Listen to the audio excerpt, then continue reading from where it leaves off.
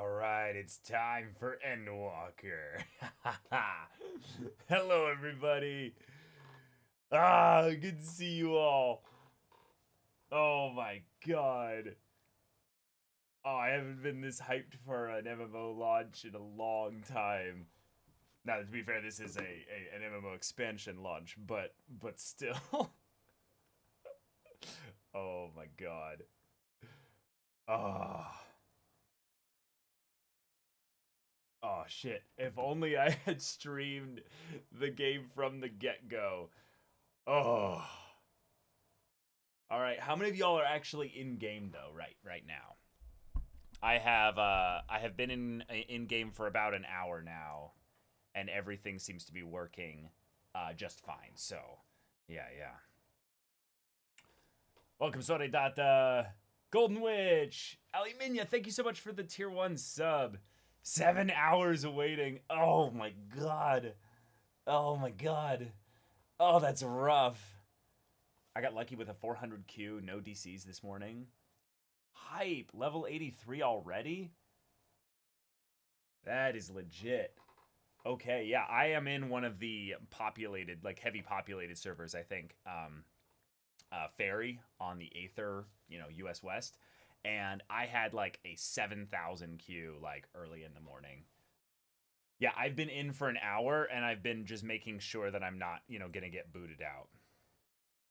I went and grabbed, just to make sure that it wasn't like gonna get locked or bugged or anything, I grabbed the Sage and Reaper quests.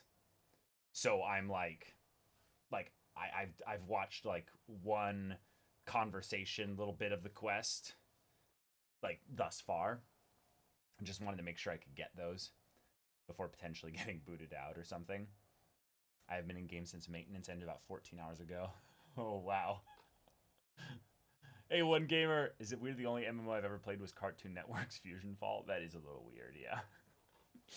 I feel like everyone's played one MMO that they might not have even known was an MMO. Like Destiny or RuneScape. I mean, no, RuneScape you're pretty sure is an MMO whenever you do it. But yeah. You're on queue at Fairy 2, 289. Yeah, 289 is pretty good. You'll be in like, 10, 15 minutes. Oh my god. Curious, WoW refugee. My god, was I messing out? Yeah. I am like an XX WoW refugee. I'll definitely share my MMO story over the course of this expansion's streaming journey. But I'm really excited for y'all to be with me in this. It feels like everything is happening in the next like couple weeks. Like everything exciting is happening like right now. You started 14 back in 4.4. Okay, so you were a Stormblood patch person there. That's actually a pretty good point to join in because the hype was real for me around like 4.2. Like 4.2 was really like a like when I was progressing it. I wasn't there when that patch went live, but more that, oh, okay, gotcha. When that patch was going up, not when that patch was going up. When I reached that patch, I was so invested. I was just plowing through the story as fast as I could. I think I went straight through like 4.2 to like the end of 5.0 or 5.1 or what have you in like a week or two. Like Shadowbringers and the end of the Stormblood patches. Like went through so much of it so quickly.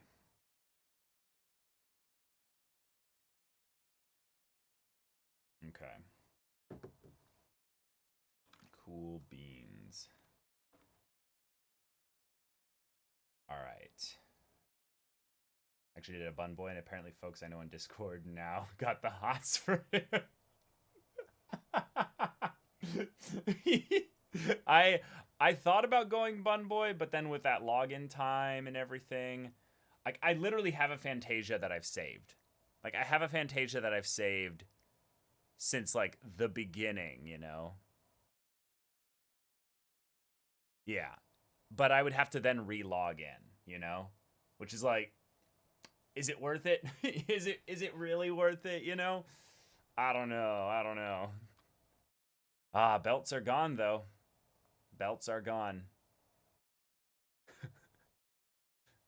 Actually, that's funny. On my glam, I feel like my my belt is still there, which is kind of weird. Like visually, it's still there. Huh, that's interesting. Okay, I'm gonna have to relearn my job though, because I am a summoner. So this will be an interesting thing to be like once I unlock Reaper or Sage to be like, okay, let me try all three of them and see like what job I want to kind of primarily go through the expansion with. Yeah, yeah, I've been playing FF14 for about 2 years. I'm really excited to get into it. Like but you know, but for real now. Okay, let's pop ourselves in here and see what we got. All right, you guys should be able to hear the game music now.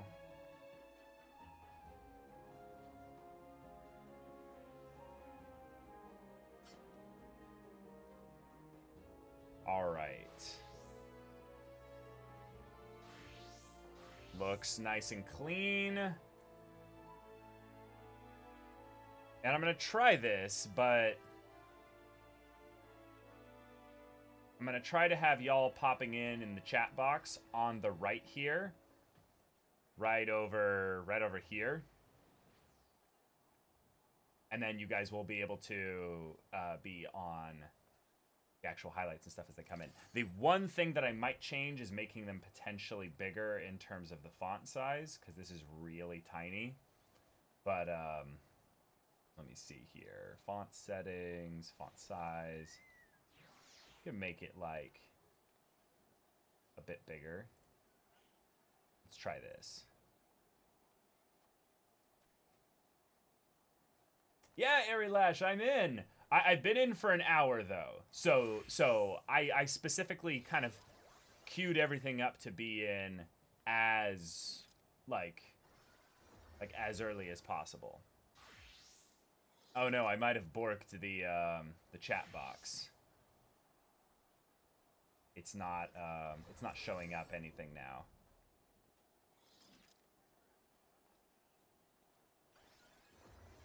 Oh, no, it's going in. It's going in. Okay.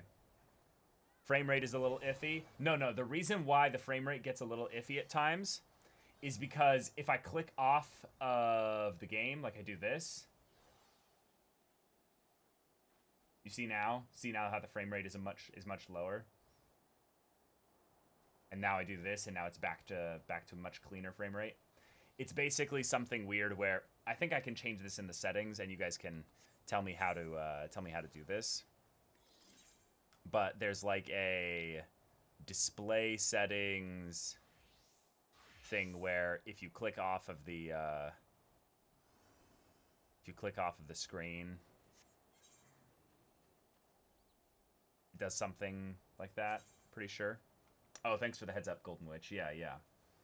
Hey, Ethan, thank you so much for the gifted sub, and Ali Minya, thank you so much for the 5 gifted subs. Thank you. Appreciate it.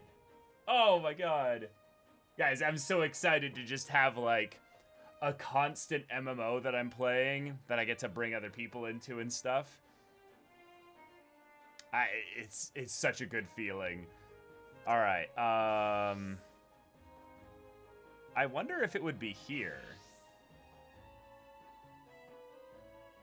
No, maybe not. Display settings. Wait, hold on. This would be it. Limit frame rate when client is inactive. No, we don't want to do that. Okay, so now if I click off here, frame rate is still nice and clean. Okay, sweet. Yeah, this looks good. This looks really good.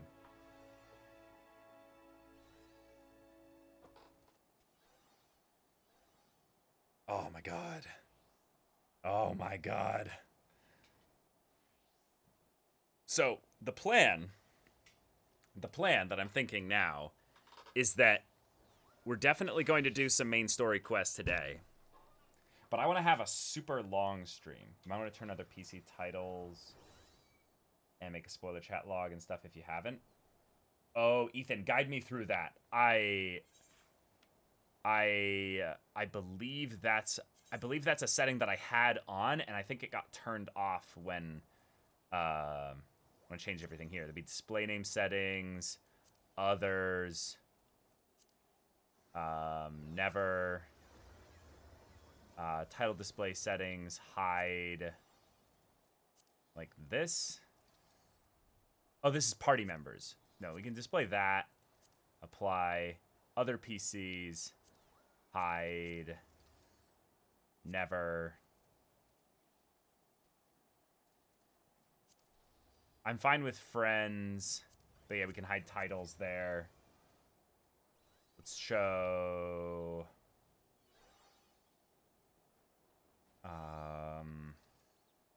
Alliance members is fine. Okay, so this looks good then. Yeah, this is mine.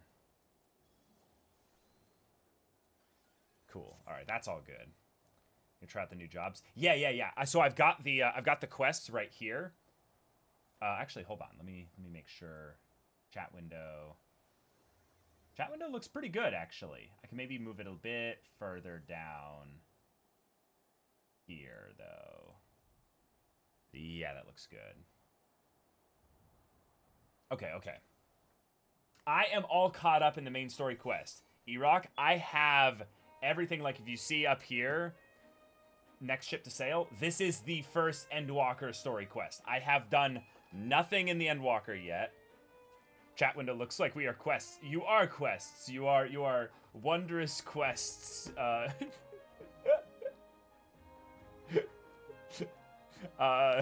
What? You all have a hidden percentage of Twitch Prime on you.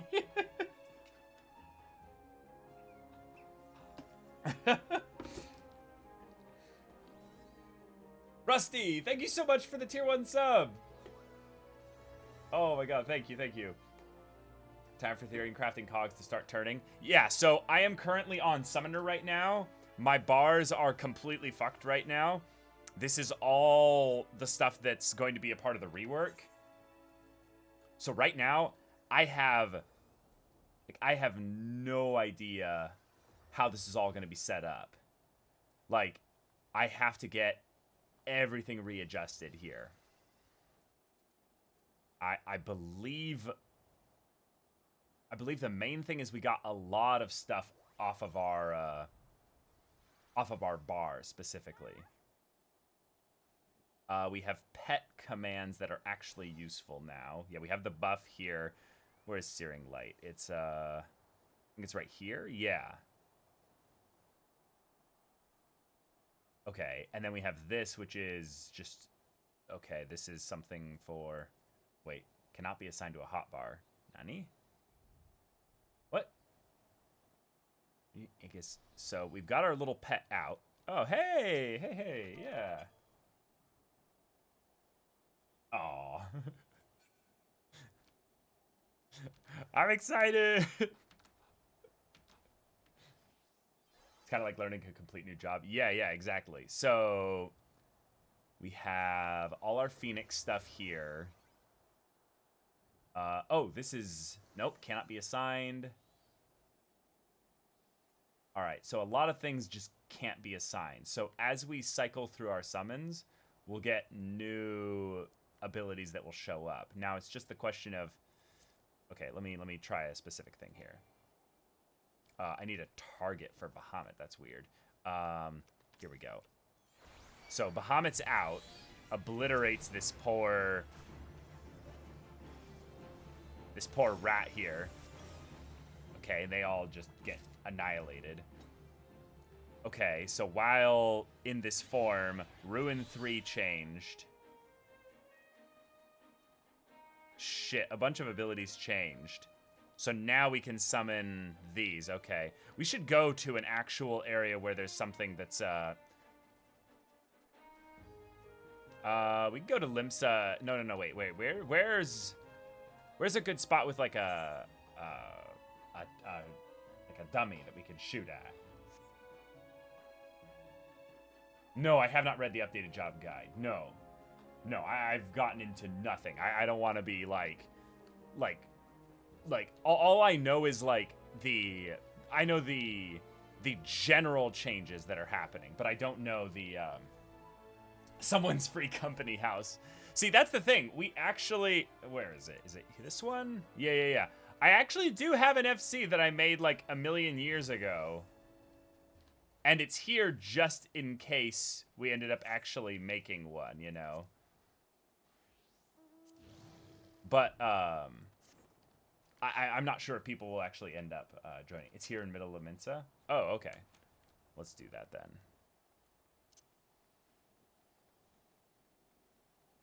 Minion names are another one you should turn off. Oh, okay. Yeah, I'll do that too.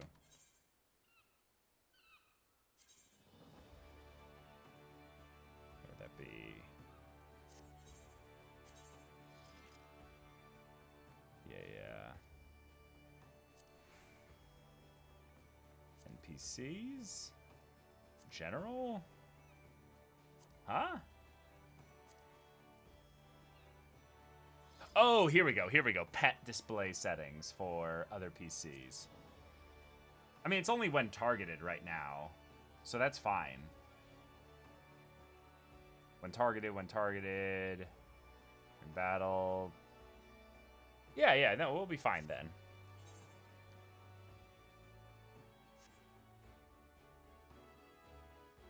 Another Dummy and Falcon's Nest and Ishgard. Okay, let me do that one then, because I feel like this is going to be a little bit,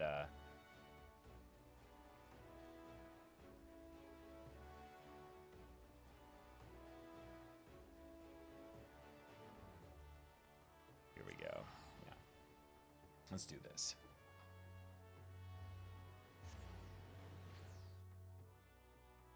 Oh, yeah, for sure, Rusty. Okay, so where are we going? Where's our dummy?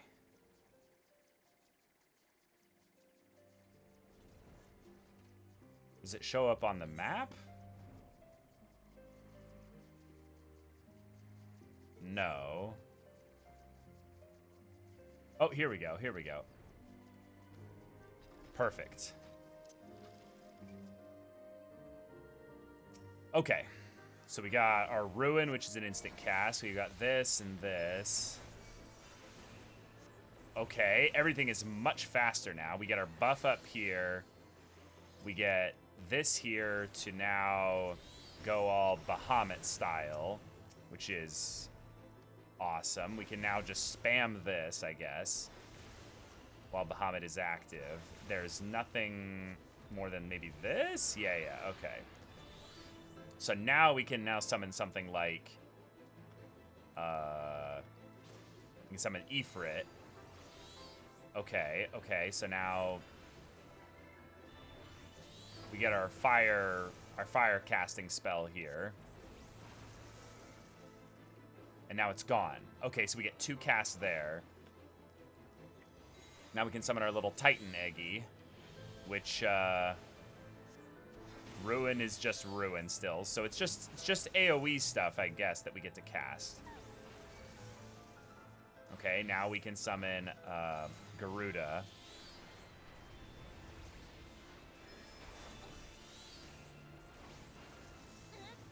Oh, here we go. So that... Gotcha. Okay.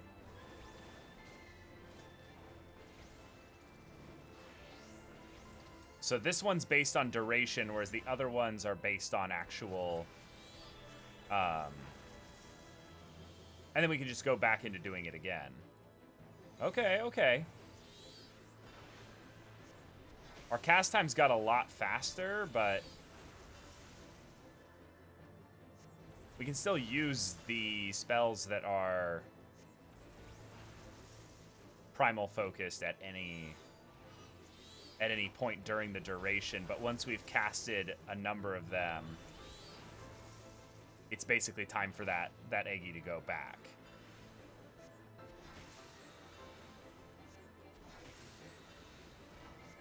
The cast time being so slow actually makes it so it almost feels like there's a bit of a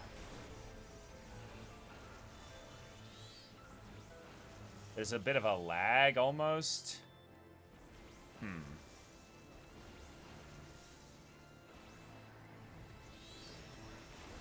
Dude.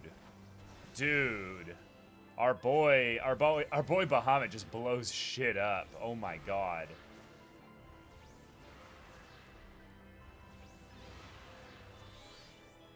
So it's basically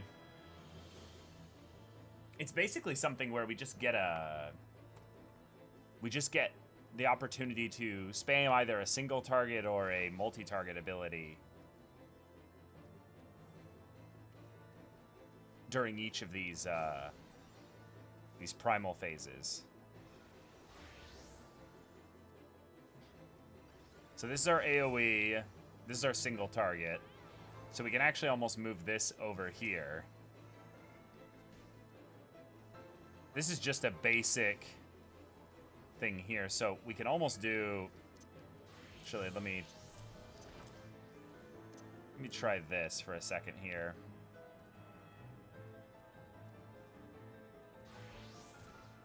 We could do this here.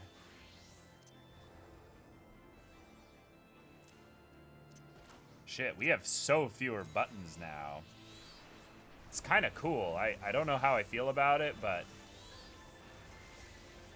Like, look at us spam the shit out of our stuff here.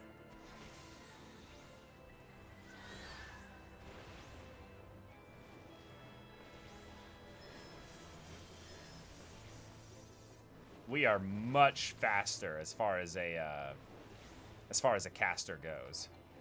Like, everything's mobile for the most part, but, huh.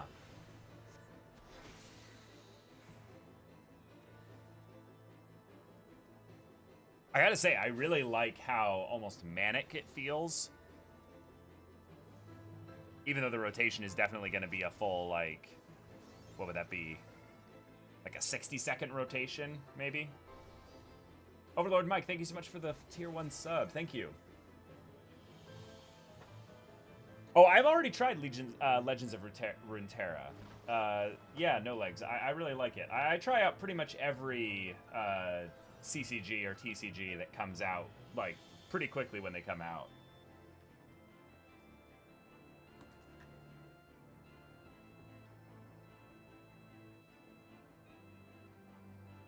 Okay, so this is pretty solid to start here. Also, we had a stat squish, which is it's pretty cool. I'm a big fan of simplicity in that regard. Are we in combat technically? Why? What? Why am I still in combat with the target dummy? Okay, there we go, finally. Okay. They definitely reduced hotbar bloat. Like, my class specifically has way fewer buttons I need to press. I mean, much fewer. Like, it is really clean now. You can reset them with right-clicking on them? Okay. So, like, these are the skills that I have. But half of these don't even go on my hotbar until I'm in certain phases. And then they replace current abilities. So it makes my overall, like, rotation basically 12 buttons, I would say. Yeah. Maybe even 10, depending on whether it's AoE or single target. Okay, but first things first... We've got jobs that we can go unlock. So let's do Reaper first.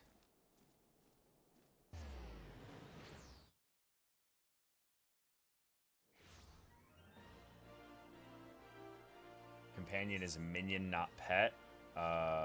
Okay.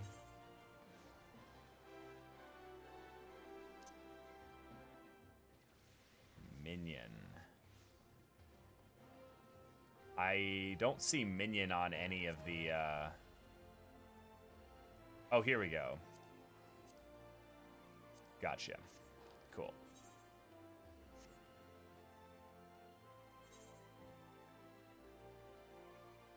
Oh, hold on. Sapphire.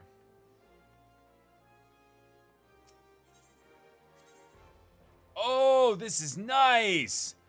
Oh, thank you. This is a nice quality of life change. Oh, and it moves around each one. Oh, whoops. I didn't mean to double click that. That is so convenient. There's so much like ARR kind of nonsense that we've had to deal with because of the way the map is designed. But having just that slight little change there makes a huge deal of difference. The boss told me you'd be coming along. Or you'd be along. Coming in? Indeed, indeed.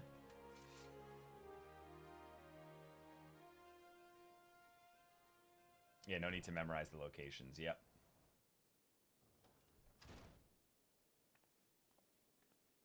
All right. So this is the Reaper. Azerol, thank you so much for the sub. Boss, the guests of honor has arrived.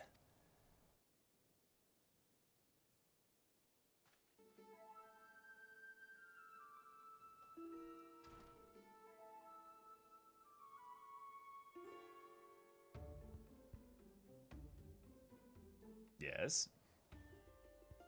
Ah, the savior of Alamigo, and Doma deigns to appear before me. I've heard all about you. It's hard not to in this line of work. The stories paint you as ferocity incarnate, a force of nature few have survived. Peace, friend. I've no desire to put the killer to the proof personally. I don't have a death wish.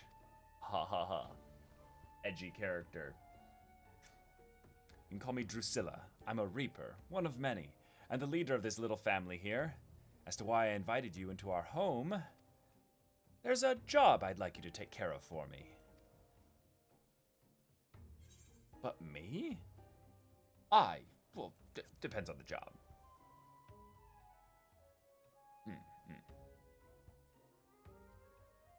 Now, don't you worry that virtuous head of yours, eh? I wouldn't ask you to do so much as bend the law. Wow, that response was pretty much for either or there. This job is purely for the benefit of your fellow man. All you have to do is kill one for me. Though perhaps kill ain't the right word, seeing as he's already dead. Nani? Don't look so surprised. I know you've seen the dead walk. This time you'd be up against a void scent, come here to unleash its singular brand of wickedness upon the world. It won't be an easy task. The evil drive in this monster is black as the void and near as deep. Countless souls have succumbed to its hunger. Worthy prey for one inclined to heroics, don't you think?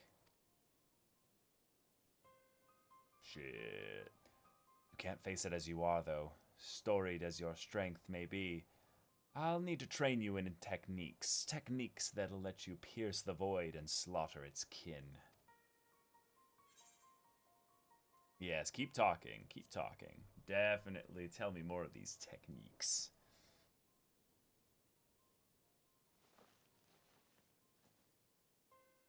Oh, putting on a mask?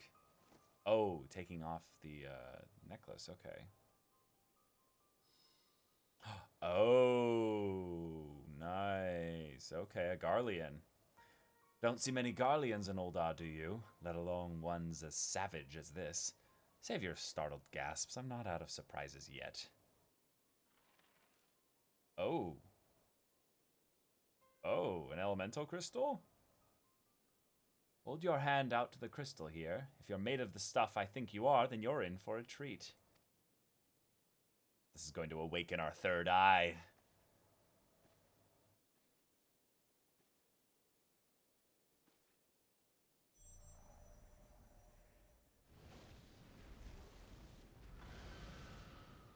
Oh. Cool. That's it. I knew you had what it takes.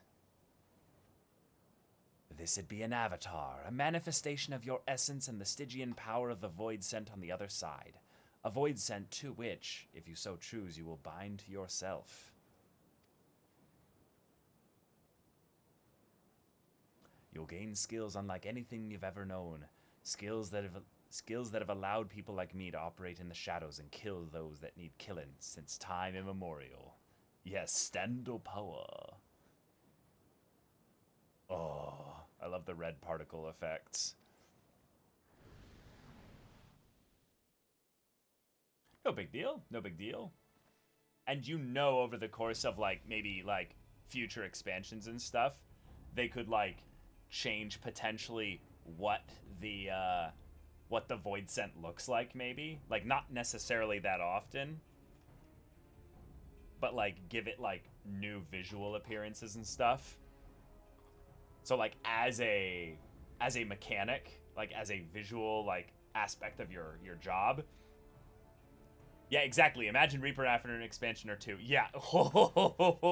You know it'd be good.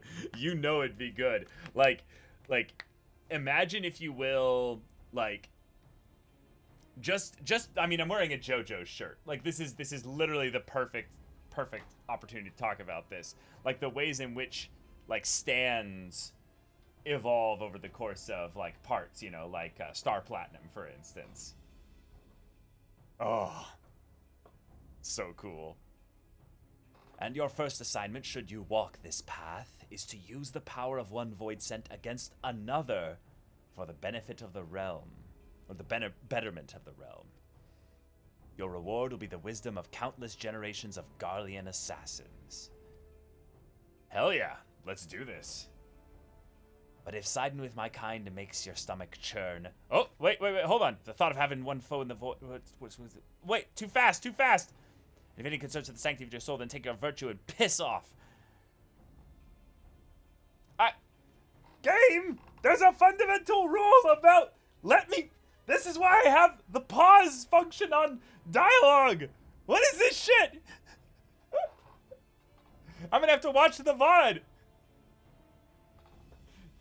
Damn it!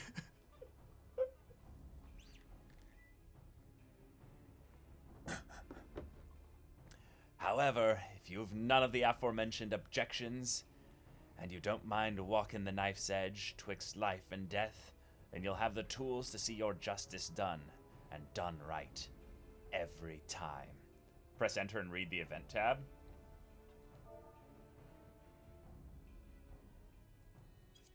Oh shit! Thank you!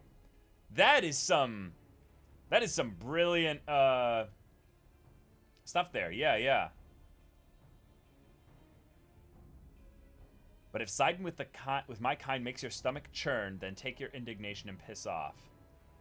If the thought of having one foot in the void twists your guts worse than the moon's blood, then take your cowardice and piss off. And if you've any concern for the sanctity of your soul, then take your virtue and piss off. Okay, that was cool. All right, sweet.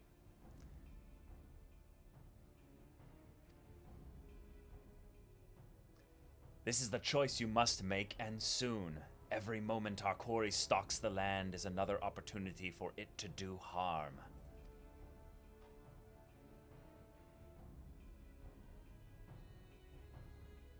All right. Fantastic. Wait.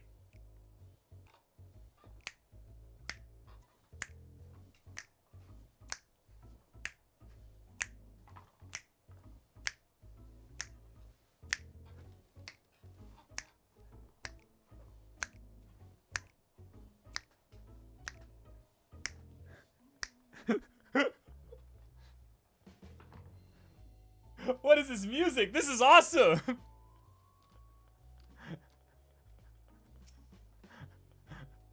I take it you've come to a decision, am I right? There'll be no turning away once you've chosen. Mind you, you'll dance with death and return as its envoy. Or you won't return at all. So what will it be? Oh shit! Will you dance with death? I will not suffer this void sent to threaten the innocent. I will dance. I'm not much of a dancer, but I want the power to see my justice done. Or I prefer to keep well clear of death, if it's all the same to you.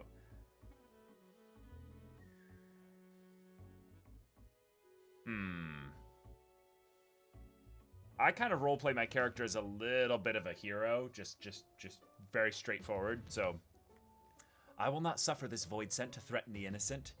I will dance. Let's dance, baby. This music, honestly, was one of the biggest surprises so far for me. That was so perfect. Like, that's just...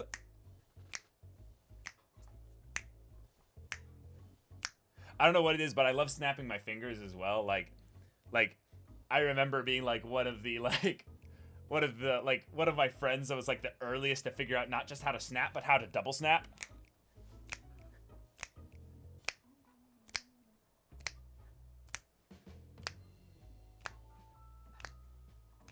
I used to be able to triple snap too.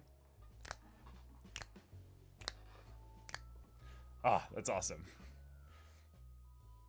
All right, are we only allowed to talk about the game here?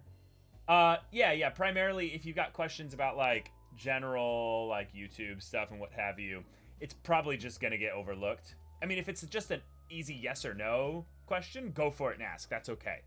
I'm gonna be streaming for a long time today, like a pretty big stream in general. So, just like, just understand that I'm primarily going to be doing stuff with regards to the game. Yeah. All right. Very good, Lynn. Let's not waste time. Take up this crystal and attest to both worlds that you walk as a reaper. Bind yourself to the void and claim the strength that the weak of heart shun. Through the avatar at your side does the void scent bring its power to bear, feeding upon the souls of the fiends you cut down in return. Not a bad arrangement, eh? But I'm sure you tire of words. Here, the traditional weapon of our order. Let's see how it looks strapped to your back. Yeah, give us that scythe. New quest complete music, too. Reaper unlocked, yes. Gimme.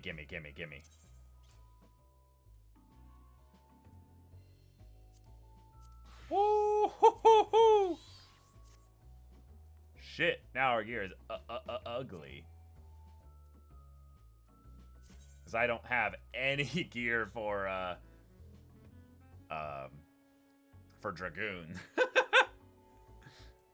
The soul gauge can be filled via the execution of certain weapon skills or by defeating enemies afflicted with Death's Design. With sufficient souls stored in the gauge, you can execute actions such as Bloodstock, Grimswaith, acquired at level 55, or Gluttony, acquired at level 76. Okay, we're level 70. You can view the job gauge description anytime from the Actions and Traits menu. Right. Our glamour here is heckin' disgusting, so let's see if we can, nope, we can't? Okay. Oh god, this is awful. Okay, well our bars are already all kinds of screwed. Let's pop this up there, let's pop this up there. Get all this shit out of the way. That's all trait stuff.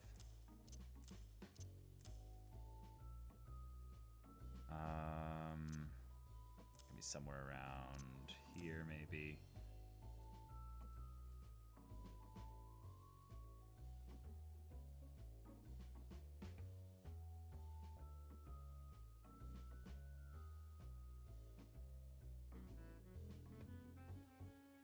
Okay.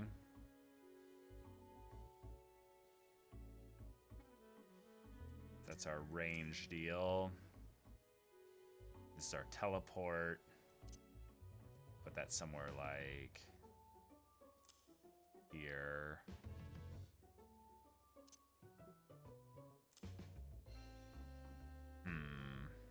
AoE, we generally put AoEs around 5-6. So, combo action, spinning scythe.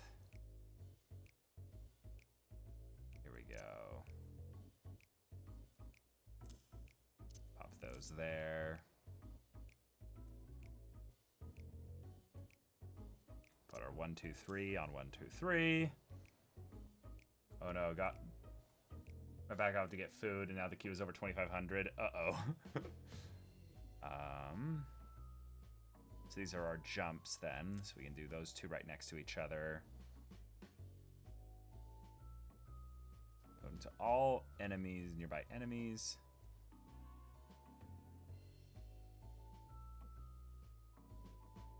Oh, okay. So this one is kind of a buff. So we actually are going to want to put this one here. Shield. Okay. Yeah. Summons your avatar.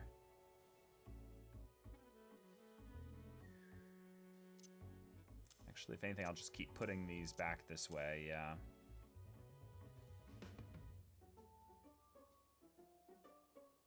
And these are our avatar abilities specifically, so...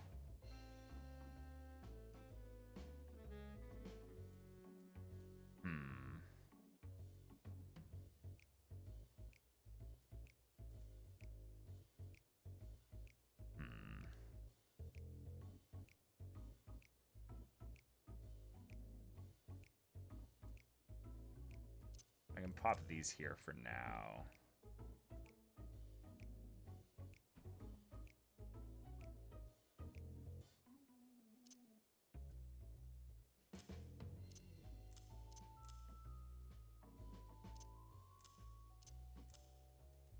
All right, this is pretty decent. Oh, shoot, I forgot about this one. Soul Slice, I believe that's here. This is the AoE version of that. Okay. We'll just keep popping these back. And these are all the Soul Reaver abilities. So pop this up here for now.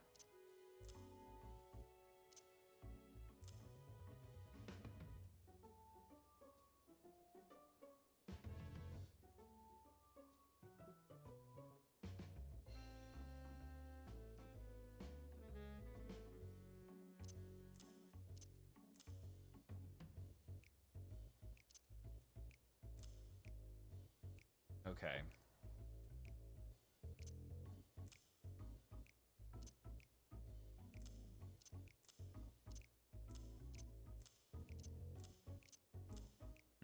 All right. That's pretty good.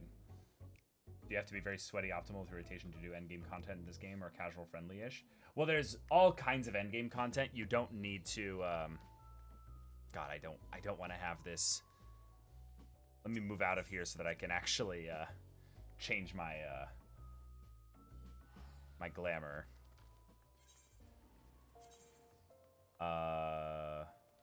Sure, we can use this for now. But those are all my... I don't have any others.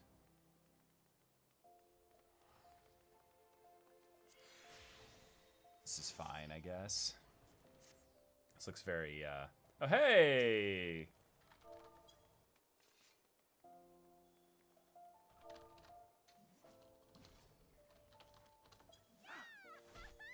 Oh, shit, you look good.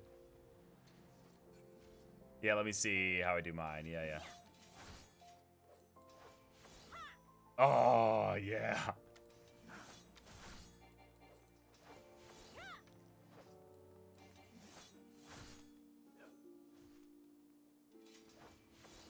Oh, y'all are in actual Reaper gear, though. Wait, are you getting that from the next quest, maybe? Like, y'all are in the exact same gear here.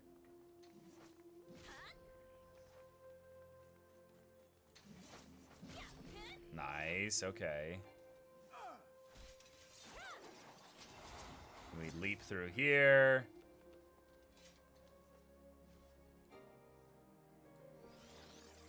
Oh, this looks cool. Oh, we got a coffer? Oh. Oh, okay.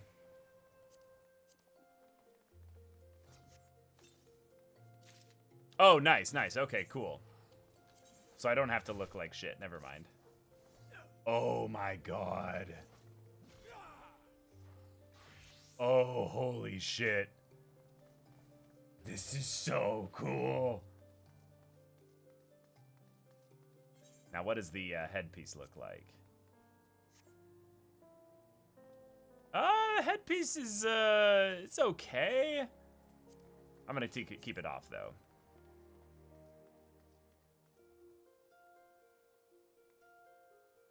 Okay, yeah. Yeah, y'all look good.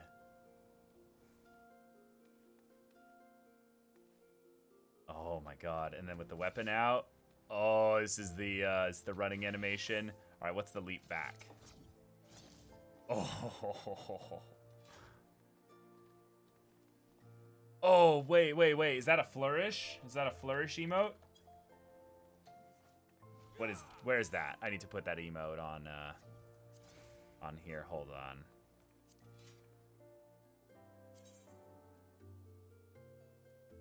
We must have just gotten it then. Shush. Okay, no. Is that battle stance? Okay, yeah. Oh my god, yeah, I'm definitely popping that over here. That is too cool. Nice, okay.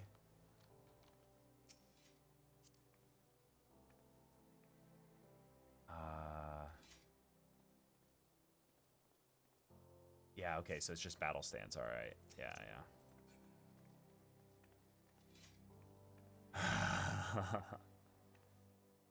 Oh, even the JoJo pose thing where you like pull your hand down here and then you cast it to the side. All right, okay. Let's head back in. Okay, yeah, let's do this now. Oh my god. Okay, of all the looks to play this expansion with, this is gonna be awesome. Where's my shitty food? All right, here we go. Oh, hold on. Pop the food, get that buff. Totally forgot to do that. How do you find the weight of the scythe in your hands? Pleasing, I hope. Now that we have a bit more in common, it's time we became better acquainted. What's the name of our newest reaper? It is I, Warrior of Light, indeed. Yes. Triss. Doesn't quite roll off the tongue, but so it is with Eorzean names. With every new one I learn, once more is forgotten. Yours can replace Gigilio. After our little conversation, I think he'll give us a wide berth. Any road, we've more worthwhile concerns than shifty merchants, namely getting you conversed well and proper in the tricks of our trade, and the best way to do that is through battle. One of the family is having trouble with a particularly vexing fiend, and has sent word asking for our assistance. He goes by the name of Arnegus, and he's stationed out near Cutter's Cry. Not much of a fighter, but he's got a keen mind for trade and can find a needle in a stack of needles if need be.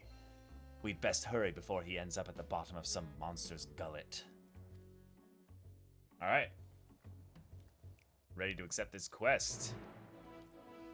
Let's go. Doing Shadowbringers as a Reaper will be a fun experience. Yes. Holy shit. I agree.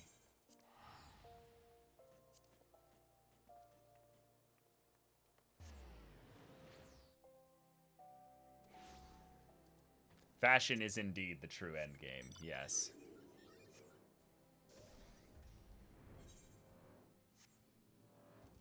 We fly! This is the perfect, like, edgy mount for an edgy, an edgy job here. We just look so pathetic, though. It's kind of funny. Or is someone actually doing this fate? Sure, let's do it. So let's level sync down to 14 and see what we can actually do.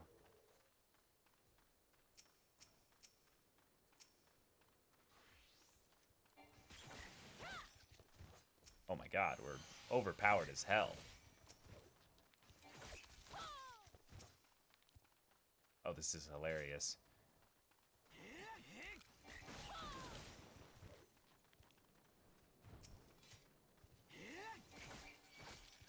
Yeah, is it just me or are we doing stupid damage?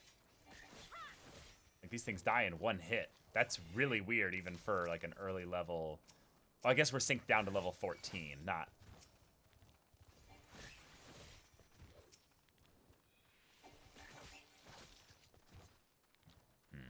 Okay.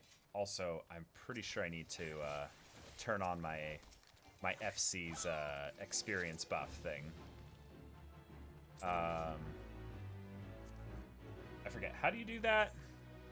Actions. Execute actions. Okay, cool. Nice. It's your Uber driver. I'm outside. Oh wait, hold on. We need to move our HUD layout soul gauge down here. Let's do that. And death gauge, you can put that. You can put that here. Cool. All right, let's go. Boss, who's this? Are you sure we should get an outsider involved? Thank you for your discretion, Arnegis, but it ain't necessary. She has a personal contract with me, so consider her a mercenary in service to the family. Whatever you'd say in front of me, you can say in front of her. By your will, boss, a chimera has been making these sands a living hell for anyone who dares to wander into its territory. Which be us, since our trade route cuts right through it. The men I've hired to carry my goods are scared to death, and I can't blame them. None of us are fit for monster hunting, so I sent for you. We'll see what we can do, Arnegus. Might want to find a rock to hide behind, though. Chimeras ain't known for being the most discriminating of beasts.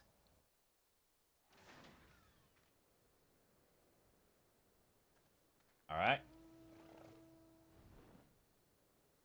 Nice.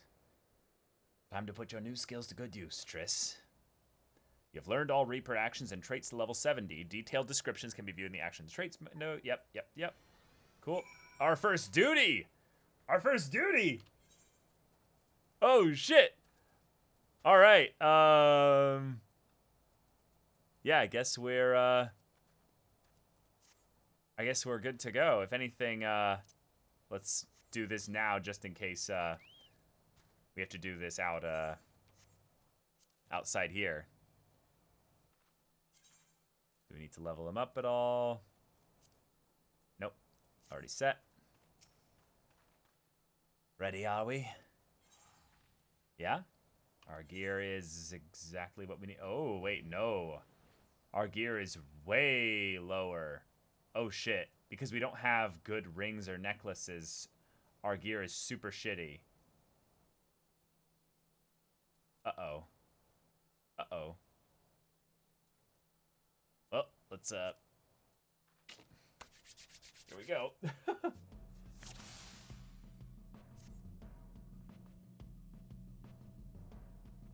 Okay. Let's get on with the hunt, eh? We'll need to draw out the chimera with myrmidon meat. Now, to accustom yourself to the Reaper's tools, harvest the souls of the fallen to call forth your avatar. Yeah, we fill our soul gauge, right? Soul gauge will fill when performing combos, starting with Slice, or when using skills such as Soul Slice. The best Reapers fight in tandem with their avatars. Let's see how you do. Okay.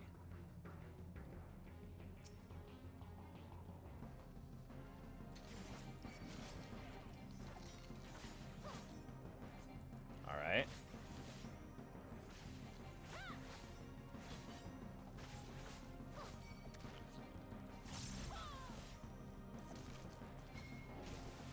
Cool. So we used a spender there. Nice. Ooh.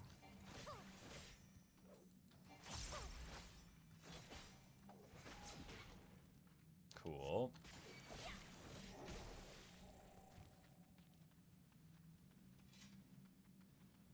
So we have to go back and speak with Drusilla? No. No.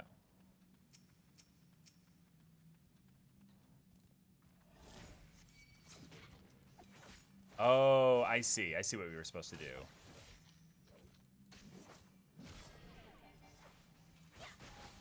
So we got to fill up our bar. Then get ready to use the stuff to summon our avatar, which is here. Yeah, here we go. Avatar summoned. So now we do this one. Oh, hold on. We need 50, I think, for this one.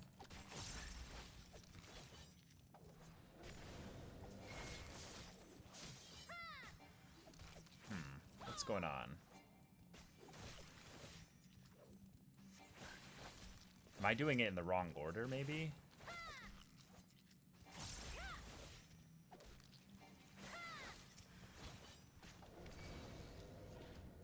Okay, we got this.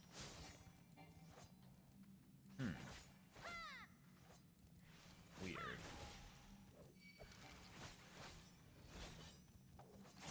So once we have 50, we can summon the Avatar, right? That's our spender, right? So we need to use guillotine. So we do this, then we do this. Cool.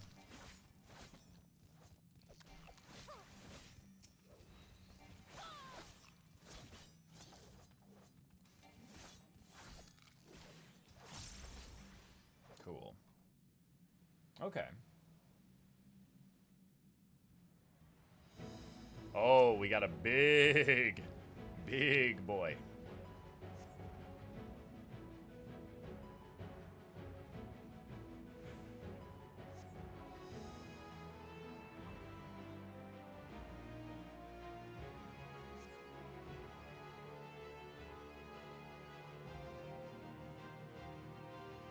Yeah, give it from the side, Gallows from the rear, yeah.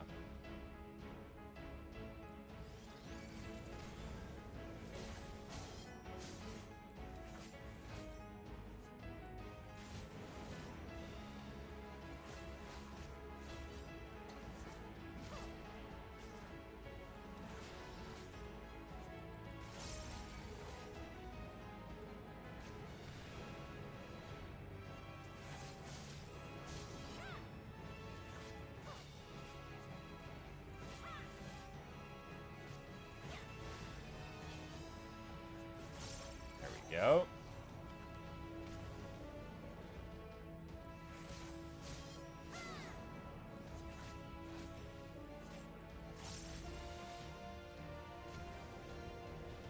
This one here. We're gaming.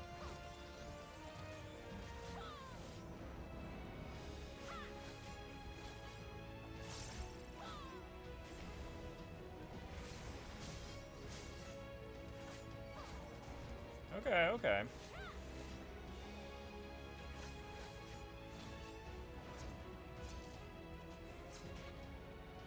That's pretty cool.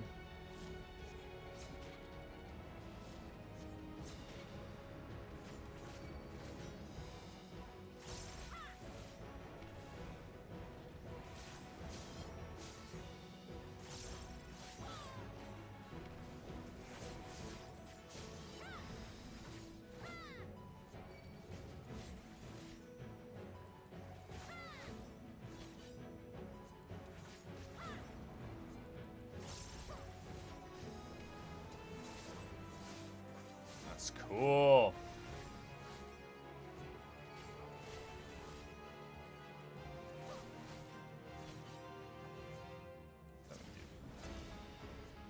Cool.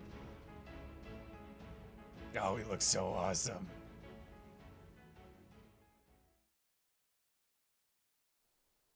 Yeah, Aluminia, yeah. There's gonna be some serious story implications for what happens after 6.0. Ellie, thank you so much for the Twitch Prime. Welcome, welcome. Bloody impressive work, that. I knew there was something about you, but truth be told, I didn't expect you to make such clean work of that chimera. I reckon even I might be hard-pressed to match that display.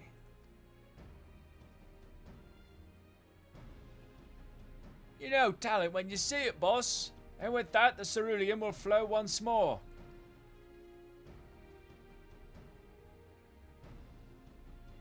Among his many roles, Arnegus is a merchant of sorts. He sells ceruleum at a price that would make those gill pinchers at Amagina and Sons balk, but still turns a pretty profit.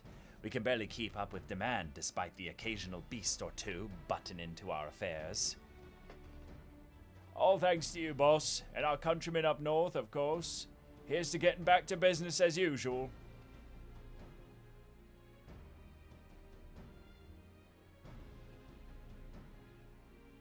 That's a pretty stylish hat.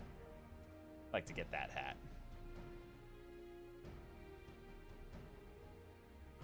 Ceruleum ain't easy to come by, as you well know. Amagina and Sons protects their monopoly with a gilded fist, but they've yet to force the Imperial stragglers up north out of the market.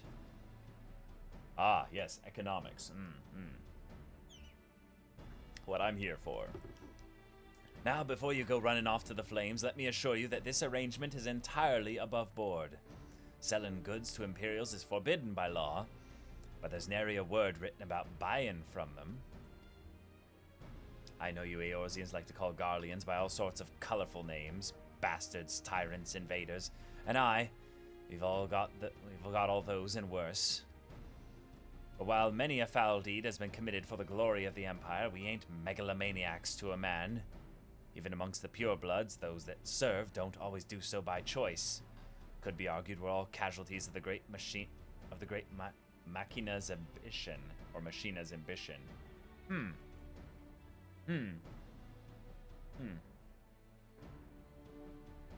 No small number of the Empire's troops would return home in a heartbeat if they could, but the world being what it is, most settle for sending their family what few coins they can afford to part with. Well, shit. Are we gonna save Garlemald from itself? Is that what this expansion is gonna be partly about? Are they gonna do Yulemore 2.0, but instead of it being, Vothri, it's, Xenos and, damn Daniel?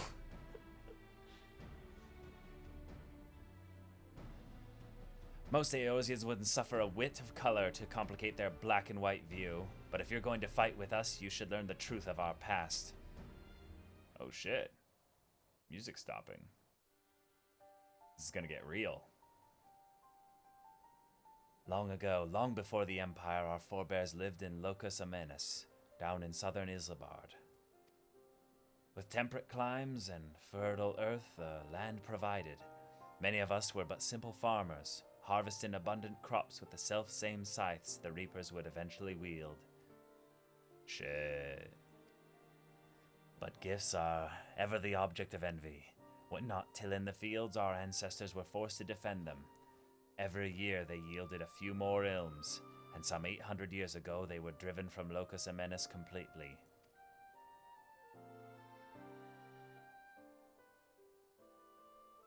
They fled north, to the frozen region that would become Garlemald. Even there they fought tooth and nail for the scant resources of that frigid land. From the fires of hardship were the first magic tech devices forged, and with innovation upon innovation, that humble group of farmers grew into an insatiable empire. But before that miraculous twist of fate, we were a dying breed, bereft not only of magic but of hope itself. With no natural advantages to speak of, our mere survival was in question.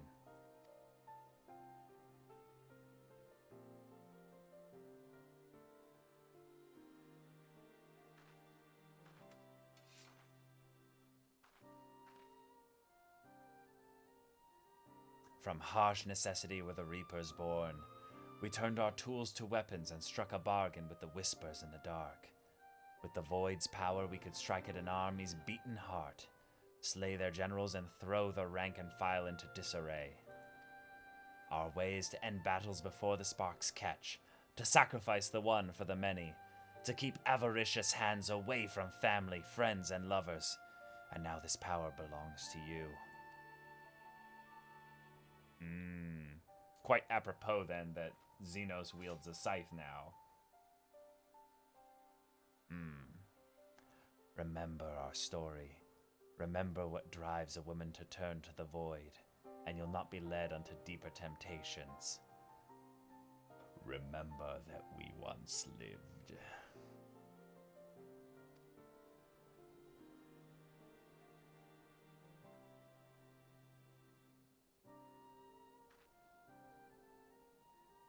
Our work here is done. I'll see you back at headquarters. Shit, I look so tiny. Exactly, yep. Alright, we got a whole horde of people here. So we're going back to... Oh, hold on. I just canceled my cast there. Didn't mean to do that. There we go.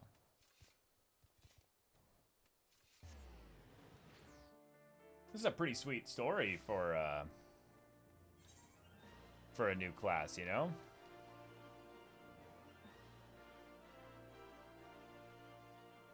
Sapphire. Oh. The double click though is gonna catch me up a couple times though. I can definitely tell that.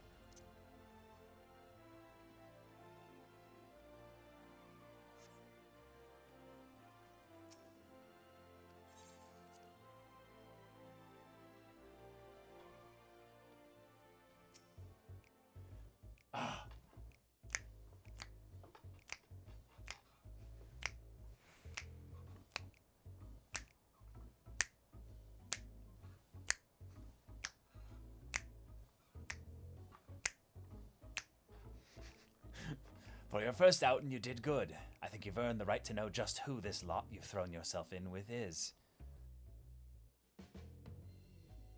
You might have gathered this yourself, but the Lemures were formed to support those Garleans who are living in exile.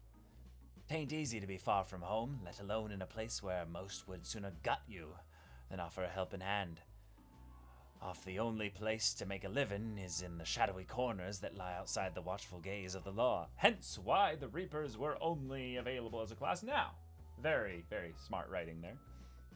Now, I don't expect you to embrace us like brothers and sisters straight away, but know this, I do expect you to apply yourself to this job. Yes, I will grind the shit out of XP for this job. In the meantime, I'll be working with the family to ascertain the whereabouts of our prey. I expect that scythe to be like an extension of your own body when next we speak. Please go and level up. Hell yeah. Next one at level 75? 73. Okay. So, I've got a couple things I've got saved for easy XP here. So, let's, oh, we have to go back to Chloe. Yeah. So let's get some easy XP there. Cool. Yeah, Sage time. That's true. Yeah, we can go unlock Sage fully. But I'm gonna get my free XP on this real quick.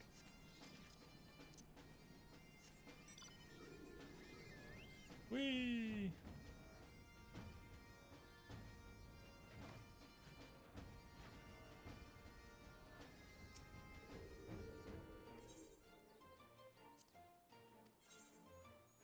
Ooh, cool.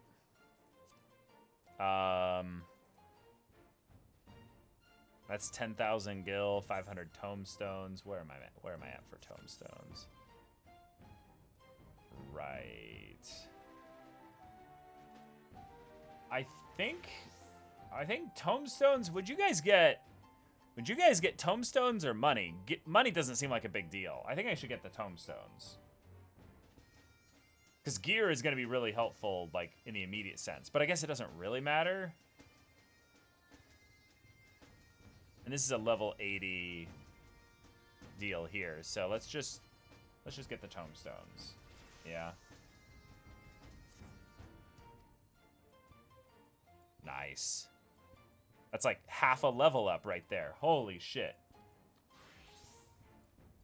All right. Can we get a new one?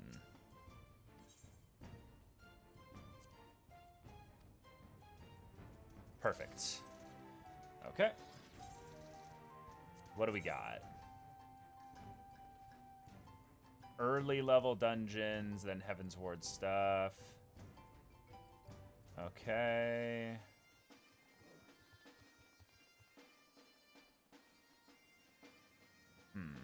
Okay, I might be able to get a bunch of those from uncapped or low small party stuff, but let's go over here now.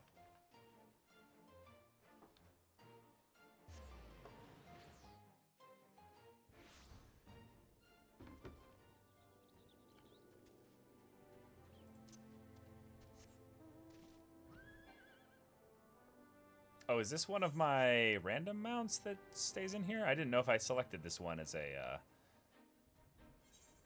Huh. Okay. Let me see. Mount guide.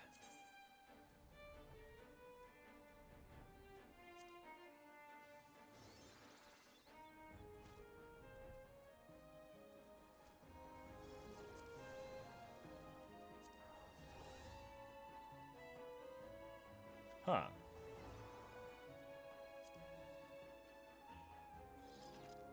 I thought this only selects mounts that are your favorites.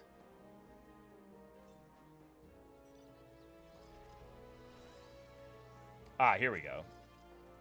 Select mounts from favorites only. There we go. Forgive me if I seem overly cautious, but this mission is highly confidential. Were the wrong people to learn of it, my superiors would give me an earful.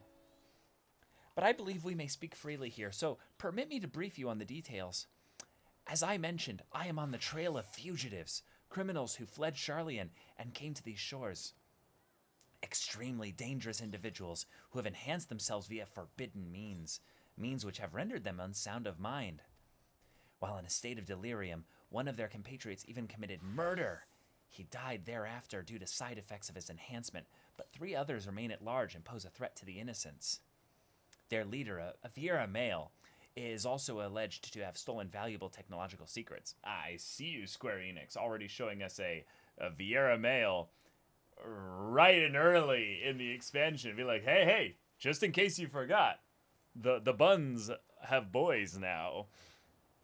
By way of reference material, I've brought this soul crystal. Ow, it's hot. What in the world? I have never known soul crystals to give off such heat before. Oh, the crystal recognizes our light. Whew, it's cold, finally cooled down. But what could have triggered that intense reaction? Oh, she's so cute. Not even at the studium did I ever witness such a thing. But maybe it was you?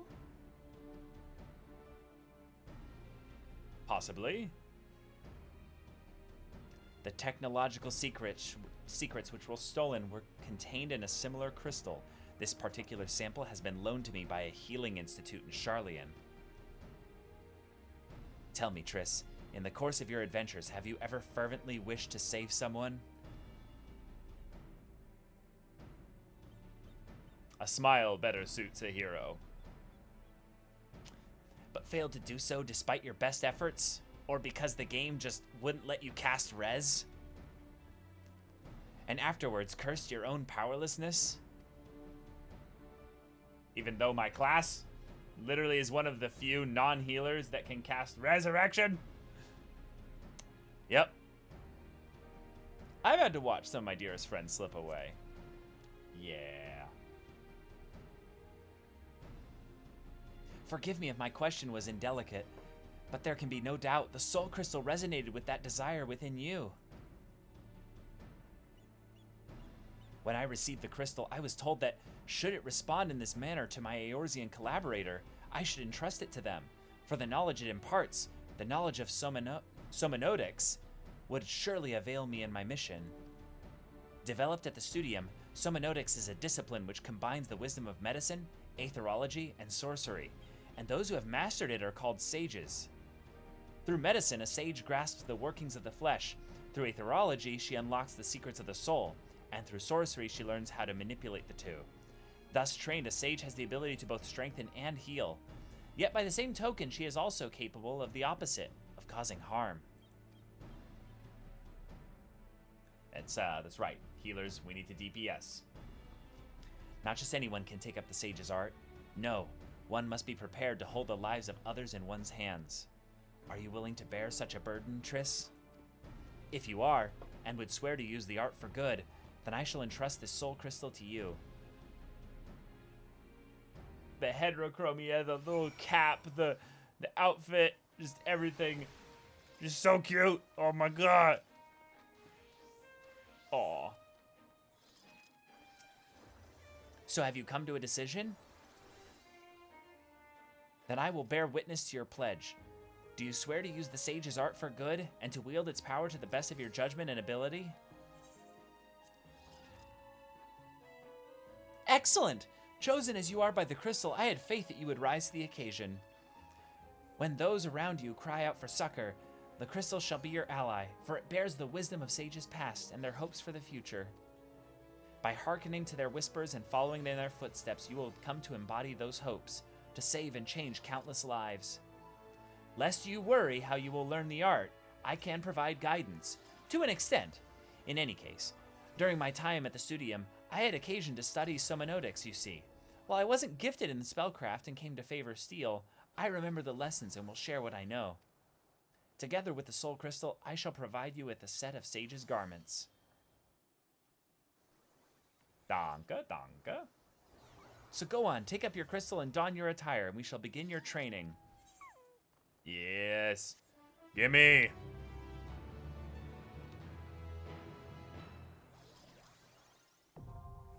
Wow.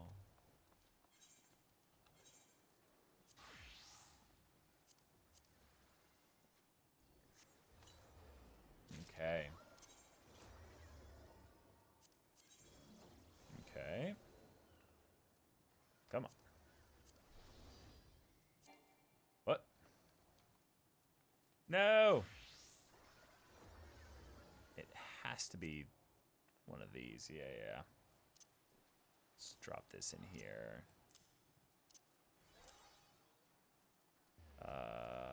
Okay. Now it should be fine. Cool.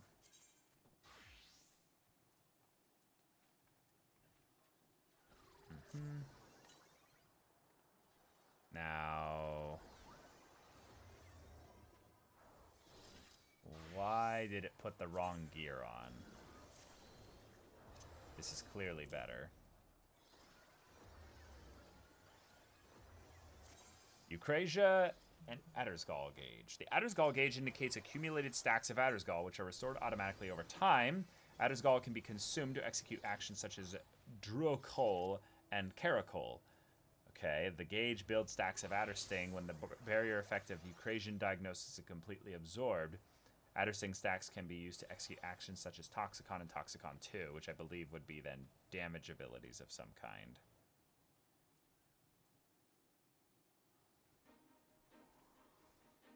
Alright, let's fix this.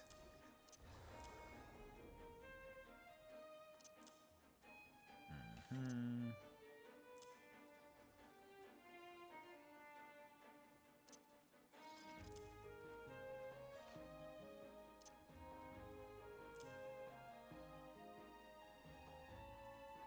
then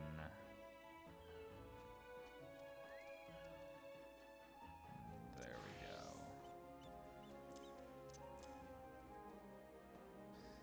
Okay. Eucrasia, when active, can be used to enhance the effects of dosis, diagnosis, and prognosis. Okay, so that's our super heal mode.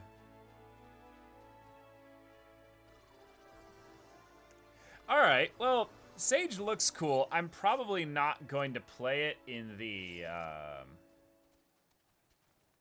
like in the long term, but the gear looks really sweet. Now, the headpiece looks like a technological thing, though. Oh, it's glasses? It's glasses! You get glasses! Oh my god. Okay, that is really cool.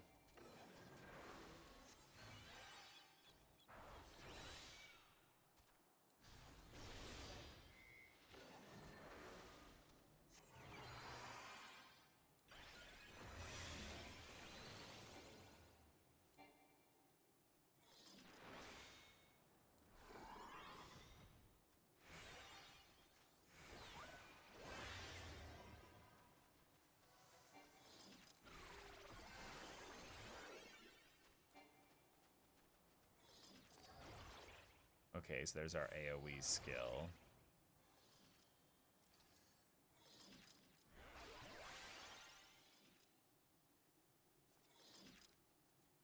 Gotcha. Okay, so for now, we'll just move this down here. Pop this here. Make this a bit bigger.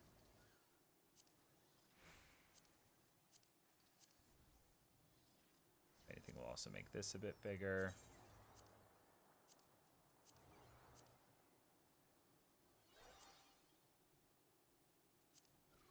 Cool. All right, well, cool. We got the other class unlocked. Maybe we should do the first quest for it just to kind of get ourselves aware of how to use it. It's a mind to introduce you to the Sage's armaments. Let's do that, yeah.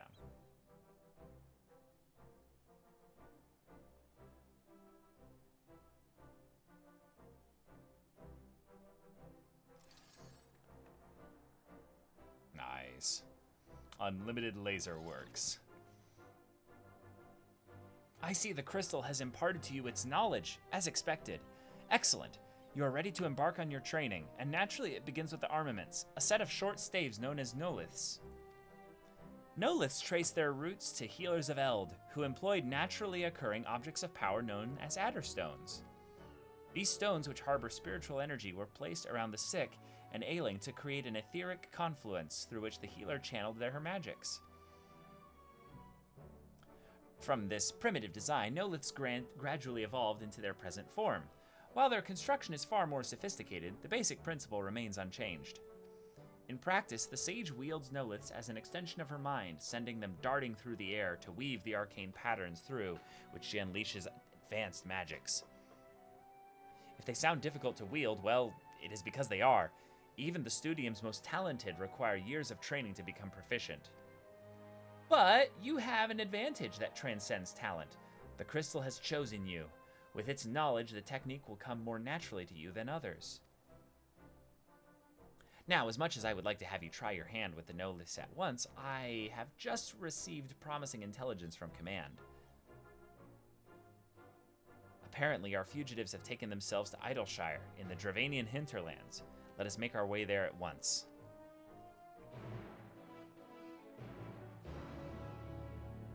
All right. Teleporting.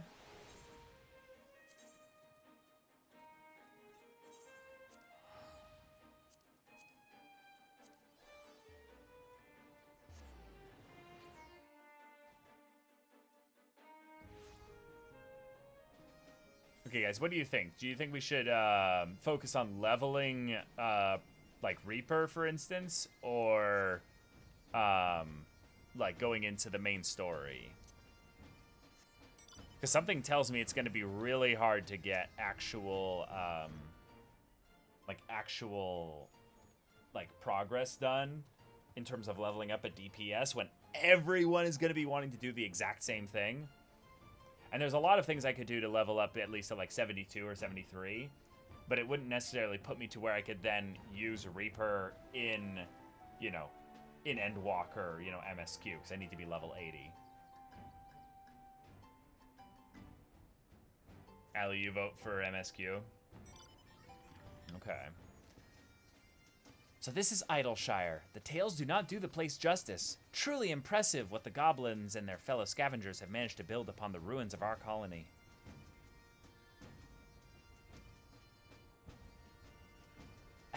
To the task at hand. As I mentioned before, we have reason to believe that the fugitives had recently passed through this town, and may even still be here. For the sake of efficiency, I suggest we split up and search. I will see to the town south if you could tend to the north. All right.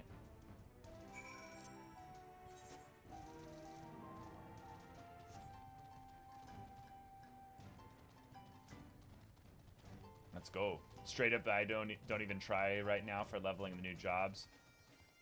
Tried doing the roulette earlier and shit's a mess.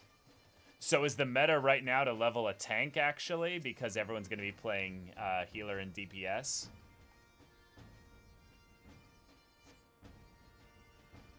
Because I have a Gunbreaker I'm trying to level up. And it's like 73 right now or something. Help! Somebody, please! I need help!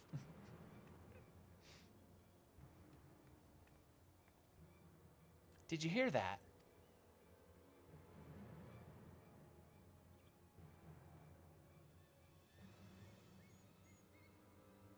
Oh, we have a rogue sage. That man is in trouble.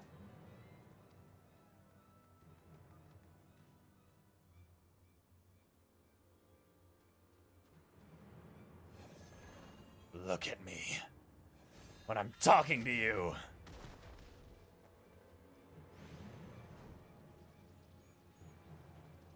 Stop this at once. Oh, shit. Nice.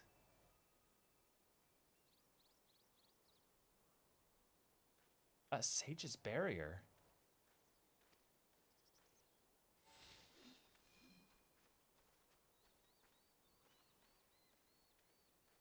Loifa? Too many eyes and ears. We'd best leave.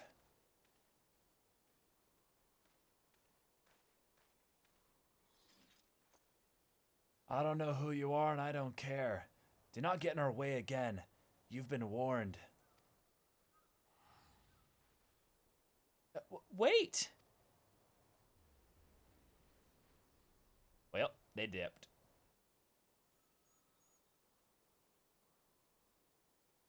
Oh, they're using Baja to level Reaper and Sage? That makes sense. Yeah. I haven't even unlocked Baja yet, though.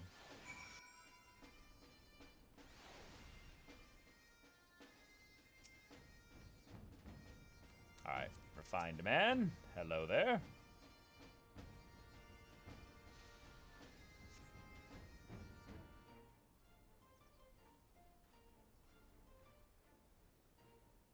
Have you done the 70 raids? I have not, no. Thank you. Had you not intervened when you did, I dread to think what might have become of me. Permit me to introduce myself. Faldronet of Charlian, at your service. Truly? I am Charlian too, a recent graduate of the studium, in fact. Would you mind telling us what happened? Oh, what an alumna should come to my rescue. Thalhic watches over his own. As to what happened, what is there to say? I was going about my business when they set upon me, without warning or provocation. I see. What is your business, if you do not mind my asking? Healing. The provision of it, that is. I am a sage, you see, and I travel the realm providing treatment gratis to those who cannot afford it. A sage besides. Speaking of which, one of your assailants, the Vieira man, also wielded sage magic. Was he known to you? No, I never so much as laid my eyes upon him before. I do have an inkling, however, as to why the villains have come here. If they use the sage's art for ill, then their destination is like to be Saint Mosian's Arboretum. The Arboretum? What could they possibly seek in that abandoned place? Following the Exodus, the cultivation of certain plants became forbidden in Charlian, but that which can no longer be found in the motherland still grows freely there, among which are potent but dangerous herbs. I see. That does stand to reason, and I dare say it was for your knowledge that the fugitives attacked you.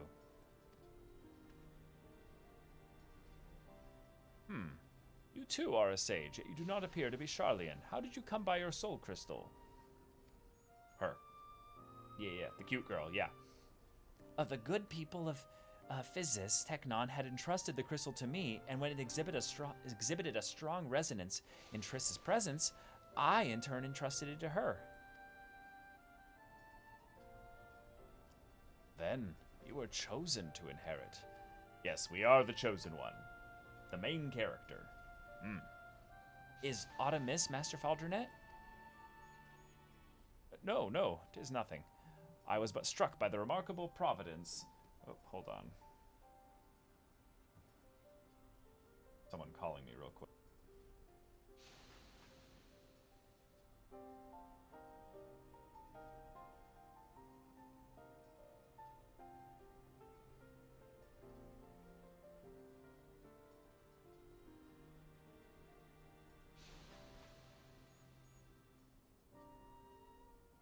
Okay, well that was nothing.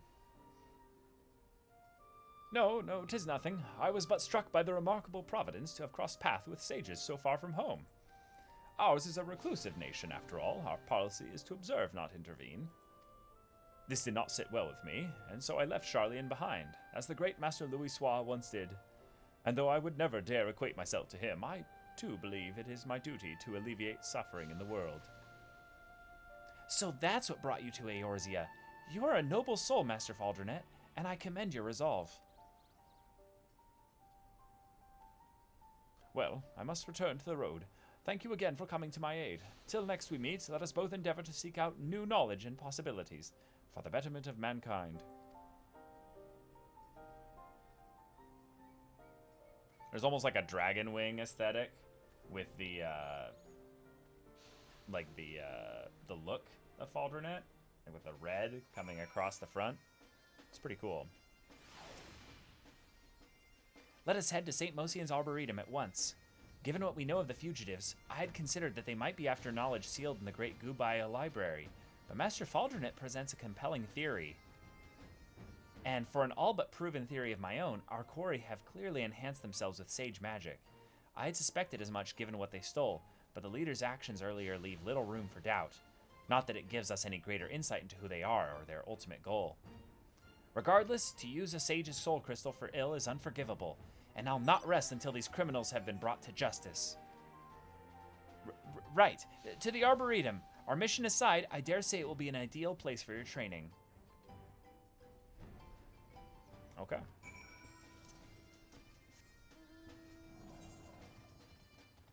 So, we are off to... Let's see. The west exit. Okay.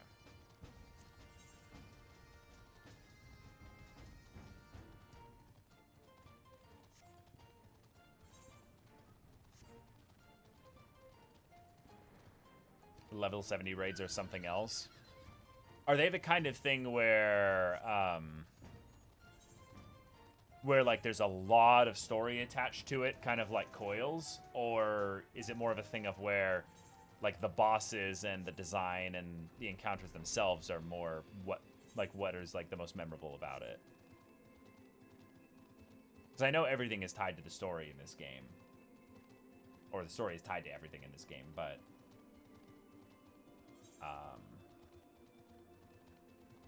do I not have the ability to fly here? Oh, I do. I do. Yeah. It's like the Crystal Tower more than Coils. Oh, is this the Alliance raid that y'all are referring to, basically? By the Scholar. So this is St. Mosian's Arboretum. From the illustrations, I did not think it would be so immense. Oh, okay. So this is the Alliance raids. Gotcha. Damn, I'm getting a lot of spam calls right now. This is weird.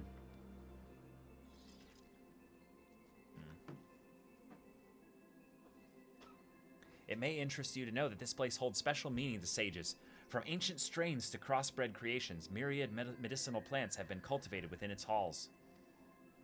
Alas, in the wake of the Exodus 15 years ago, this once magnificent institution has fallen into ruin.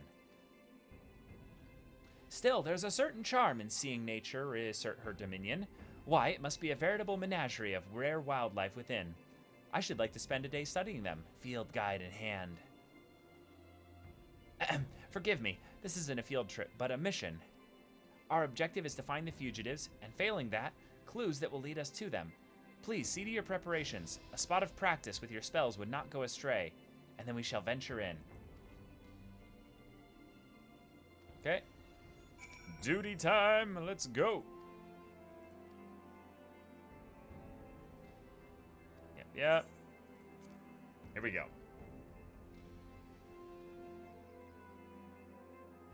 So now we'll need to set our bars up because we have no idea what we're doing here. This is a damage bit here.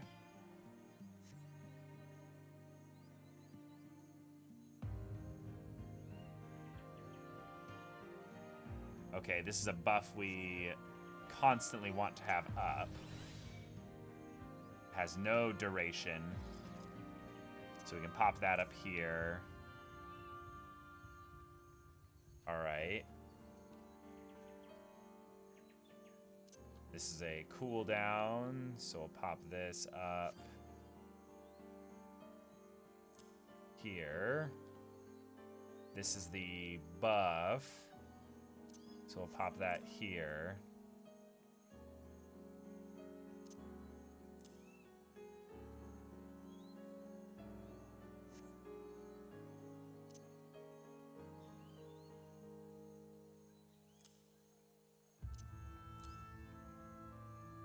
So resurrect, cooldown.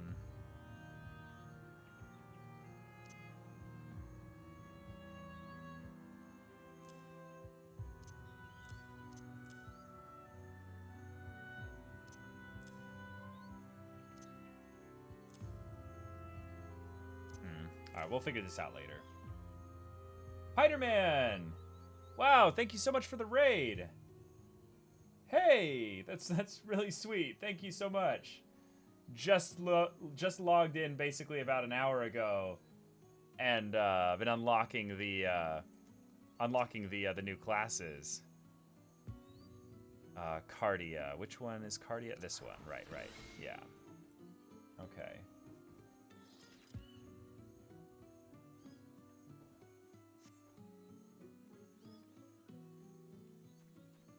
Ah, I'm so hyped, though.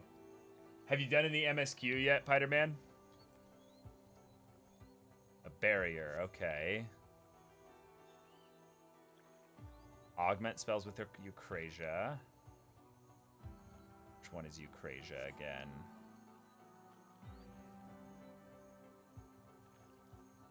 I want to say I put it up here. Okay, and then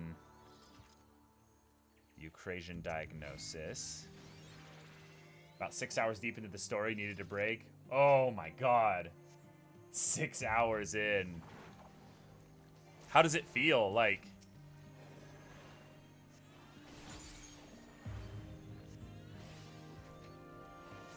the thing I'm most excited about it is... Oh, okay, we need to put some kind of...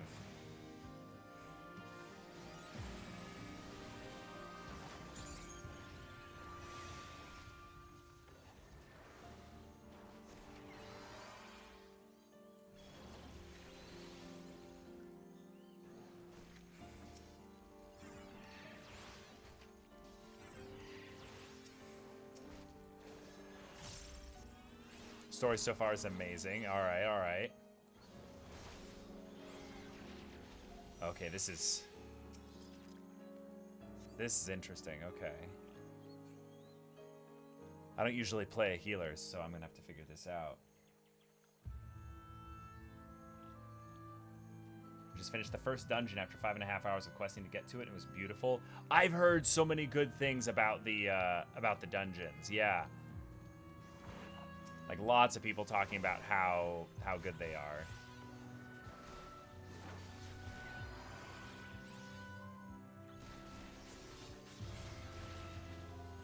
Okay.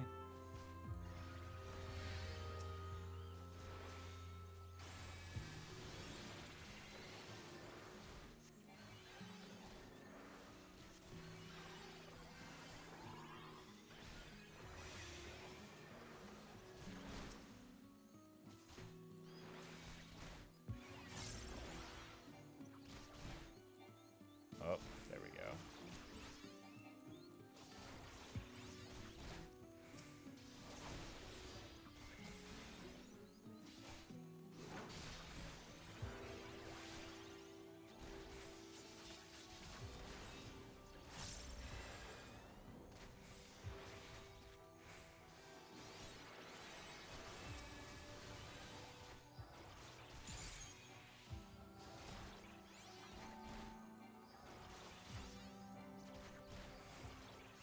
The last boss is really exciting. Okay. Yeah, the thing I'm most excited for is just, hanging out with the Scions again. But the dungeons in Stormblood and Shadowbringers were a huge step up from the ones that they had before. So I'm really excited to take those. And I'm a summoner main, so I get to do all this with the effectively the third class that they've unlocked. So I'm really excited. Oh, what do we got here?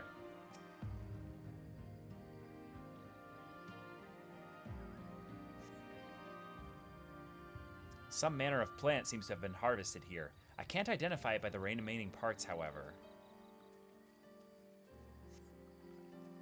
There may be other clues nearby. We should investigate further.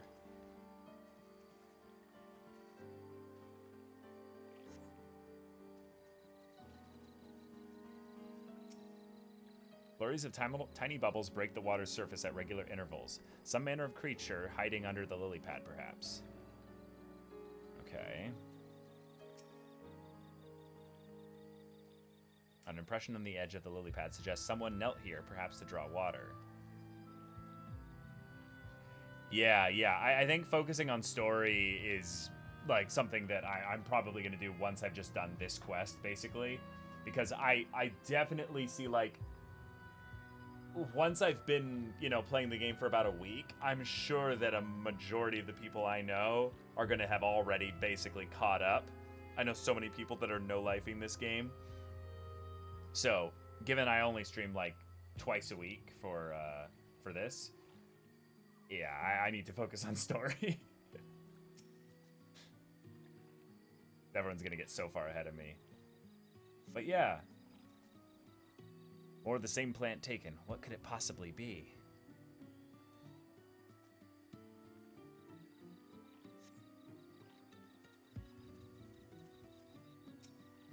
Resting at the bottom of the pool is an animal carcass overgrown with plant life. Perhaps it fell in while foraging for food.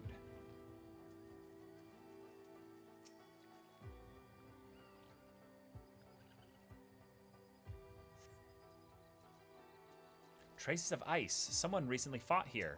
A proficient wielder of magic. Fine scorch marks are evidence on the leafage, reminiscent of those left by sage magics. The fugitives may be close. Be on your guard.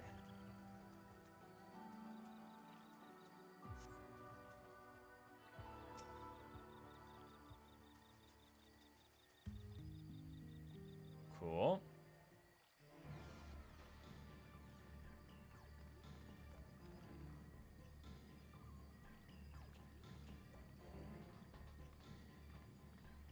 Fugitives, in the name of the Forum, I demand you surrender yourselves at once.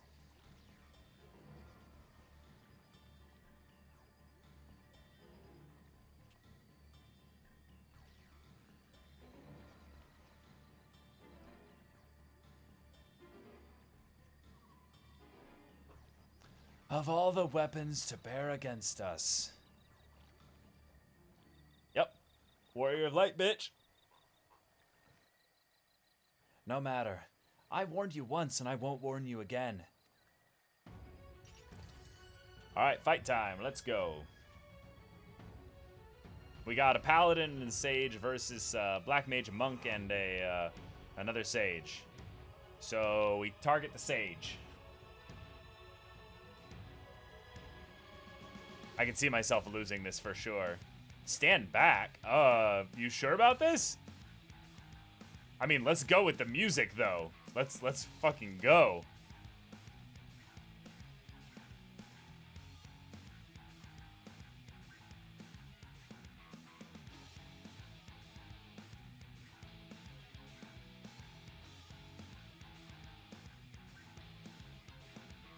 Okay.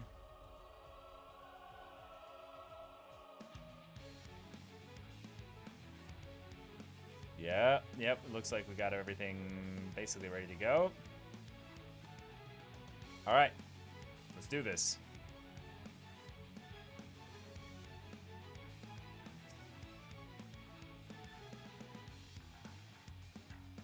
Okay, cool.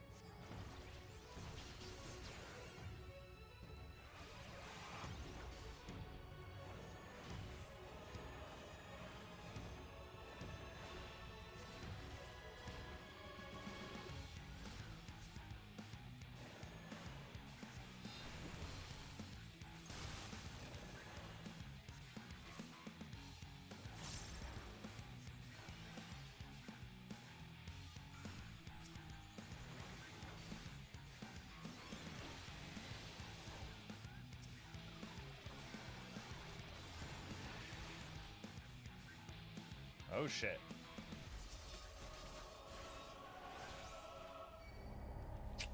Well.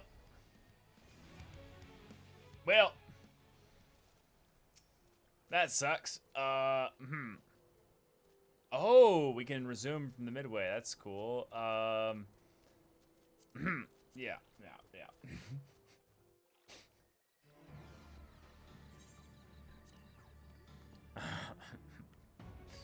I'm not a healer. I also don't like healing NPCs. It's weird. It's like...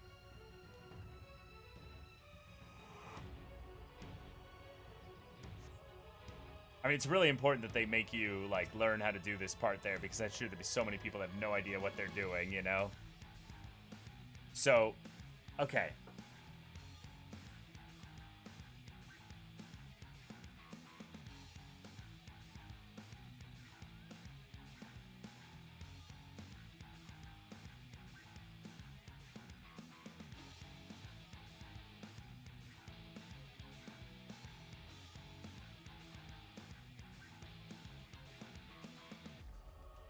So 2 and 3 are my big regular heals. But I want to do Eucrasia with, where's Prognosis? Here it is. So this is my AoE heal. So Diagnosis is the big single target heal.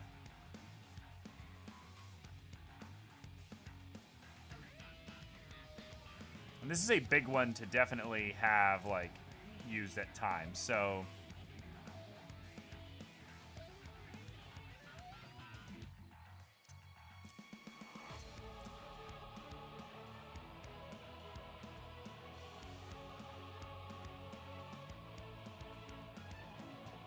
Okay, cool. Let's go with this again now.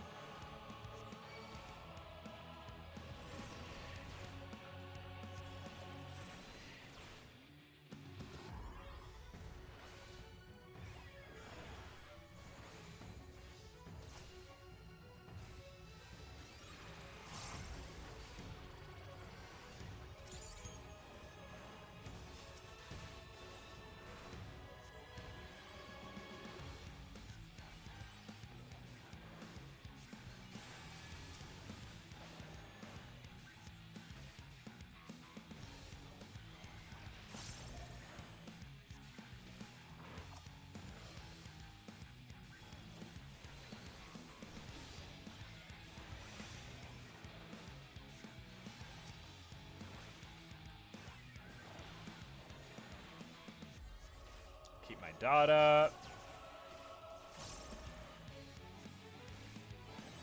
We just damage the shit out of him.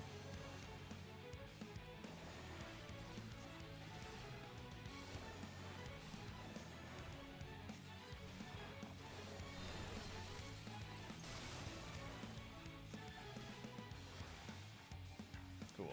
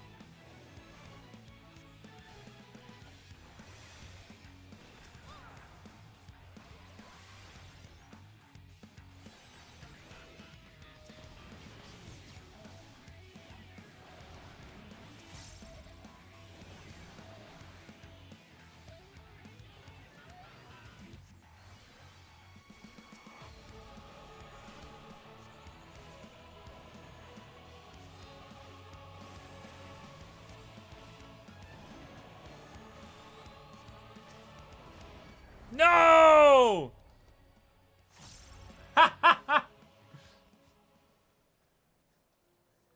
Oh. All right. We gotta try this again. All right.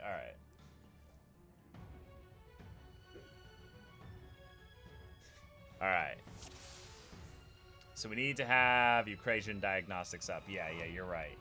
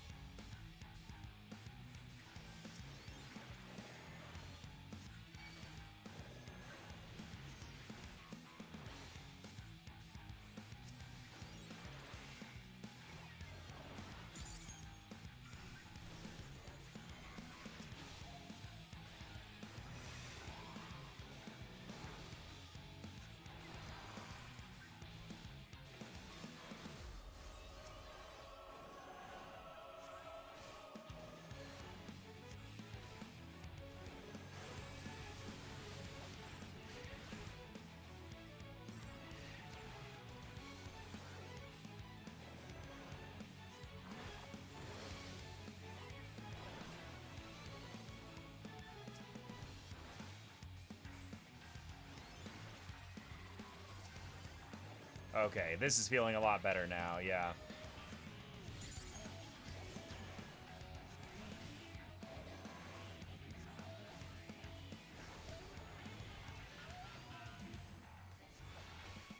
Cool.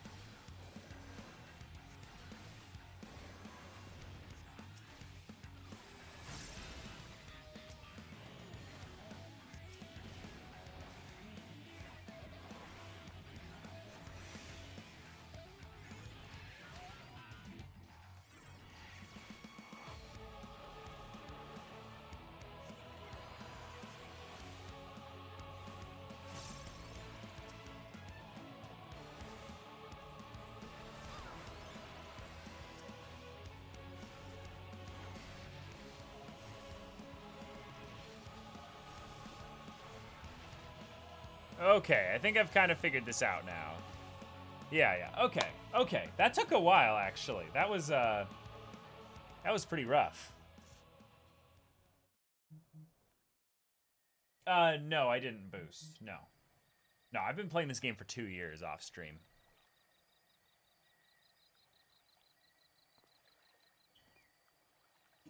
Lophia, we don't have time for this.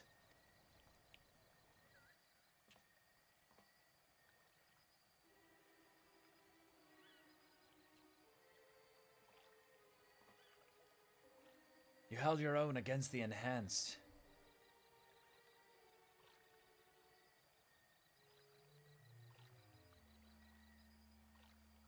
But aye, that's enough sport for now. The mission takes precedence.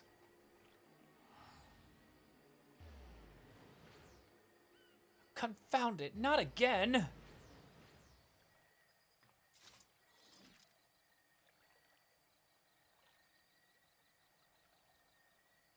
Oh. Oh, a scroll of some kind, or a little packet with something inside it. Alright. What's this?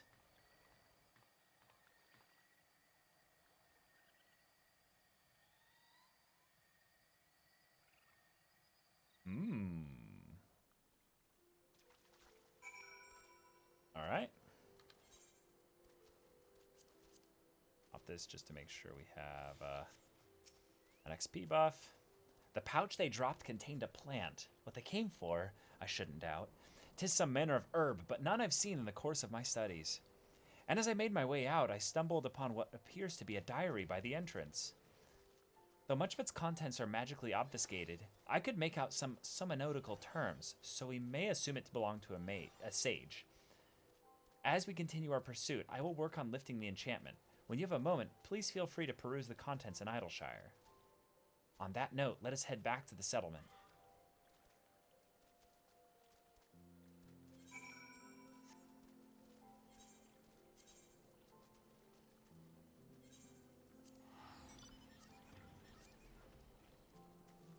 Okay. So after this, let's start MSQ.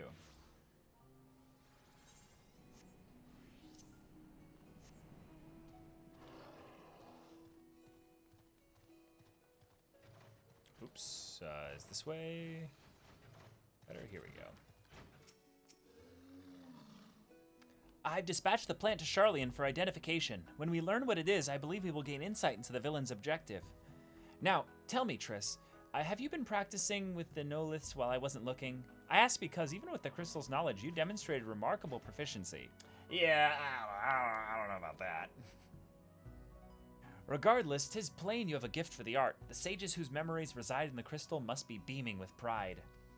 Though sometimes I cannot help but wonder, if the sage's art was created for the betterment of mankind, why, then, does it incorporate techniques which inflict harm? Because we needed a healer that had better DPS mechanics designed into the class. That's why. That is why. And the fugitives, what could have compelled them to spurn our homeland's prescribed policy, as Master Louis Sois and Master Faldronet have? But I'm used to no avail. It will be a while before we head back regarding the plant, or hear back regarding the plant. Until we do, please take the opportunity to continue honing your skills. As you go about your training, remember to heed the voices within your soul crystal. Do so, and your predecessors will surely grant you the wisdom to protect those who hold dear. Diary of a Sage is now available for perusal. More entries will become legible as you progress through the story. Oh, that sounds cool. What is this? Diary of a Sage.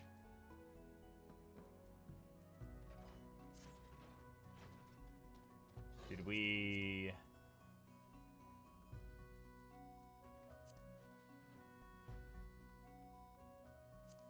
I guess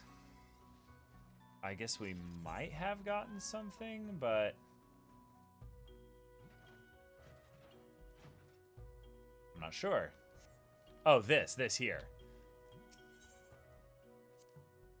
A young child was brought in today, so very young to be suffering so, but if anyone can save her, 'tis the sages of the Physis Technon, and save her we will.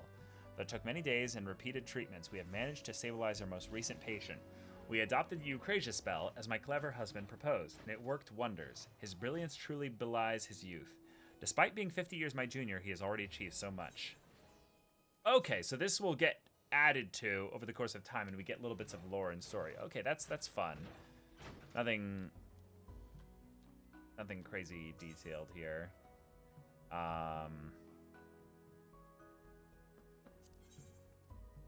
Yeah, this is stuff for level 60 Heaven's Ward. Yeah, for sure.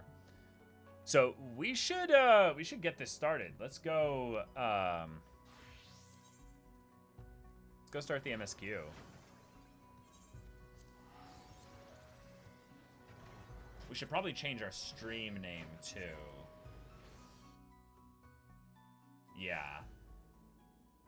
Our stream title, yeah.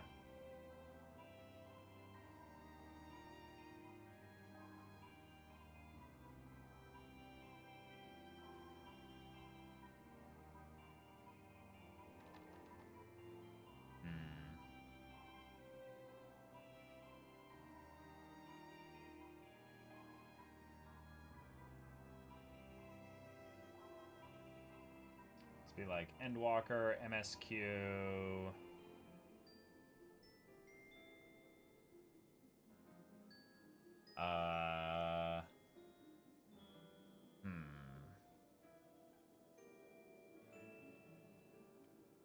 Maybe something.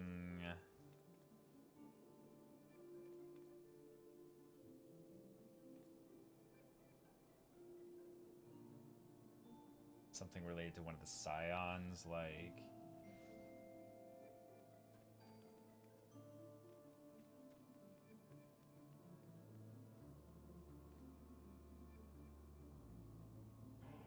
How about yes, I know about the compass. Yeah, it moved to collections, yeah.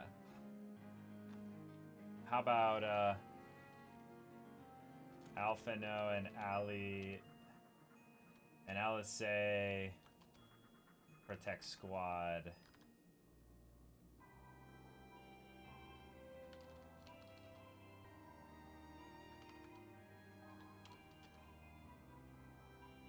Alphano and Alice Protect Squad assemble.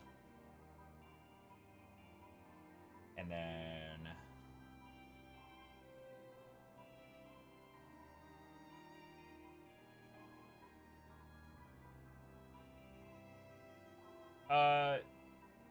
we can do a more intense followers mode in a second, potentially, but I'm gonna hold off on that for now, Ethan, but appreciate it.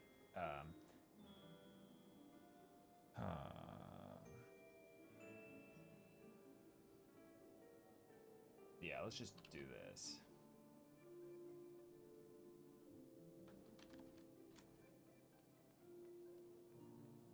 Okay. Cool. Compass.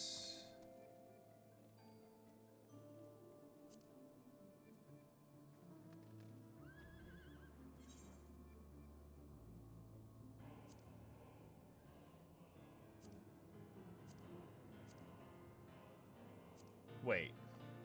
Where is the collections then? Because it's no longer here. Yeah. No.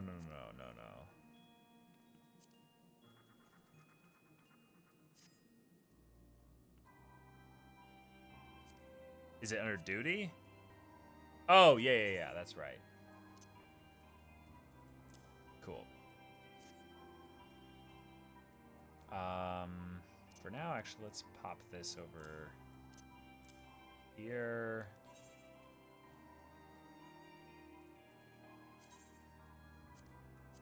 Let's pop this on. Whoop. Hello? What? Chest is not working with, Is it because we moved it out? Yeah, it is. Okay, there we go.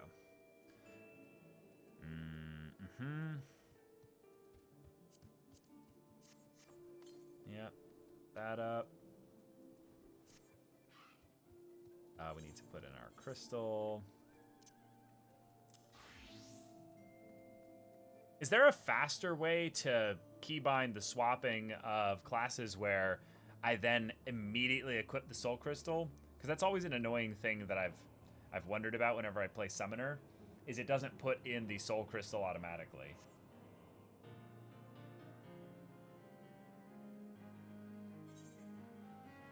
Gear sets? Yeah.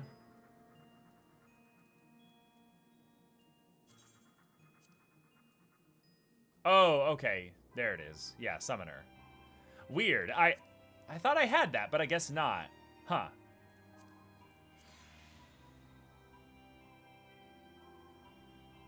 Oh, I should have... Oh, shit. I just realized something. A lot of these classes had extra XP just kind of sitting there. Drag it to the hotbar too? Oh, wait, you can do that? Oh! Oh my god, that's cool. Okay, that's really cool. Wait, hold on. I have a hotbar on the vertical here that I can... actually, I can put it down here because I was waiting for an opportunity to do that. Hotbars. Let's pop, like, this one here.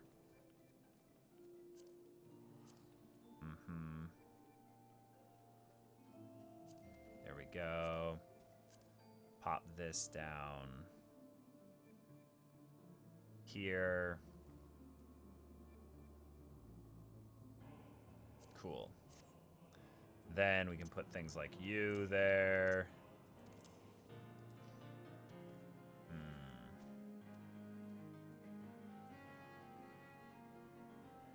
Anything else you guys would... Okay, we can put emotes here. That's a good point. Because I've always found this to be kind of ugly.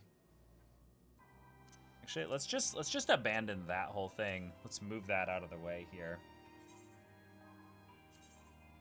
Yeah, we can pop this one into one of these and move it like here. We can move this one down there. Oh, I like that a lot more. Here we go, yeah.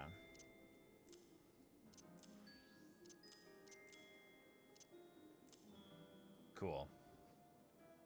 It's a little clunky, but I think it's pretty fine for now. All right.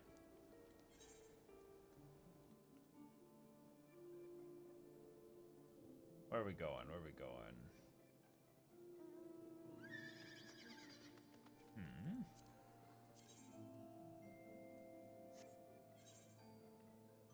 Why isn't it showing up? Oh, is it inside here? Oh, it's inside the Rising Stones. Gotcha.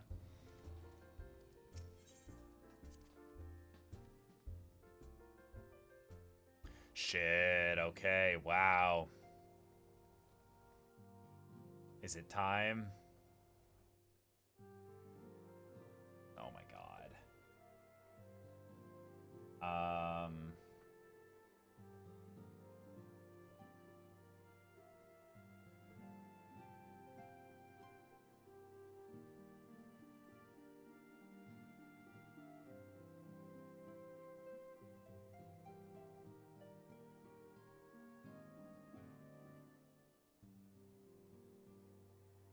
So I'm putting it in followers only mode.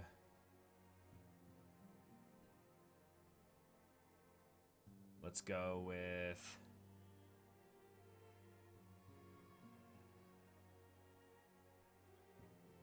I think these settings should be pretty good. Just in terms of like actual just general protection. I think that should be fine. I mean, we're having a pretty small relaxed stream here in general. So, I don't think that this is going to be a stream where we should be too worried about spoilers.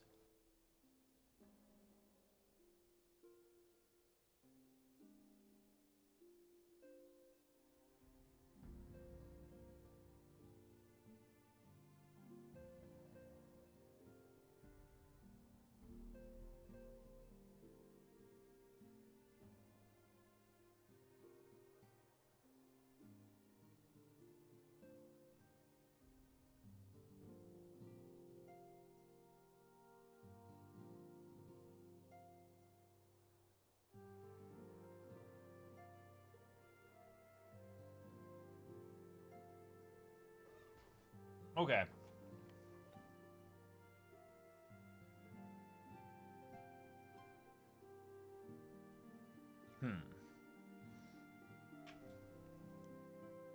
So, before we start this also, there's only a core number of people here. But, like, my thoughts are, I want to have a bunch of this go up to YouTube and have them primarily be kind of just MSQ reactions and stuff, right? But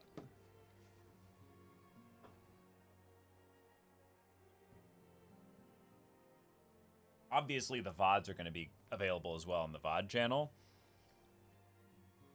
But do y'all think maybe having the like specific like things of the story just getting put up there is more important, or having like kind of like highlighted best moments of the story?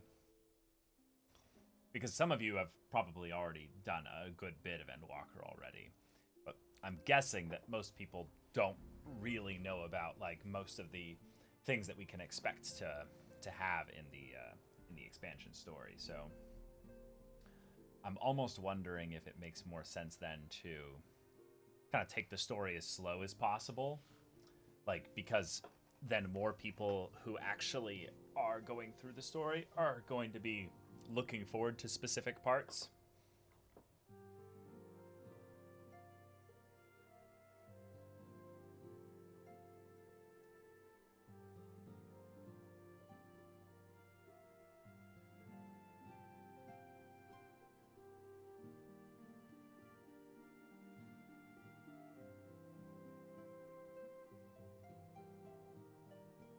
Highlights are pretty good.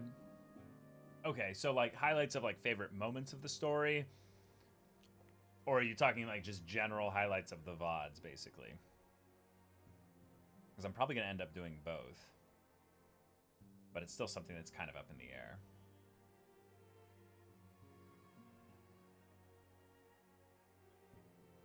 Also, I'm going to take a couple-minute break here just to hang out with y'all while I order food.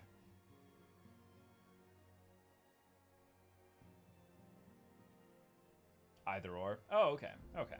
Cool.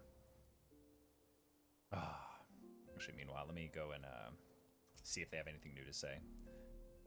Not only do the members of the Forum intend to adhere to their long-standing policy of non-intervention, they made a point of sending Master Fortunault here to explicitly state that fact. Rather than simply refusing to involve themselves in our affairs, it would appear they are actively trying to prevent us from meddling in theirs. That does, of course, make Cryle's mission of securing our step into Charlian nigh on impossible, but I am confident that she will find a way regardless. Artistinian, my boy, what do you got to say? After the attempt of the Dragonsong War, I spent many a moon roaming Kugane, Radzat-Han, even Garlemald, but never Charlian. In all honesty, a nation populated entirely by bookish types like Alphino is not a place that appeals to me. Yes, except you still specifically mention Alphino, not Alisay. Much and more have we discovered of the Telophoroi's machinations since Thancred and I did return from Garlemald. Verily, their troops doth appear to have been tempered in much the same manner as those engaged in the construction of the towering edifice in the capital. Alright, so this all looks like the same stuff. When Arenvald tried to free the Amalja held in the tower, it triggered some sort of alarm, and the captives were killed instantly. As such, we have no choice but to leave them in the clutches of the Telophoroi until a means of rescuing them has been found. In the meantime, the summonings of lunar primals will continue. Just as we must rely on the Grand Company of Eorzea to put down such entities and prevent any further abductions, so too do they rely on us to come through with our investigation. Alright, Tataru. I've a feeling the journey to Charlian is going to be quite the test of your nerves, in more ways than one. You'll miss this place while you're away, I just know it. But for now, the best thing you can do is get plenty of rest while we wait to hear from Cryle. Alright. Got our girls over here. Whatever it is my father and the Forum are hiding, I'm determined to get to the bottom of it. Those who are brought within close proximity of the towers are tempered into serving Garlemald, then forced to summon lunar primals with aether drawn from the land. But even having understood this, are we yet to uncover what the Telophoroi wish to achieve by all this? Are the towers purely for strategic advantage, or do they serve some other purpose? Alright. Alright.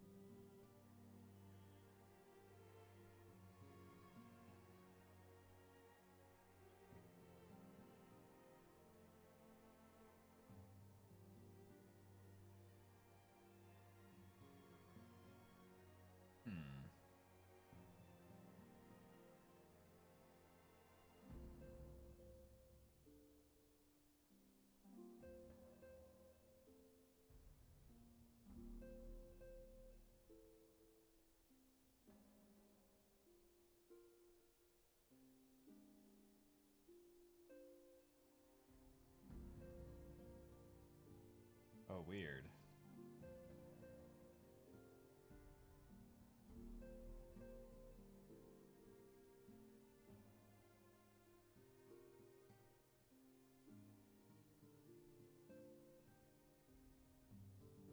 Okay, there we go. Finally able to get my food order through. Okay. Sweet, sweet. The thing is with 14, most are probably not watching as they want to experience the story themselves. Good point, yeah. So then, if anything, it's more important that it's there on YouTube for people that are wanting to see it when they're ready to, basically, right?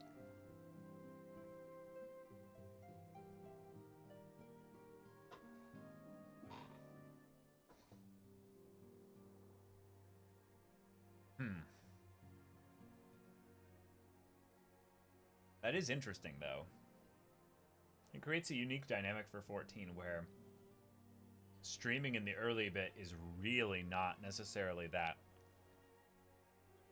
strong of an incentive for people to check in on it, unless you're really popular in the streaming side of things. But let me check 14 just in general on Twitch and see what's going on.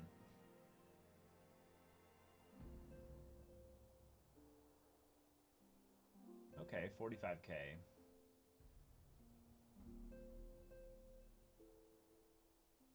But yeah, it looks like most people are... Yeah, okay.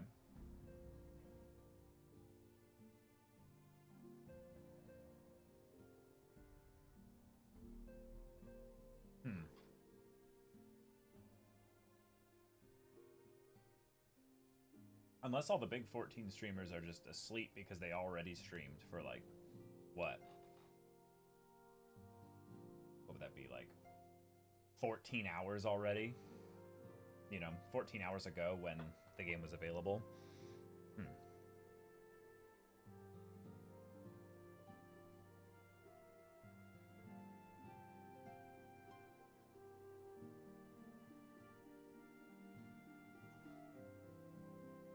Okay. Let's pick up this quest, though.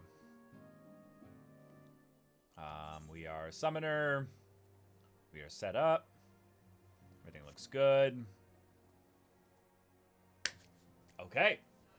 Let's begin the Endwalker MSQ. Maybe get some, a new weapon right out the gate. Item level 515. It's immediately better than what I've got right now. Okay.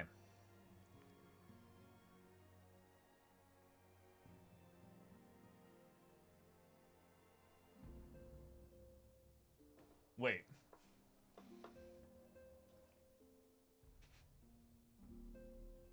You've been playing just shy of 14 hours? Holy shit.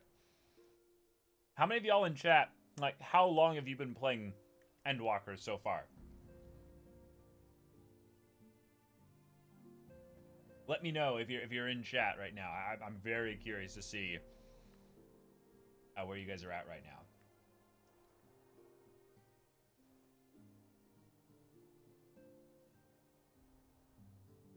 Oh, but that's a good point. It is in follower only mode, so maybe a lot of you are just kind of checking in to see what's going on, but not actually following the stream that much. Okay. Then let's just continue with the stream and starting the main story. Triss, do you have some time to talk? I would like to gather everyone in Dawn's Respite and together assess the situation in which we find ourselves. Voice acting out the gate. Oh, here we are. Look at us. Let us take stock of the facts, shall we? The crisis at hand began with the sudden appearance of ominous towers in a multitude of locations throughout the world. We have since learned that said structures were brought into being by an organization known as the... Oh, Jesus. Oh, Jesus. Whoa. I thought this was only happening in Dark Souls. Whoa. I just got a massive, just explosion of static on the audio. Whoa. Shit. Okay.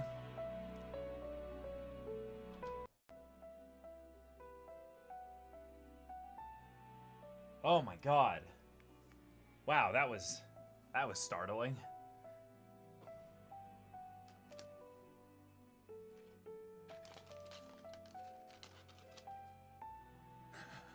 All right.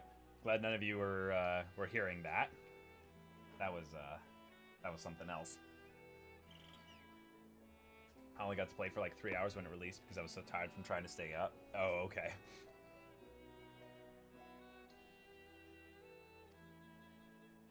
Let's continue. The Telophoroi's stated purpose is to recreate the final days of eons past, an apocalyptic event that would result in the destruction of all we hold dear. Already have these towers of theirs been the cause of untold suffering. Countless innocents kidnapped and imprisoned, their faith perverted for primal summonings. And unless we find a way to deal with the corruptive aura surrounding the spires, we can't even get close enough to rescue anyone. Those shielded with the blessing of light seem able to resist being tempered at least. But after what happened to Arenvald and Fordola, we need to be very, very careful about how we proceed.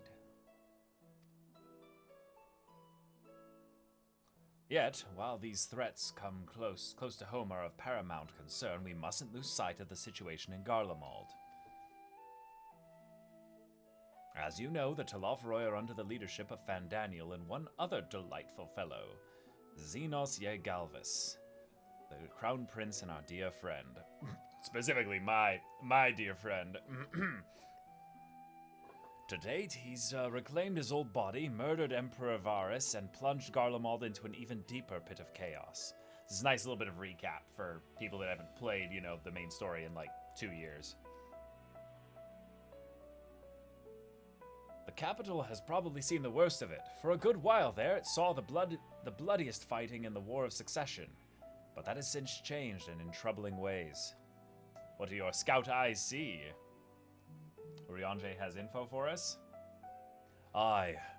During our reconnaissance, the air was not once rent by the barking of cannons or the cries of discord. 'Twas an eerie fog of silence which did blanket that ruined city. The inhabitants appeared to have been tempered, and with nary a word spoken did they labor to transform the palace into a soaring edifice born of nightmares. Jesus. If they were indeed made thralls, it seems safe to assume that these events too were orchestrated by the Telophoroi.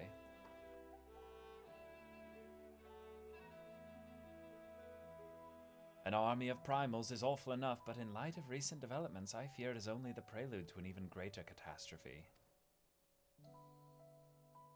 We need to devise a means to counter this threat, and quickly, before our allies are overwhelmed. True. We will find a way in Charlian, I am sure of it. Master Folchenault's comments regarding the final days were curious to say the least. The Forum knows more than it is letting on.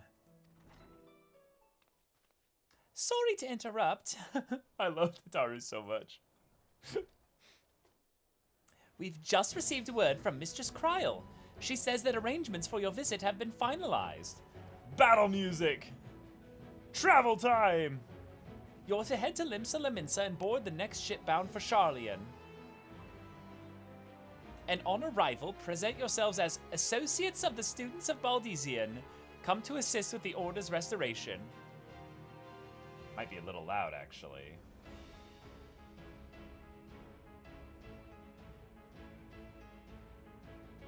Estidian, finally speaking up. The arrangements may be settled, but what of your thoughts? They must race at the prospect of returning home after so long.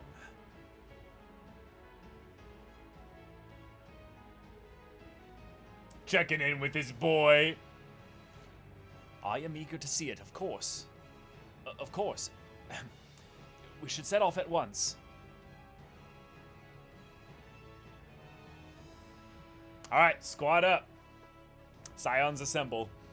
Then I'll accompany you to the docks. You need at least one person there to wave and cry and wish you a safe journey. We love you, Tataru! We love you! We don't deserve you. Like, literally no one deserves you. She's been here since the beginning.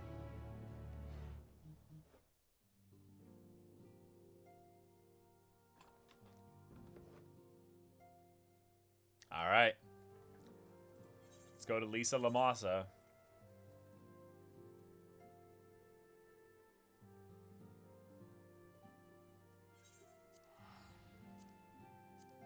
Tataru is Zodiark. It's true. It's true. I don't make the rules here. It's all been properly foreshadowed. Everyone who is like anyone of note in terms of observing and analyzing the story is well aware that indeed our girl Tataru is actually Zodiark. Hold on, sprint was removed from my bar here. Let me fix this. General, here we go. Here we go.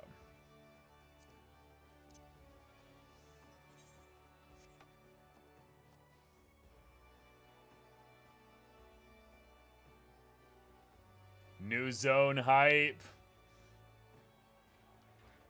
New hub hype, too. This is 100% going to be the new hub. Everyone's here, which is good because I've already paid for your passage and the fee is non-refundable. Yes, Tataru. Yes, Tataru. You keep us all what with the schedule and make sure we get you that value for the Scions. The ship for Charlian should be pulling into port soon, so please follow me and have all your luggage close at hand. Tataru, best mom, best older sister. Let's go, Tataru.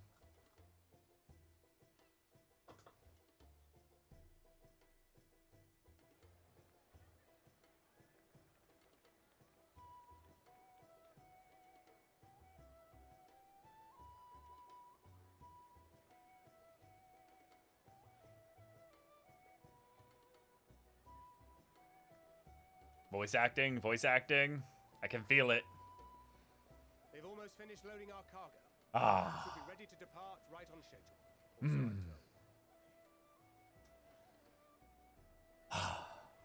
All right. I'm ready. I'm ready. Let's go.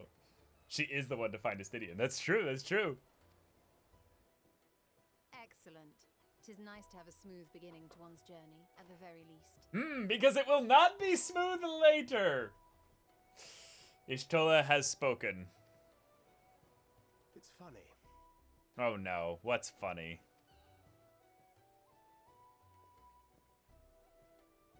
Master Louis Soir came here on a ship very much like this one. Oh, shit.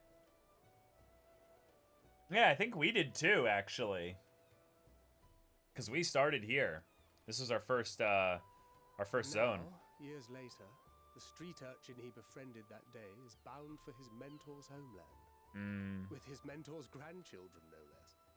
Oh, see, this is cool because I didn't know this about Thancred, but I'm guessing there might have been stuff like this in 1.0.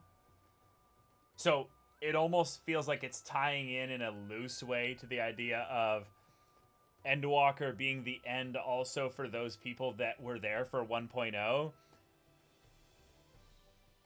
And I mean, of all the people to die in this expansion, Thancred is like, unfortunately, #1 on my list. Like, if there's anyone that I genuinely 100% expect to die, it's Thancred. All the crazy development he got in Shadowbringers, and now we're getting a reminder of his backstory here. It's like, I see how it is. Aye. 'Tis upon reflection that every twist of time's river and fate's whims are brought into sharp relief. Thou hast matured much in the intervening years. Wert thou not caught attempting to relieve Master Louis Soir of his purse scant moments after he made landfall upon this dock? Oh my god. Yes. Oh, really? Now that's a tale I'd like to hear. We would all like to hear it. Yes, continue to speak for us, Alice.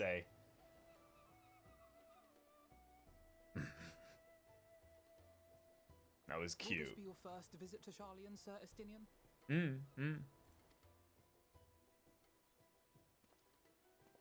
These two. Sir Estinian? These two. They just are constantly like eyes on each other. Just.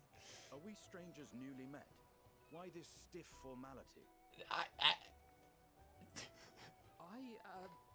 merely meant it as a professional courtesy, since we are now colleagues in an official sense. You two. Oh my god. I'd rather you dispense with the sirs, especially in private company. Oh my god. Or I'll be forced to respond in kind. Oh! Little Lord Alphino. Oh! You've made your point, Estinian. Painfully well. This is too cute. Oh my god. Get on the ship, you two. Better.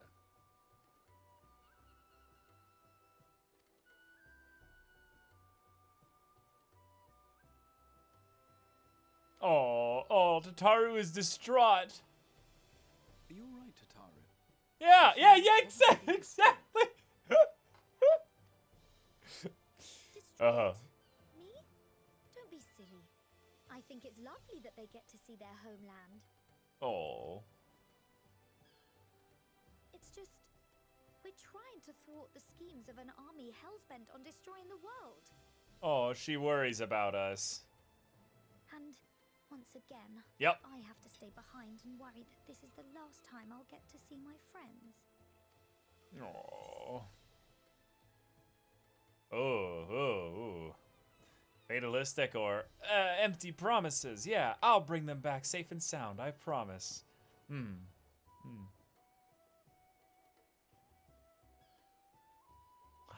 Oh. Hold you to that. Yeah.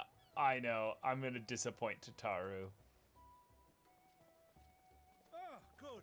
You're still here. Hori Boulder! Whoa! Haven't seen you in forever! Hori! Kultine! What brings you all this way? We're to assist the Maelstrom and the Kobolds with a lunar primal operation, so we thought we'd see you off before heading to the tower. Oh my god.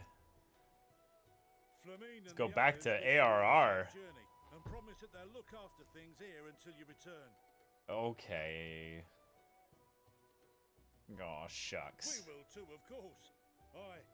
We, your fellow Scions of the Seventh Dawn, will do our part to ensure the end of the world won't happen on our watch. The end of the world would indeed happen on their watch.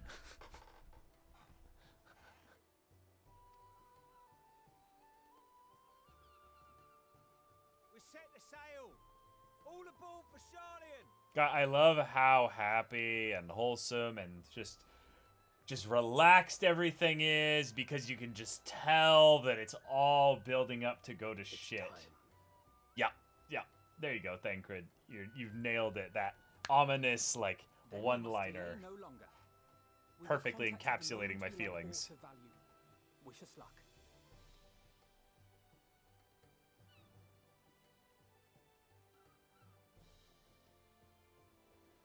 Have a safe journey, and please, be careful. Tataru stares into your soul. Please be careful. These are my friends. I wouldn't want anything to happen to them, or happen to the one that failed to save them.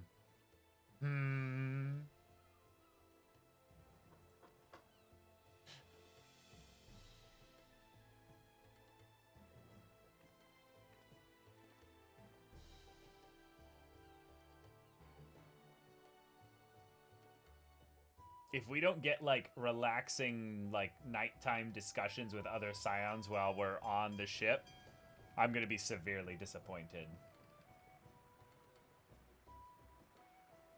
And so you venture forth unto the unknown. Emmett Selk! Yes! Fate beyond the horizon that cannot be divined. Oh my god. Undefined and in flux. In uncertain times, naught but the simplest words of wisdom will suffice. Oh my god, oh my god, oh my god. Oh my god. That which lives is destined to die. Love leads to loss. Every beginning has an end. Thanks for letting me know this, Emmett. I had no idea. Treasure every moment, every step of your descent.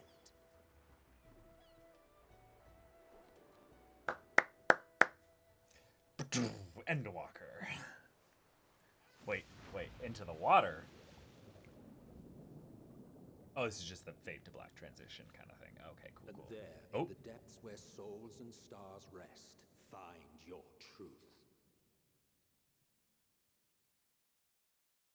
Souls and stars rest?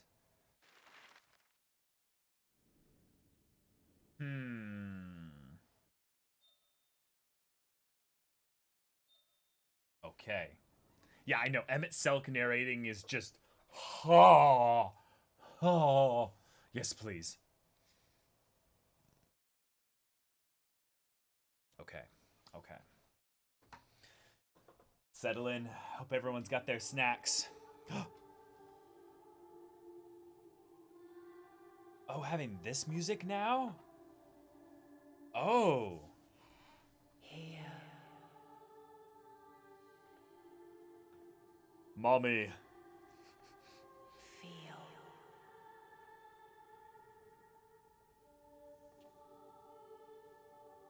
Think.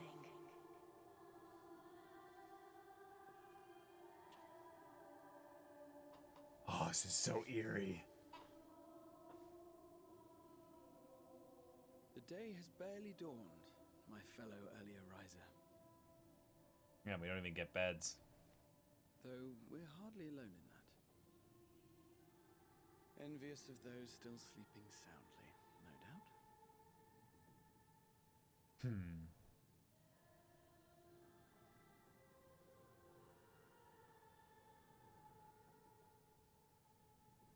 Called out to you, you say? I've heard nothing myself. I mean, we know who this voice belongs to. In any case, I dare say the sea air will do you good. Why not join the others on deck? Charlian should be coming into view at any moment. Oh. Just getting time to just rest next to Graha, just chill here. Ugh. I want to spend all this expansion with the Scions. Just keep us together, or at least with a few of them here and there. Just,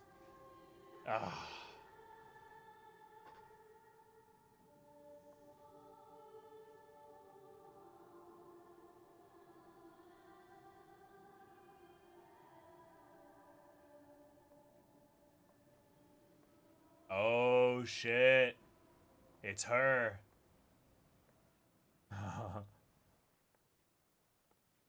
Mommy dearest.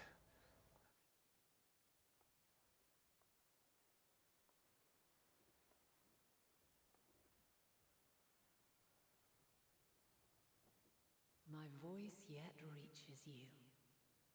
I am glad.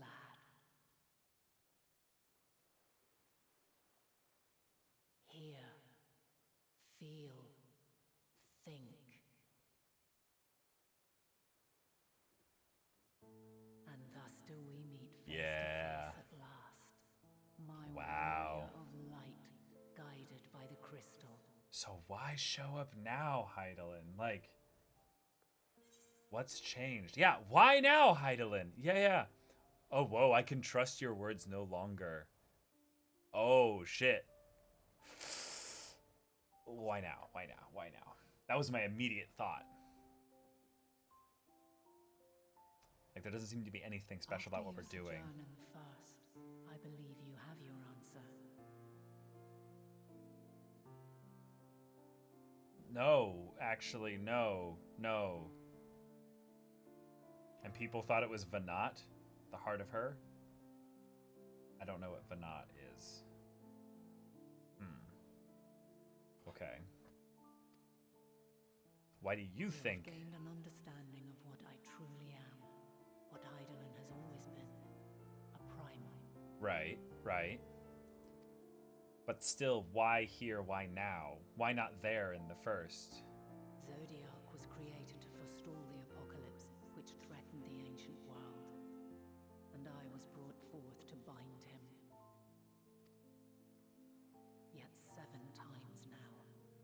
those who would orchestrate a return to that bygone era have rejoined a shard to the god I had sundered. Mm-hmm.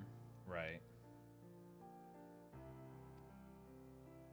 The greater his strength grows, the swifter does mine own diminish.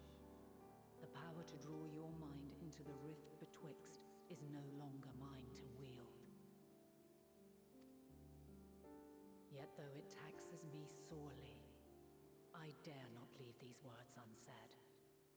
5.2, 5.3 gave us more lore of her and Zodiark, with Elidibus becoming his heart and Venat becoming hers. I know that that Elidibus became his heart, yeah.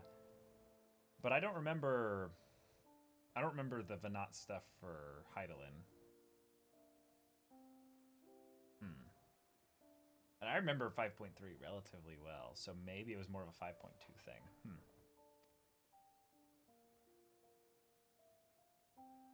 Even bereft of my guidance, you and your companions have accepted the burden of this star's troubled past. A conjunction has begun to form. An intertwining of your time and mine. All right. Wheels shudder and turn. Conflict looms. Monumental. Which will decide the fate of this world and all life upon it.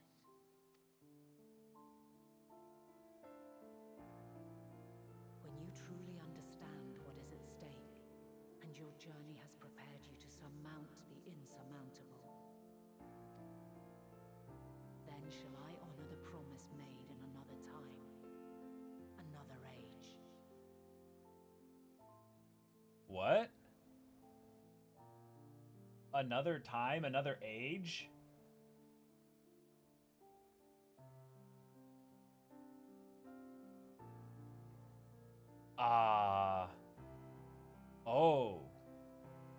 Oh shit. That doesn't necessarily have to be a promise made to us. That's just a promise that she made. Probably before everything collapsed and, you know, everything was sundered. So is this Hydaelyn basically preparing us to be the ones that would herald in the next age?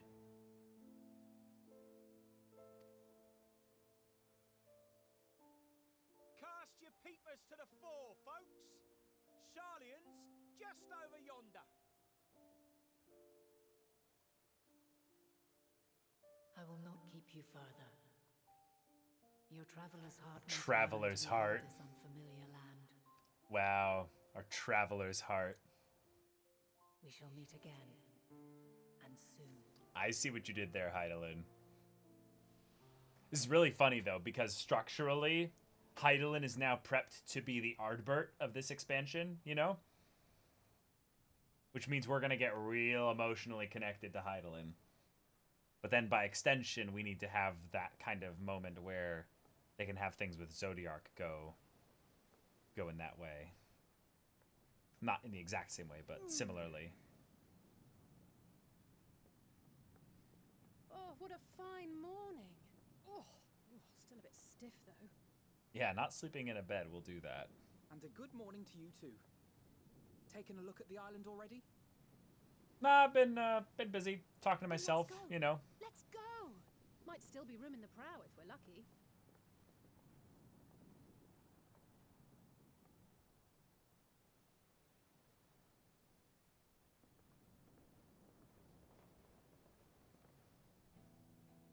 Oh yeah. The sleepers have arisen. Let's get that trailer music going. There she is. Good old Sharlayan. Oh, I see it.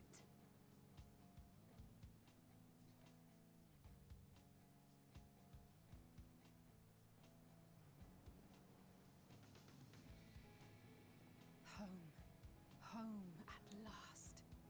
Well, maybe not in Father's eyes, but we'll manage on our own, if we must.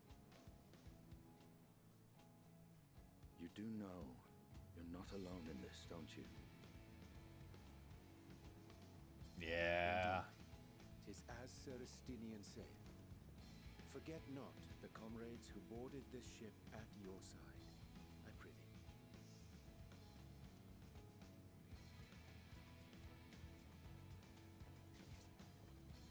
Thank you, my friends.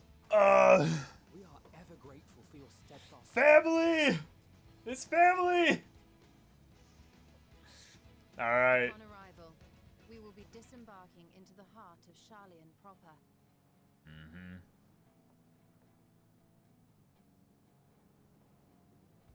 There is no greater concentration of wisdom in all the world. I am confident that somewhere within that center of knowledge and learning, we will find the answers we seek.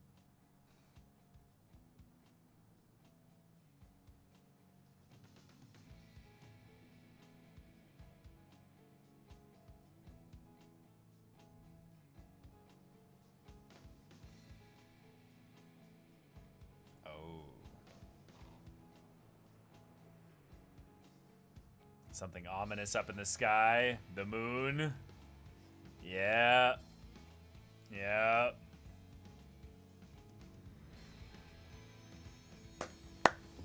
Here we go. Ah. Ah. We're here. We're here. Okay. Sharlayan. Oh. The solitary island nation of the northern seas. Oh. Where under What? the watchful gaze of Thaliak, how does this work? Scholars, what? Academics hoard all manner of knowledge and secrets. Once, they deigned to accept foreign students into a distant colony maintained in the Dravanian hinterlands. Okay.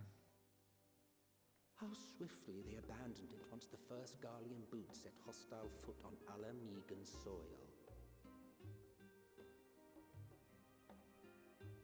So averse to the prosecution of war, these men of wisdom, your would-be allies. Exactly, Ethan. Is there a hose?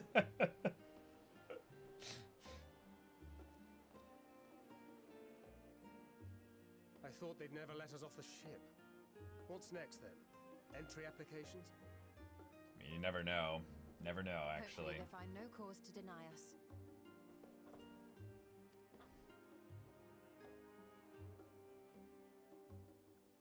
Hasn't Sharlayan all but severed relations with foreign powers?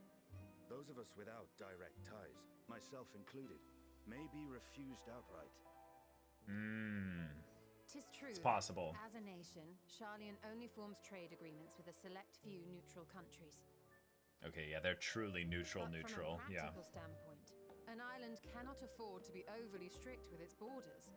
Especially not if that island's people are wholly devoted to the accumulation of knowledge. If one submits the proper paperwork, with satisfactory evidence of identity and intent, then foreigners may be granted entry. May. May, yeah. The operative word there. Quite. So let us be absolutely clear on these points before we proceed. Yeah, let's get our stories straight, Scions. Let's go. The immigration officer will ask for your affiliation and your purpose of visit. Considering Sharlayan's views on intervention, I strongly suggest we avoid any mention of the Scions. Alright.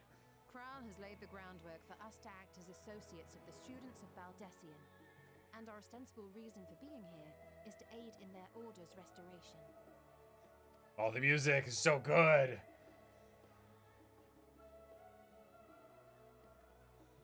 Grahatir, it might expedite our progress should an actual student be seen at the head of our little group. Would you mind leading the way? Yes, Grahatia is the student, and we're all his assistants. Of course. The immigration officers were this way, as I recall. Shall we? Lead on. Lead on, my boy. Oh, I can't wait to explore this zone. Greetings. We've just arrived and are eager to make our way into the city. Would you be so kind as to process our entry applications? Certainly. I see by your mark you are an Archon. Oh. Hut here of the students of Baldassian at your service. Oh. I was assigned to an Eorzean survey team, but have returned to assist with the reformation of my order. My associates here will provide additional support. Uh-oh. Very good. I have paperwork detailing your group and its scheduled arrival for today. And it seems some few of your companions are also Archons. If you'll step forward, we can process those applications first. So, 1.0 survivors that get the tattoo are known as Archons?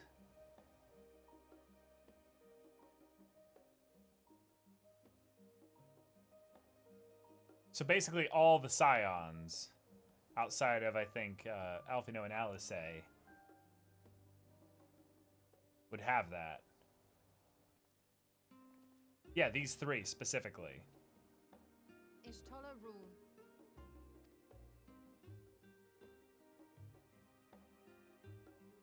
It's different ones? Huh, okay. See how it glows? That list is etherically linked with a citizen registry kept in the main repository. Oh, okay, the mongoose, yeah. Oh yeah, that's a good point. Ishtola's last name said in voice, not just text, yeah.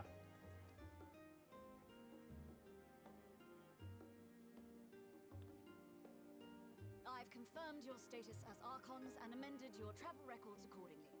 Welcome home. Now, who do we have here? Yes, yes.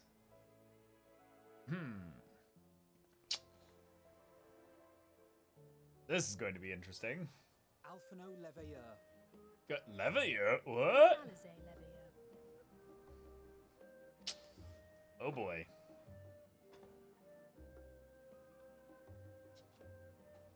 Your applications have also been approved. Having said that, Yeah, you were kind of disowned earlier, so it might not go through. the streets are abuzz with talk of how House Leveilleur's lord Yeah. disowned his young progeny. Yeah. Yeah.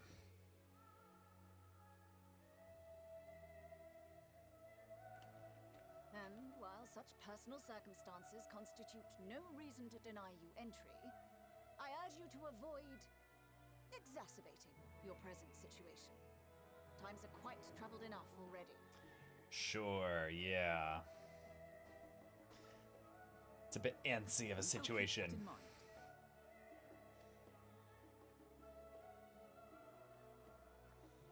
These last two are not Sharlayan natives, but you will find their credentials are in order. An application was made in advance.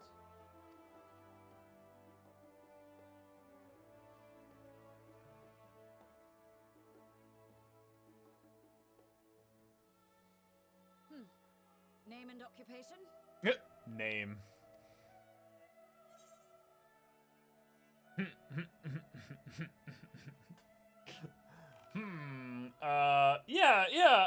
You know,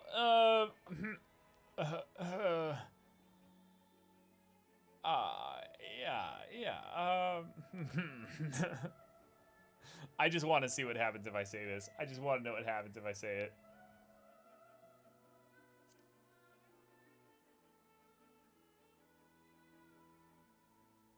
And it is a title well earned, I can assure you.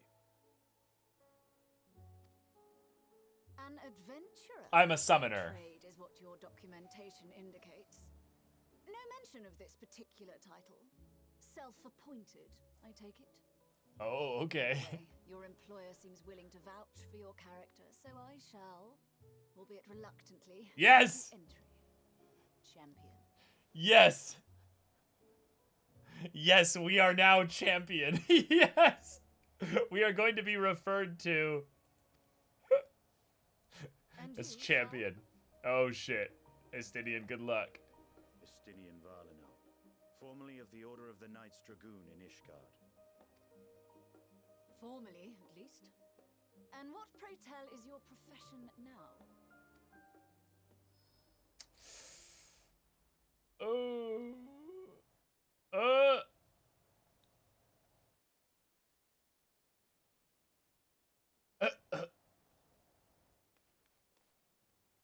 Cryle, save us. If you'll allow me. Cryle, save us. Cryle. Yes.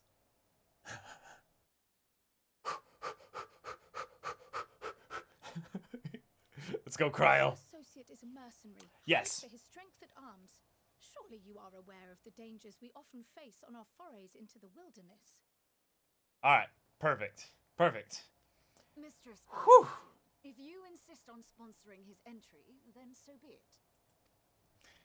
But while I appreciate that desperate times call for desperate measures, I find your choice of company concerning.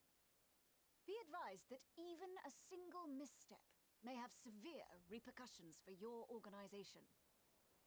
I have every confidence in my chosen company, dear and trusted comrades that they are. But I thank you for your concern. I love how people in the same game say comrades.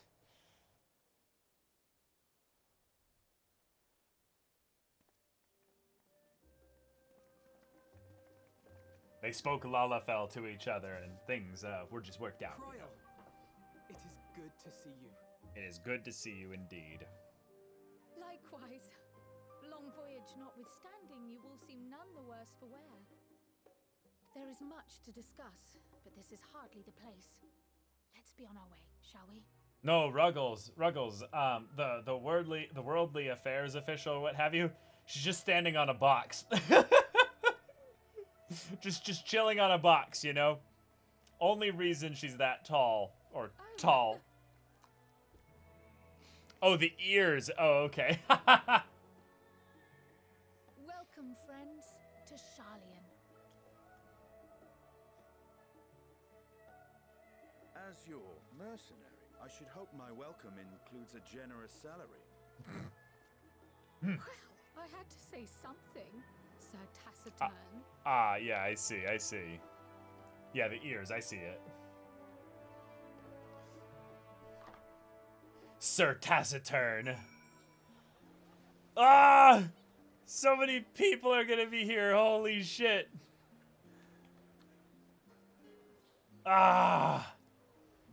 It's so pretty.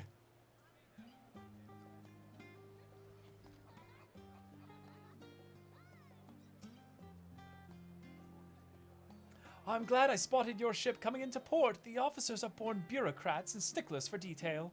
In any case, you may relax and take a moment to get your land legs back. Oh, hold on. Gotta make sure we get, gotta get our food up.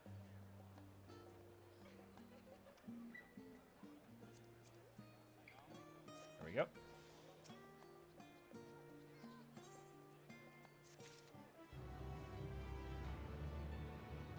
All right, food doesn't work on quests, that's right.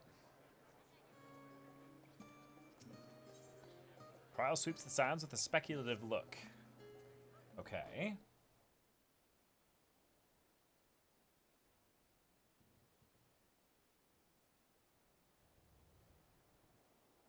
I had thought to launch directly into an explanation of what I've learned and how we might proceed.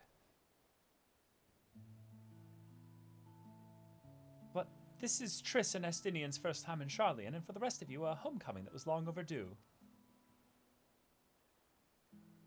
You must have places you wish to visit, and people you're dying to see. Therefore, I propose we postpone our agendas so that you may all have sufficient time to recover from your journey and get your bearings in the city. Once you've settled in, we can reconvene at the Baldesian Annex. How does that sound? The new music is wonderful. 'Tis a fine suggestion. We may not be welcome at the Levieux estate as such, but I should like to nose around the neighborhood all the same.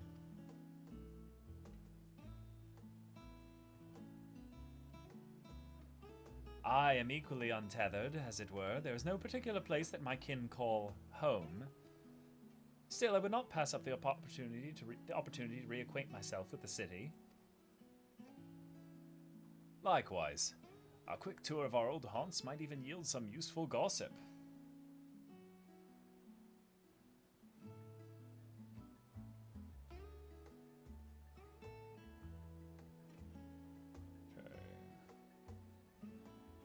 Cool. The annex was west of the Aetherite Plaza, wasn't it? I shall join you there anon. Yes, we'll see you there.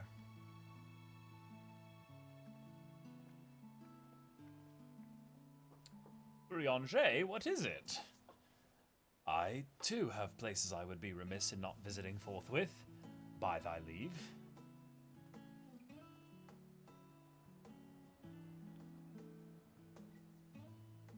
What of you, Estinian? My services as a guide are yours for the asking. Dragoons seek high place. High place to jump from. Land on ground very hard. Satisfy Dragoon this way. That won't be necessary. Until we reconvene, I prefer to wander as the wind takes me. But I could... Oh. Classic Estinian. Well, Raha, what... Cryo already giving us the fandom cute nicknames for Graha.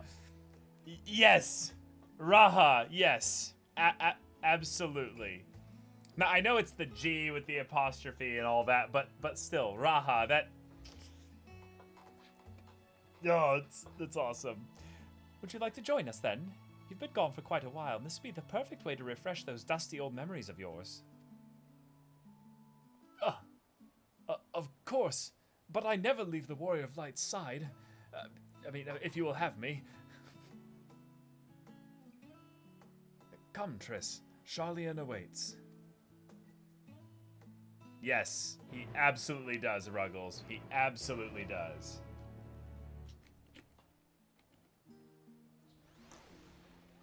Oh my god, so many people here. After you, my friend. I am more than content to follow your lead. Grahati is now accompanying you. Keep him at your side in order to proceed with quest objectives. You can leave Grahatia behind by entering a different area using the Aethernet, or by putting too much distance between you. You can also speak with Grahatia and select the option to part ways. What? We just have companions now that walk with us in areas like this? If you wish to have Grahatia accompany you again, return and speak with him at the original location. While Grahatia is accompanying you, next try speaking with Cryle. Wait, he just follows us? Oh, this is awesome! Yes! Oh, I love this! Look at my cat boy. He follows me everywhere I go.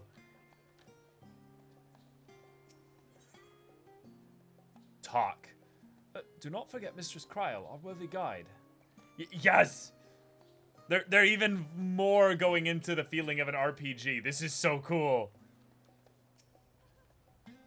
Now, I wonder if other players can see your companions walking around.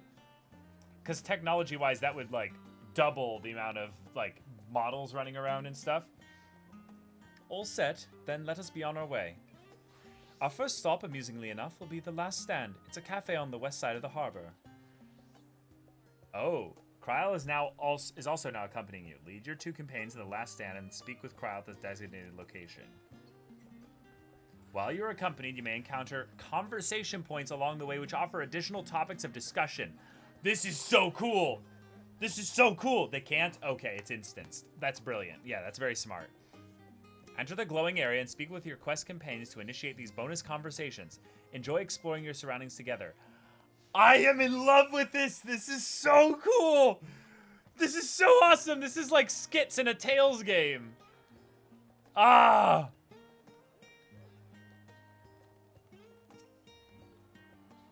Oh my god, this is so awesome.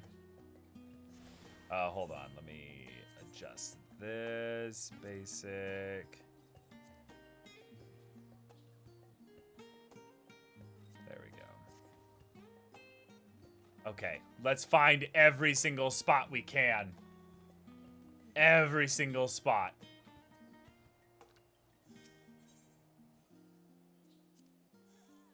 With all the unusual wares coming and going at all hours, I expect the assistance of an intrepid adventurer would be highly appreciated.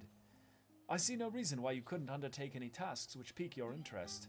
You have been cleared by the immigration officials after all. I look forward to the day your name is celebrated in Charlie in the same way it is in Eorzea.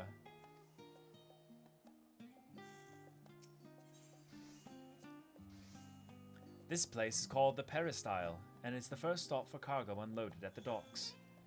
You'll find the usual necessities for daily living and other imports vital to running an island nation, but also supplies that further Charlian's pursuit of knowledge, namely, large quantities of books, specimens, and samples. Sorting these stacks certainly seems to keep the attendants busy. I like Imagine 6.1 going Super Dissidia on us. Ooh. Yeah.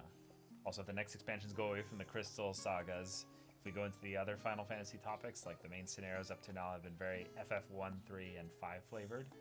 Possibly, yeah. Let's see what's here. Gathering, crafting. Okay, okay. So let's see if we talk regular what happens. I'm grateful to have Cryos help in reacquainting myself with this place. It's almost as if I'm seeing it all with new eyes, as you are.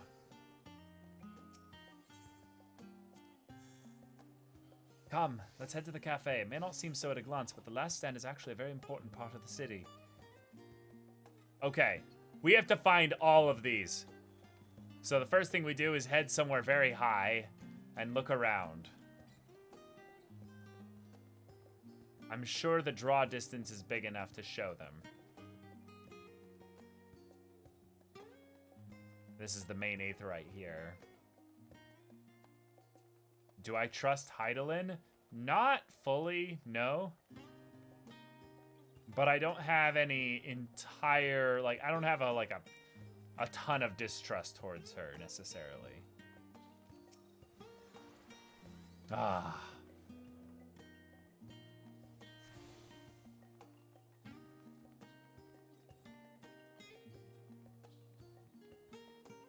Okay, so I don't think the draw distance is big enough for me to see them, because there seems a lot of people are gathered there, but I can't tell if the reason they're there is for a blue circle or not. Oh, no, that one draws pretty far, so maybe there is nothing here. If anything, we want to keep a lookout for the lookout spots.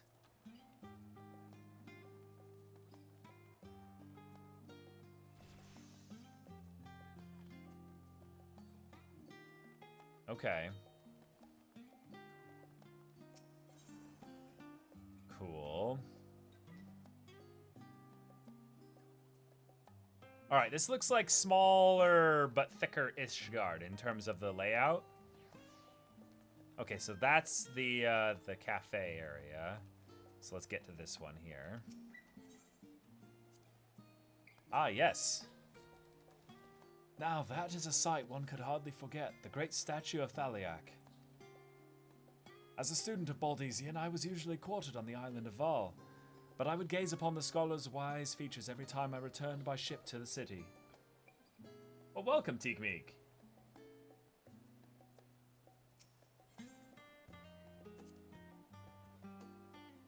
This path leading out toward the sea is known as the Thaliak Stoa, so named for the statue of the scholar which stands at its end. As you know, the Charlian people prize the accumulation of wisdom above all else. Thus, when Thaliak was chosen as our patron deity, it was more a matter of pragmatism than belief, an alignment of principles, as it were. We may have honored him with a rather impressive structure, yes, but our faith is not so restrictive as that of, say, the Ishgardians. Individual Charlians can, and do, worship the divinities of their choosing. Okay, so religious freedoms. Pretty cool. Alright, so that's there, but we go off the beaten path. And 100% there's going to be a lookout thing if we can somehow get on top of this statue. Hut! No! Hut! Hut! Hut! No! Why not? Let me up! Let me up! No! Such a missed opportunity, game. Why?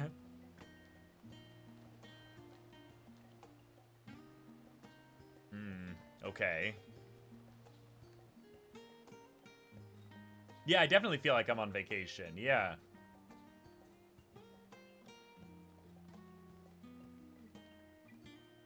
Yeah, the music is very relaxing.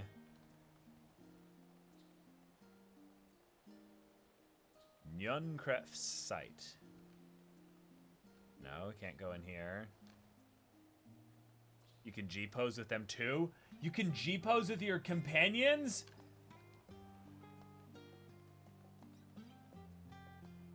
Okay, hold on. If we can... Now, how do I get them to, like, look my way? Can I, like... Can I get them to move and stuff?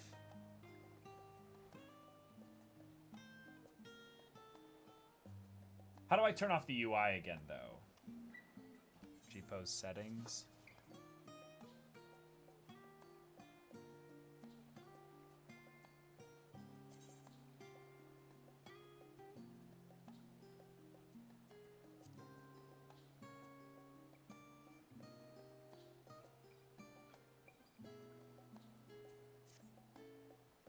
Nope, nope, nope, nope, not that.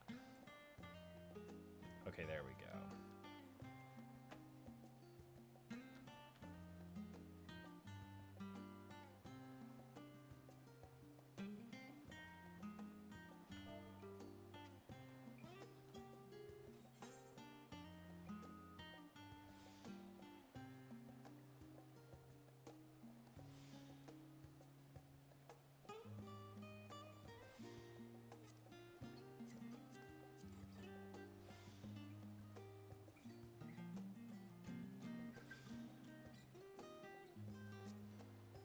Oh, okay, so we can control them while we're in here? Or no?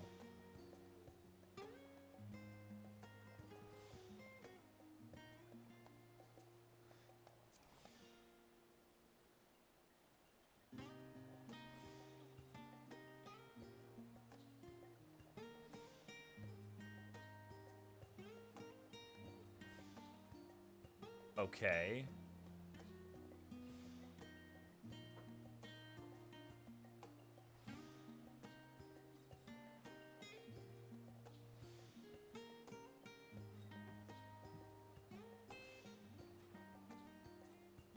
Wait, what's that? I think my food's here.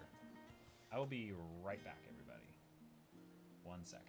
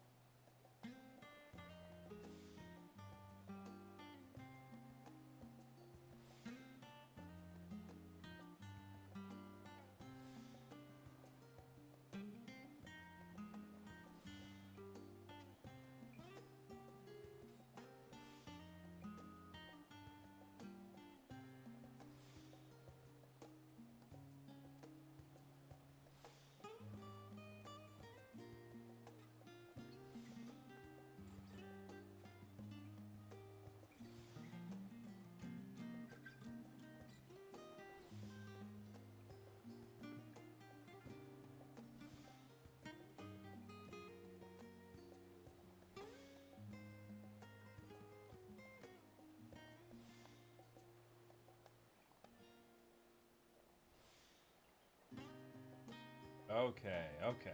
And we're back. Okay, so I click on Graha, for instance.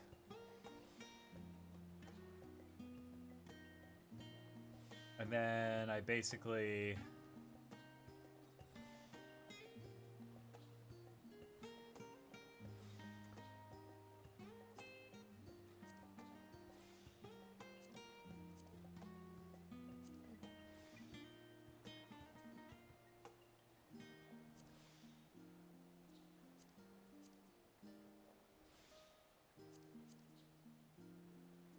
Huh.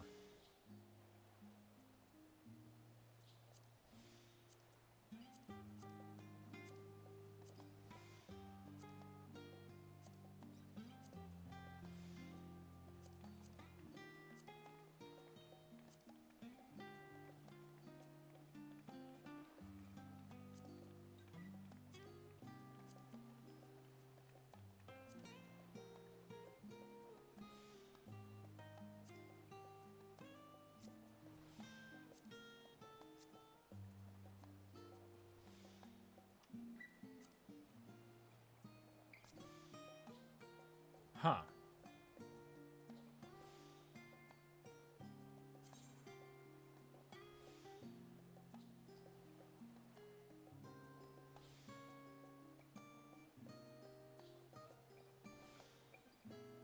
Okay.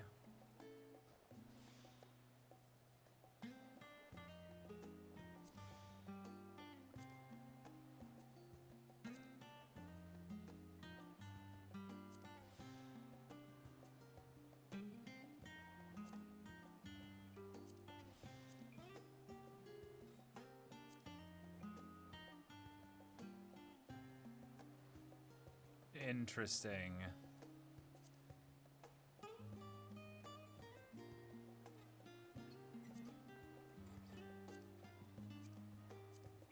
Huh, I'm not really sure about how to set all this stuff up. Like,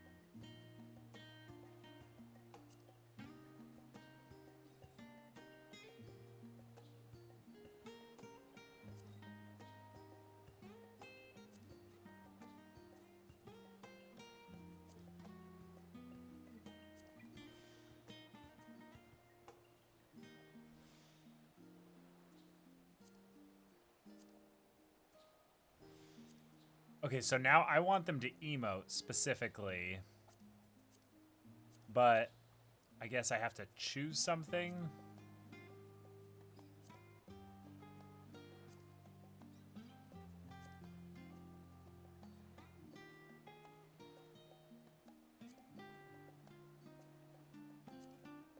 Yeah, this is weird. I'm not sure how to use this. Yeah, I feel you, Ellie, yeah.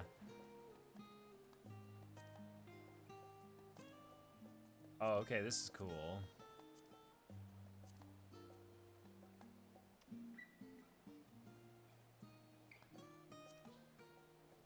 Okay, that lighting is really bright.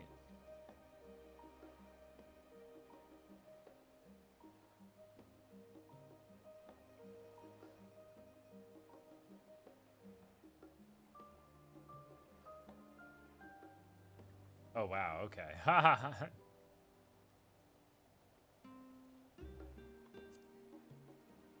All right, and then how do I make the lighting less extreme?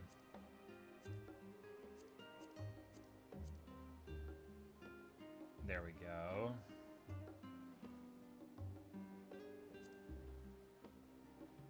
Okay.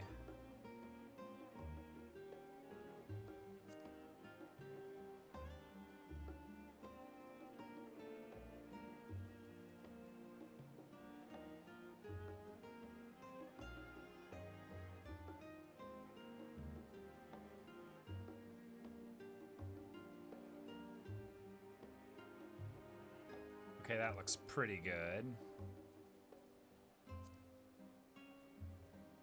Here we go, emotes. Open emote list.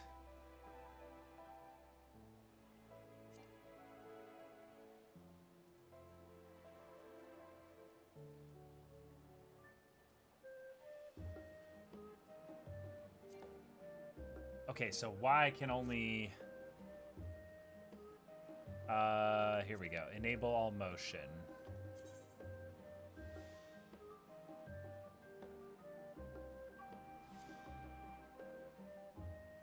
Okay.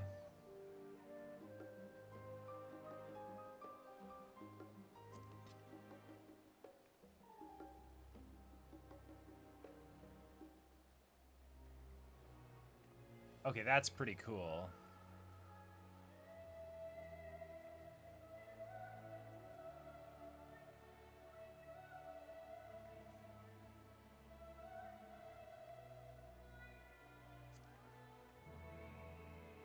Never mind. Reset movement. Stop, stop, stop.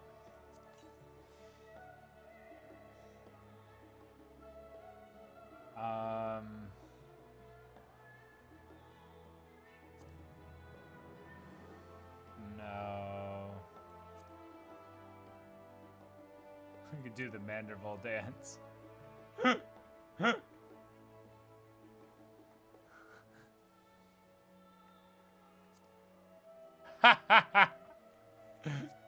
Here we go.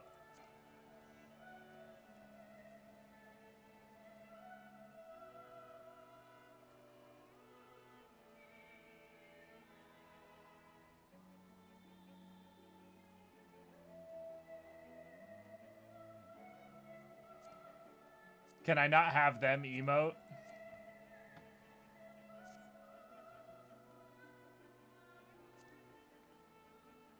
Or do I have to keep all the motion going so that they'll sync up specifically?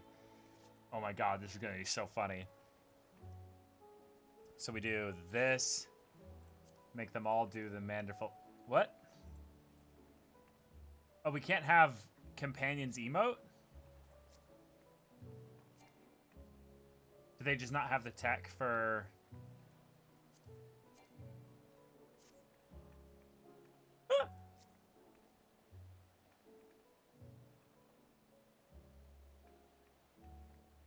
Okay, this is hilarious.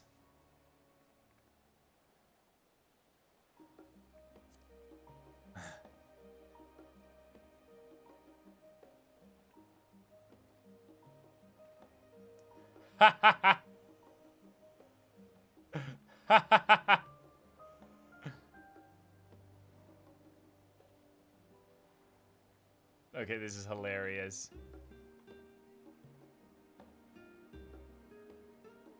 Yeah, the main thing is just that we can see them there. Maybe I can give them the ability to at least, give them to at least the ability to smile.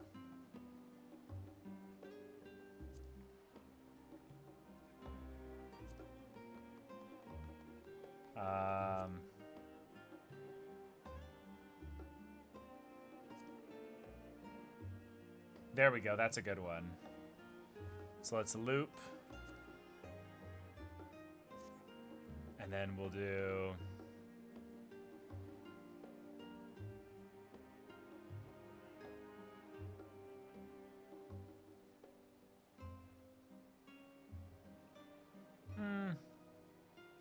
Nah, we got better ones that we can do.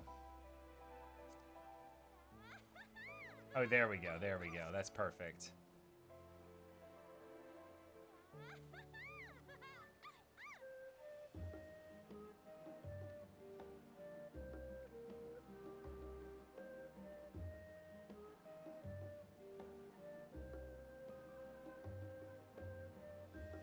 Yeah, we could definitely spend hours on G-Pose, that's for sure. Alright, cool.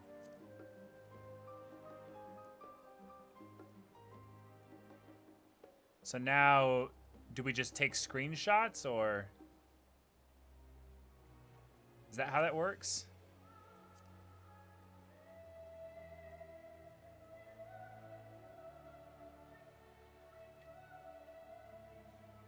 How do we... Yeah, I guess so.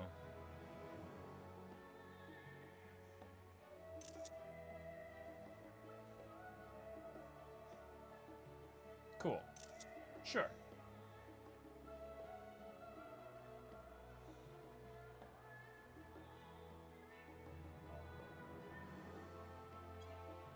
And then how do we leave G-Pose, though? There we go. Okay. All right, well, that was fun. I mean, just having that as an option with your companions, though, that's really sweet.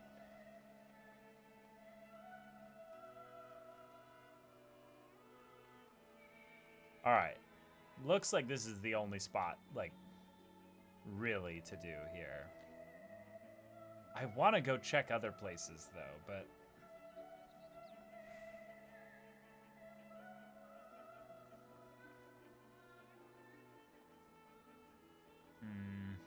Nah, they would have it all be down here, if so. Yeah. You're welcome. Thank you, yes.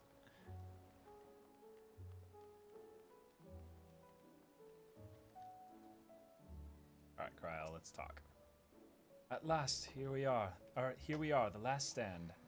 I may have mentioned this before, but although our research into nutrition and food preparation is quite extensive, the average Charlian tends to regard seasoning and flavor with a certain indifference. Yes, hence Archon bread and all of its horrifically blandness.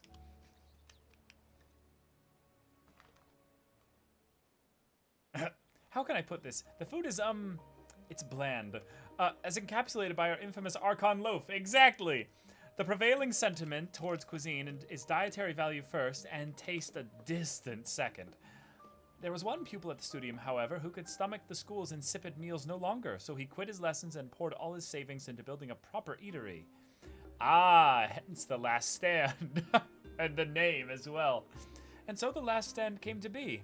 It is, as the name implies, the sole dedicated outpost of fine dining in Charlian.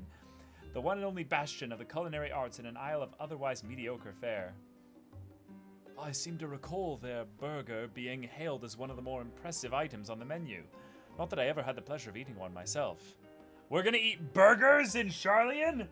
What the hell? Actual burgers? In my Final Fantasy game?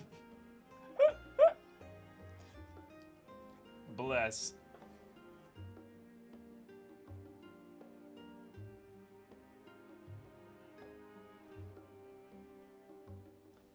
Because you were a typical Charlian when it came to cheap and convenient, Raha. But surely Tataru has since taught you how to appreciate a well-prepared dish. We should all stop in when time permits and sample the cafe's delights.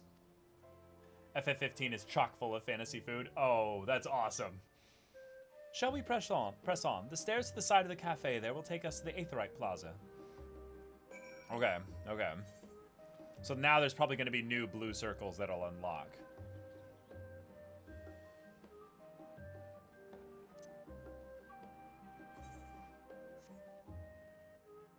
Alright, we'll keep our eyes open for them.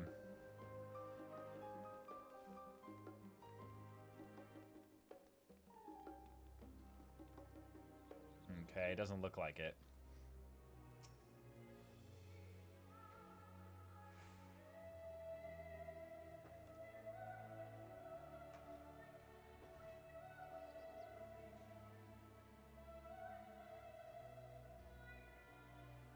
An unusual shape, isn't it? I assure you, however, that it's a perfectly functioning aetherite. Remember to attune yourself before we move on. Now, being the diligent tour guide that I am, I should make mention of the Confluence, a research facility located on this very plaza. Its much vaunted discoveries are the reason Charlian stands at the forefront of teleportation technology, in deciphering the underlying principles of Allegan aetherites. It allowed us to understand and reconstruct what was essentially a lost art. And off we go to the next destination. Our path leads northeast to the Agora, Charlian's largest marketplace.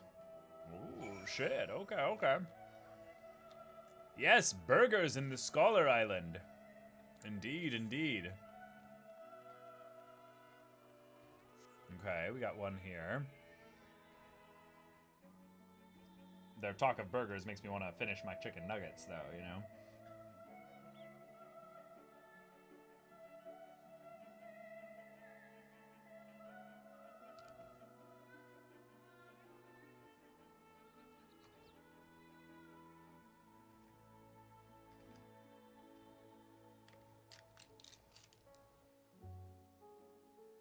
FF15 was where we had the car crossover event with Noctis and all that, right?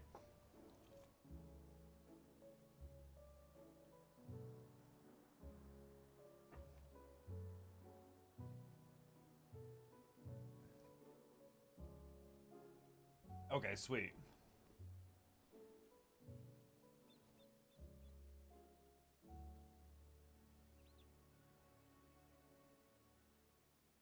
Speaking of which, what Final Fantasy games have y'all in chat tried?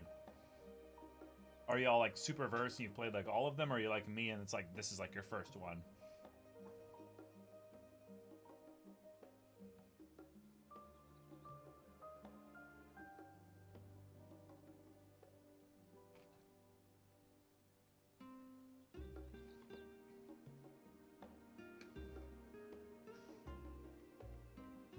All of them? Okay.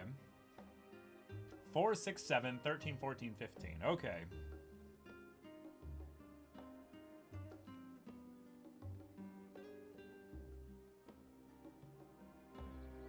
Wow.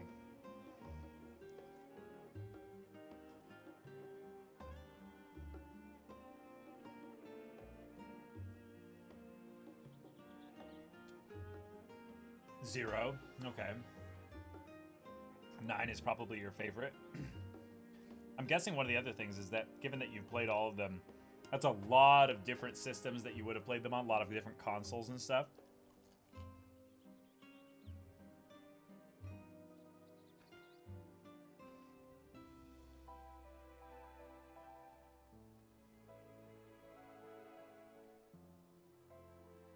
Because I believe FF is one of those game franchises that's been around for almost 40 years, right?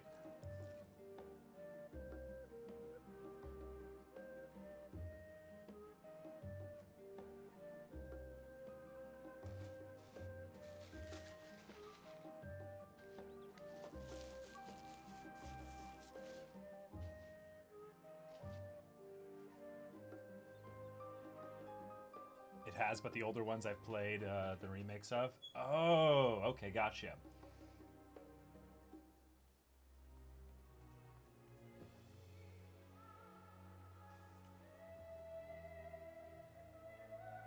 Oh, so is that why the Final Fantasy VII one was such a big deal as a remake?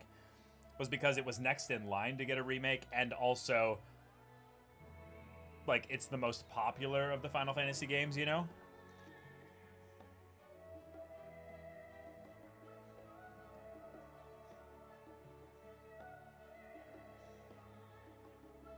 Gotcha. But it was no great surprise that it was getting a remake. It was just a, to what scale are they remaking it?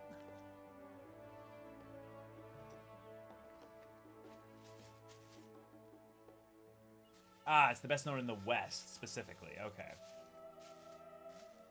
Yes, I heard about that, Ali. Yes. It's so awesome having, like, the creator of your franchise basically come over to your game and be like, oh man, I've fallen in love with Final Fantasy all over again through your game. You're gonna be like, oh my god, fanboying like crazy for Yoshi P. I mean, and the entire Final Fantasy 14 team, really, but just...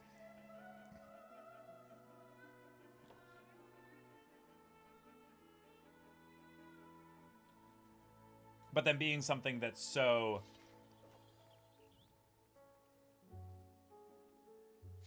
Something that's so unique, given that Final Fantasy XIV did not have a great start, you know, and that it kind of basically fell to shit on launch. Honestly, you would love to play them if you ever get the chance. Okay.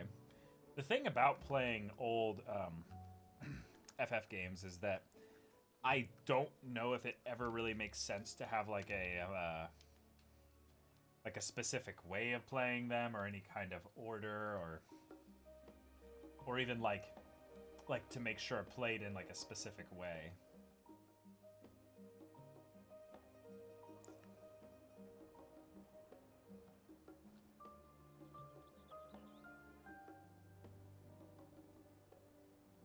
Yeah, it is the definition of that. Absolutely, Allie. Yeah.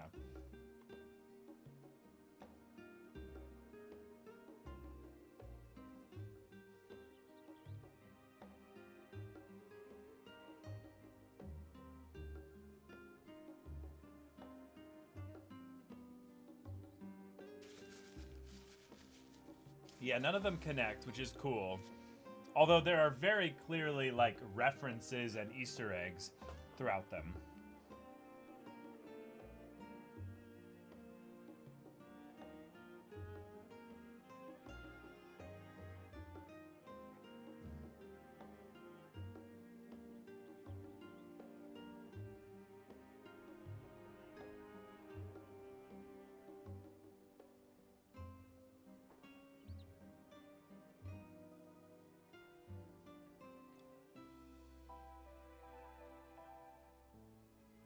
Weirdly enough, Stroll, I would say it's like the opposite of JoJo. JoJo, there is very much crossover from part to part.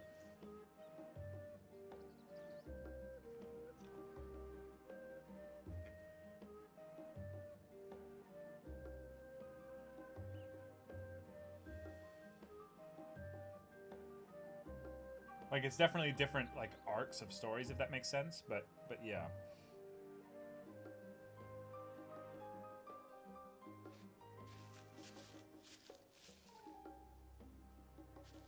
If you want to try 10, is the place to start. 10 is probably the most popular after 7. Isn't 10 the one where the Gunbreaker came from? I'm trying to remember.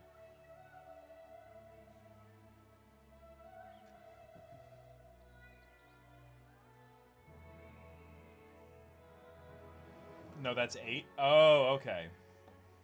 Gotcha.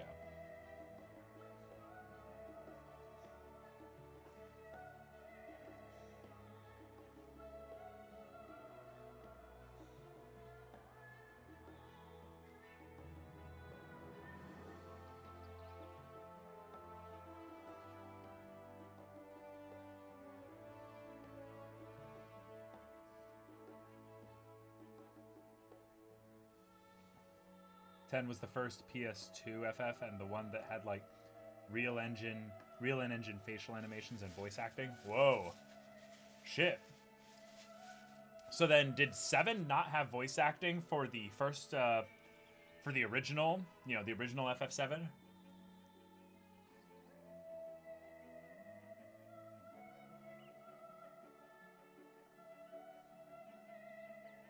No. Wow, that's impressive to be able to have one of the most legendary RPGs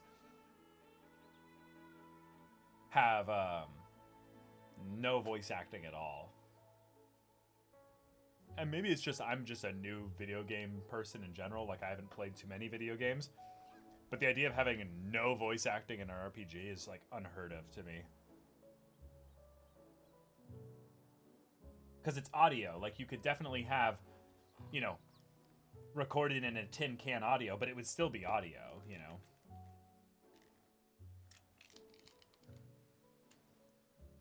Oh, gotcha, True Warrior. Okay, so they had an NPC or a PC or a companion of some kind that had the gunblade, and it made it really popular.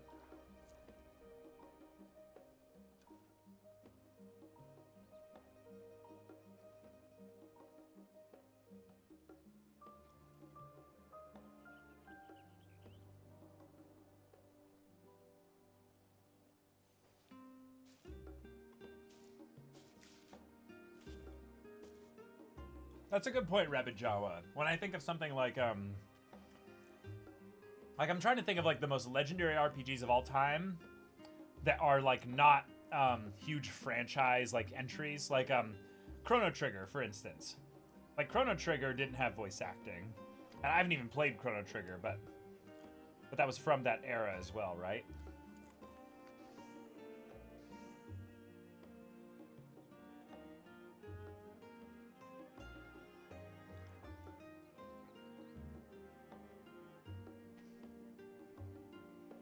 Oh, have a good one, Allie. Thanks for joining the stream.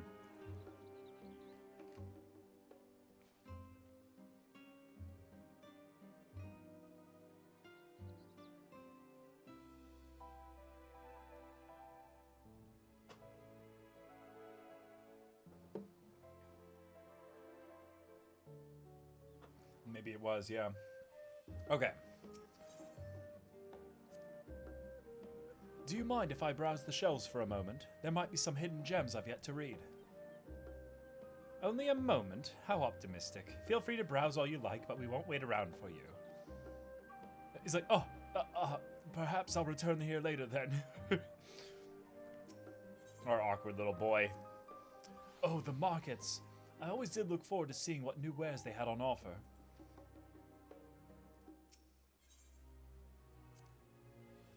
You've attuned yourself to the Aetheryte, then let's continue on to the Agora. These little open-air bookstalls are so uniquely Sharlayan. I'd always thought them a common sight until I visited other nations. Yeah, that's, definitely not a thing you would see, well, like, in many places, even in the real world. Is this open? Wait. Emmerich? Emmerich? Oh, that's funny. Someone literally cosplayed as Emmerich. Okay,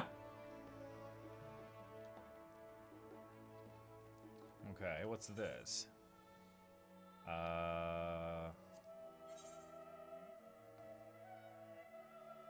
This gear, this 515 gear, is basically better than what I have right now. Wow. Yep. Do be like that, I guess. Let's repair our gear, though.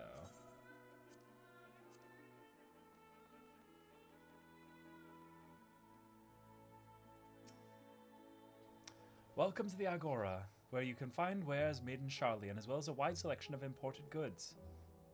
They also used to sell questionable prototypes from the various research institutes, but I think that practice has thankfully died out, for the most part. Otherwise, I can think of no better place to stock up for your next big adventure. Am I overselling it? On a more serious note, the next stop on our tour is one which has particular relevance to our ultimate purpose here. You must head back to the Aetheryte Plaza, follow the path north, then climb the stairs up to that imposing building at the very top. Or we could just, you know, run along the side here.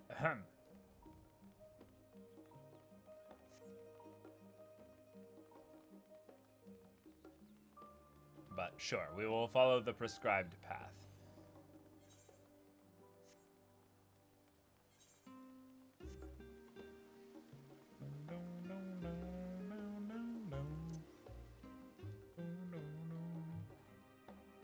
Aldebert. Ah. Perfect. These little decorative features are typical of Sharlayan architecture. Aside from the research wing, our headquarters on the Isle of Vol were rather simple and rustic by comparison. This is the Nymphaeum, an area dedicated to the blessings of water. For Sharlayans, water represents more than a life-sustaining liquid. It is a reminder of the great flood which precipitated the birth of our nation, as well as a symbol of the knowledge which flows from Thaliak's divine ewer. This is the reason you see an abundance of fountains throughout the city, and a propensity for utilizing water as a decorative feature in our architecture. Okay.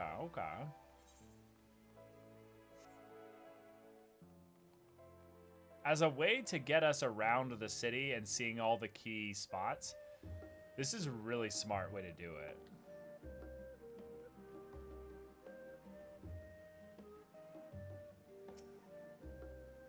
This grand structure before you is the Rostra. The name refers to the original public platform erected here, upon which a forum of elected representatives would deliver orations and debate policy. Although the stage has since evolved into council chambers, the nature of the forum and the duties of its members remain largely unchanged. Am I boring you, Raha? You seem awfully distracted. My apologies. From here, one can see the entire city spread out below. Yes. Should have G-posed here. The vista put me in mind of my arrival in the first. Those who had gathered at the Crystal Tower asked me how they might go about building a new home. Naturally, my answers were all inspired by my knowledge of the finest settlement I could think of, the great city of Sharlayan. Wow. That's clever. And bit by bit, those few buildings grew into a town, a community, the Crystarium. I can almost see its echo. I see. Feel free to come up here whenever you wish. I don't think the counselors would object to you simply enjoying the view. Such memories should be treasured. For now, however, the tour must go on. Our spectacle of sightseeing continues with the fittingly named Journey's End. Walk down the stairs to the east and continue straight ahead.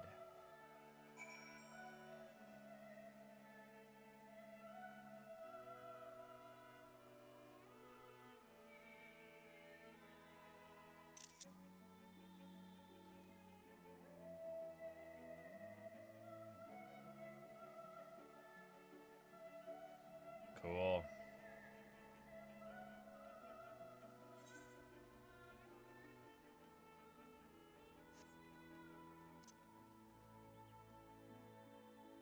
Aye.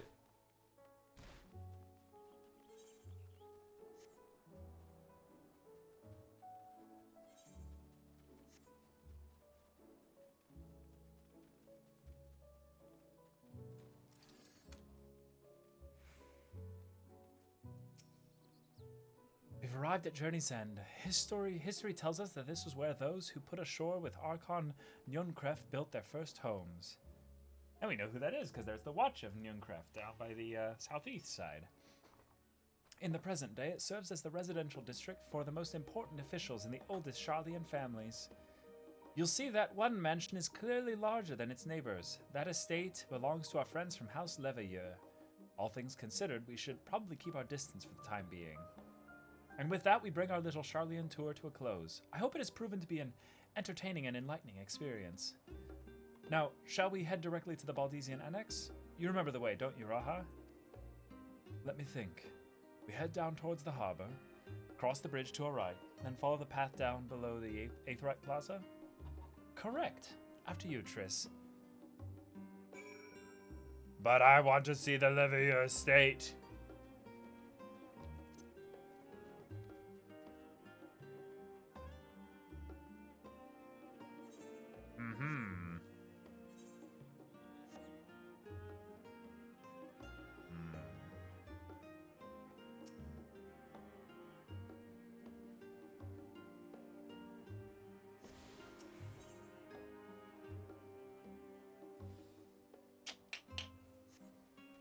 All right.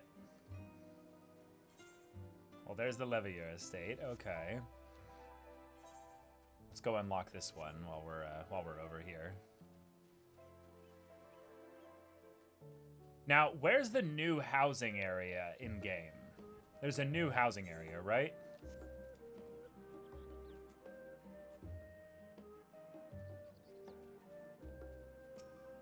I think it's in Ishgard, right?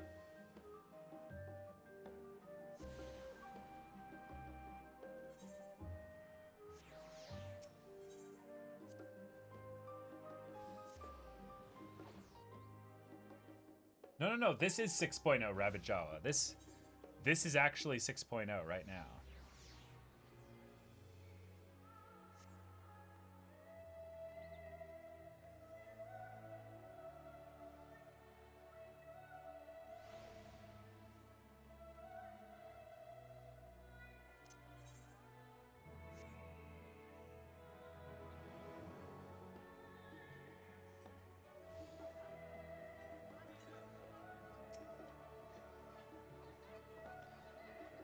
Yes, there are still places to go and things to show you. Come along.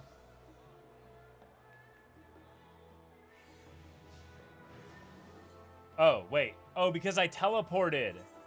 Oh, because I teleported, I lost them. Oh, whoops. Whoops, I get it.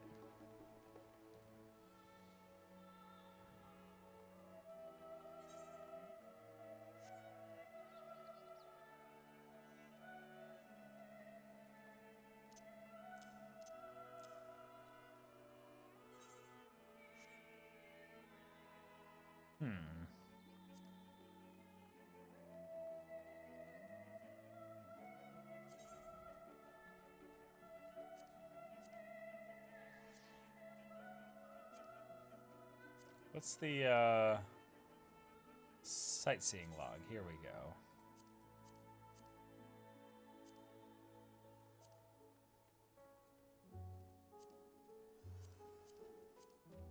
Okay, so we haven't unlocked anything new yet. Okay. As the joyous look on Raha's face has undoubtedly informed you, this is the Baldesian Annex. If you continue up the hill, you'll arrive on the doorstep of Phenomenon. But I think we've explored enough for one day. We can take you there another time. Inside with you, then. Okay.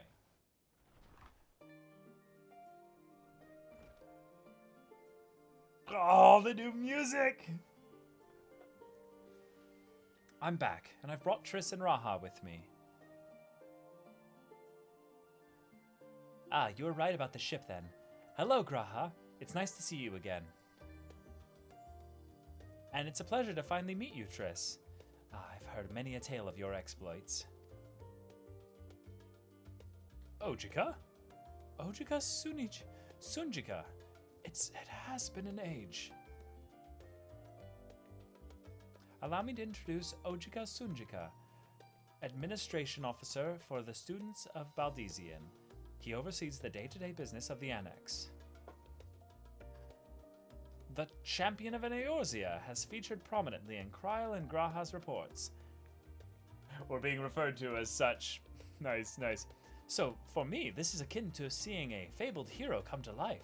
It is an honor to make your acquaintance. This place is like a second home for the students. The Isle of Val served as our main headquarters, of course, but we often had occasion to visit Charlian. Whether to make use of the city's research facilities, attend conferences, or procure supplies from distant shores. And the annex here was built to provide lodgings for our members while we engaged in such activities. Ever since our former headquarters, along with the isle itself, vanished, the annex has served as our base of operations. And yet it feels so empty. With so many lost to us, our organization is a shell of its former self. The day will come when we will see the students rise again. But first, we must ensure that the Tolafroi fall.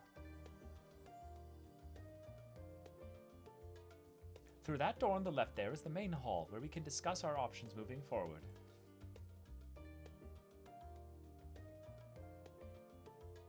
Once everyone arrives, that is. You probably have time to rest before our discussion begins in earnest.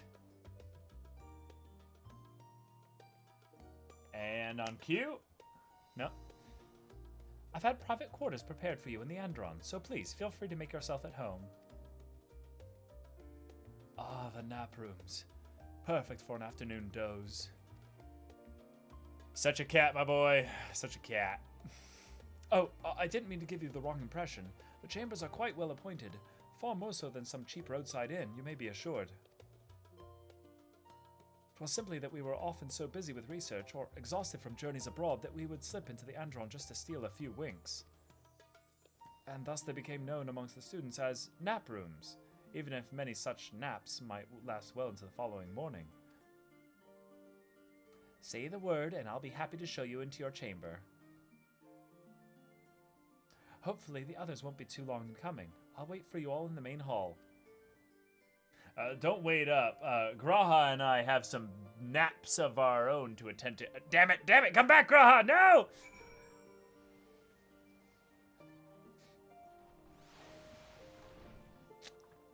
Foiled again.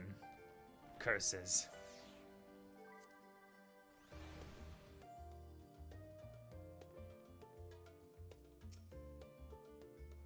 Feeling refreshed and alert? I would be feeling even more refreshed if I got some time alone with my cat boy, but... Our colleagues should be wandering in soon, so I suggest we stay here and wait for them to join us.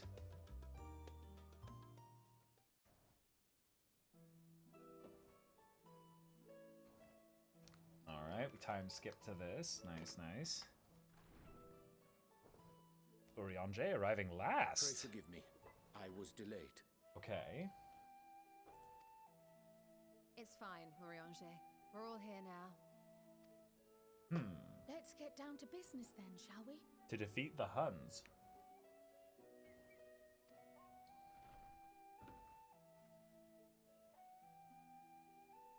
Come what may, we must prevent the Telophoroi's plans from coming to fruition. At present, I see two paths for gathering the information which may aid us in achieving that goal. Oh, cool. This is like in Shadowlands when we got to choose whether we would go meet up with Alice or Alphino first. The first involves an investigation into the change which has come over Sharlayan, not to mention the recent inscrutable behavior of the Forum. As most of you know, the 99 members of the Forum are elected from the general populace. This alone guarantees a plethora of opinion with regards to foreign policy. The bibliotheques, for example, are a group of conservatives which would have Sharlayan focus on recording history, while remaining entirely uninvolved in the making of it. And at the other extreme, we have advocates for proactive diplomacy and direct intervention. My grandfather Galef was one such member, as was Archon Louisois. Ooh, okay. Yet despite our diverse factions and philosophies, the recent vote to deny Eorzea's request for assistance was unanimous. Whoa. Even more concerning was the fact that many cited other, more pressing duties as justification for their recalcitrance. Okay, that's really Fushino's weird. refusal in Gridania had those same undertones. 'Twas as if, having stared unblinking into the face of impending doom, it simply turned away to pursue something more important. Right. But what could that possibly be? Yeah, I think Sharlayan could have access to something that would give them a measure of, not clairvoyance, but some kind of guarantees about the future. A mystery indeed, and one which I ask for your help to solve. Our future may depend on it. As for our second potential path, it concerns a request made directly to the students of Baldessian. Okay.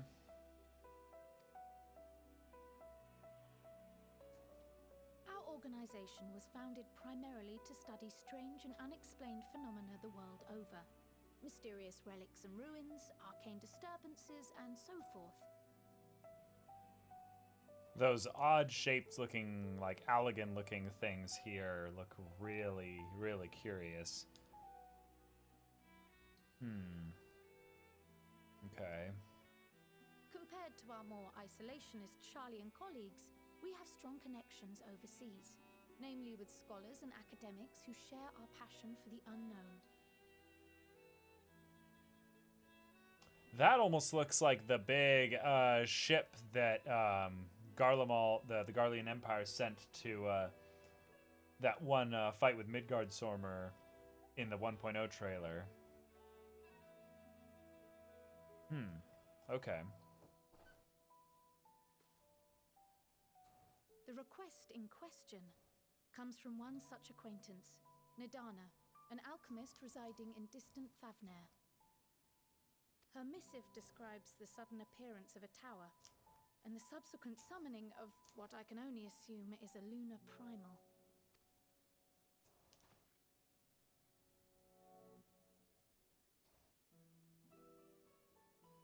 In response to this threat, the Satrap of Radzat-Han, the individual who governs the city-state, has instructed the alchemists to find a means to deal with the spire. Right, alright.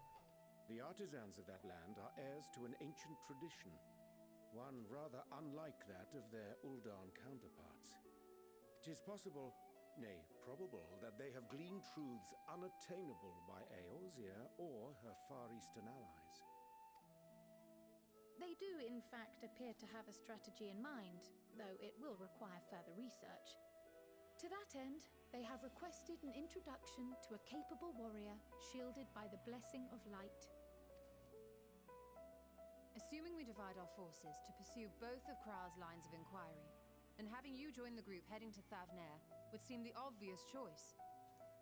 Sure, but we don't split parties in my group. But the investigation in Sharlayan is of vital importance as well. Equal, I think, to the Thavnarian one, given that the fate of the world may hinge on the results of both. Yes, it is quite the quandary. Though it is a great imposition and an altogether too common one, our efforts would be more likely to succeed exactly. for you to lead the charge on both fronts. Fantastic. So we'll do both.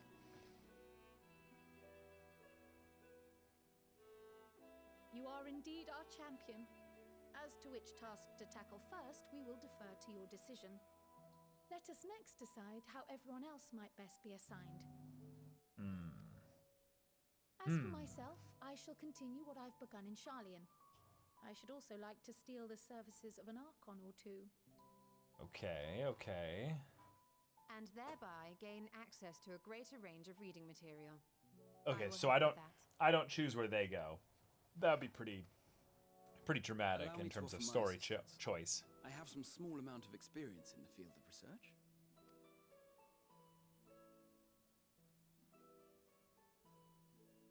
Alize and I would also like to help, if you would have us.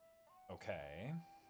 Anything to understand even a fraction of what our father and the Forum might be thinking. So... Of course, the more the merrier. So we could hang out with the bookish, non-combat kind of stuff first, and then go over to Thavnair and deal with a Lunar Primal, which will probably be the, like, you know, like the Thancred and Urianger kind of squad, you know, along with perhaps Estinian as well. Right. The rest of us will make the journey to Thavnair. Right. Any objections? Objections? Yeah. I love how everyone's still a bit stiff with Estinian. To infiltrate the Empire, and though I'm not qualified to give a guided tour, I did gain a sense of where things lie. I'll be happy to have you along then. So for this group, it will be you, me, and Urianger. This is the bro squad. Holy shit. And I'll supply you with all the details of Nadana's request.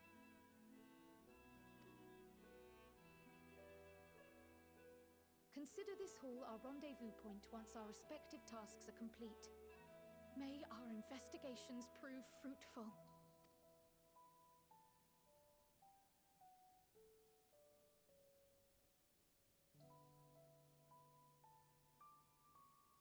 All right. Very relaxed, like, you know, quiet pacing, you know, for the beginning of a expansion called Endwalker.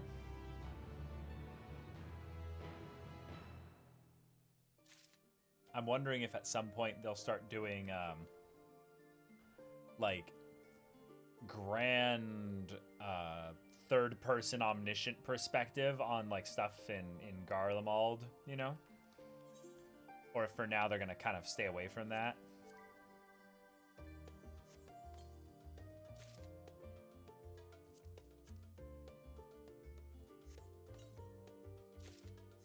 Alright, let's see our new gear.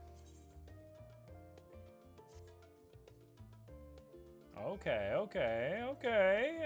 I dig it.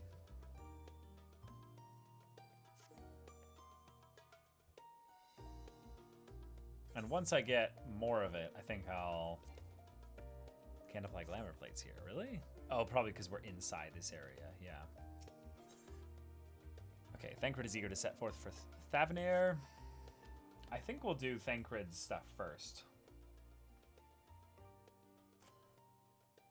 I have Kryle's instructions in hand.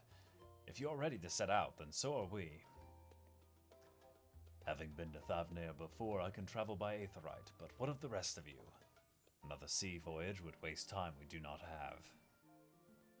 Kryle was of the same mind, and has already secured the aid of the good folk of the Confluence. We'll take ourselves there. Nani? The Confluence, thou sayest? I'm afraid so, my friend. History.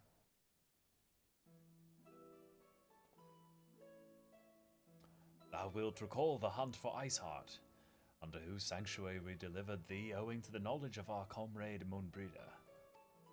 Ah, Moonbreeder. Made our boy Urianger realize, I caught feelings. I caught quite a few feelings. Yeah, Urianger's gotten so much more interesting over like the many hours I've had playing this game, but like that stuff with Moonbreeder was rough. Like it was just like bah bah. Moonbreeder was an authority on aetherology, a field of study she did embark upon in pursuit of her parents' example. Both are authorities in their own right, and both are researchers at the Confluence. Oh! Haven't you gone to see them yet? Nope. I attempted to do so earlier, but to my shame, my courage failed me at the last. As it hath, the many times I thought to reach out to them after sending that fateful letter. Neither time nor introspection have revealed unto me the words I should speak, and thus have I kept my silence. Estinian's gonna be like, dude, bro, just do it. Whether you come with us or no is your choice and yours alone. If it is too difficult, we'll manage. That's actually very kind of Estinian, yeah. Thou art kind to say so, but I have no intention of forsaking our cause. I shall go to the Confluence, and I shall face that which hath long been overdue. If it's settled, then let us be off. When we arrive, we should look for a researcher named Kite. Or Kita.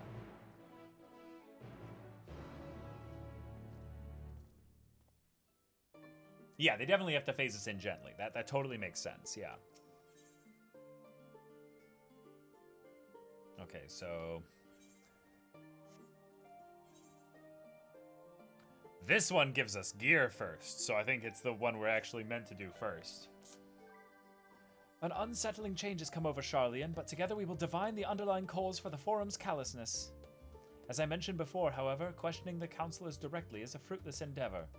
They seem to have already come to a consensus as to what and how little they are willing to divulge. Which is why I began scouring Charlian's archive of historical records for any hint of a connection to the final days. Suffice it to say that progress has been slow. There are only so many dusty pages one can skim in a day. But now that I have this band of willing reinforcements, the search should proceed all the swifter. Let us reconvene outside Numenon, shall we? Exit the annex to your right and you'll find the archives on the western edge of the woods.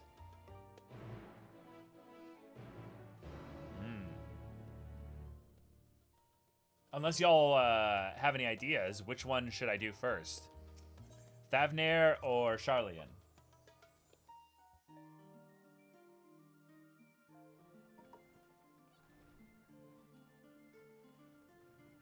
What's this? Oh, okay. Hold on. Let's go in here and do some glamour stuff real quick. Okay, so we got our bell.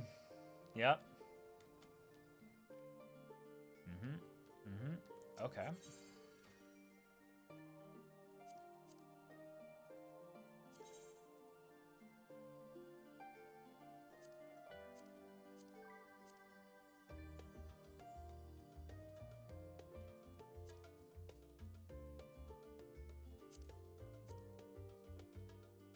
I think...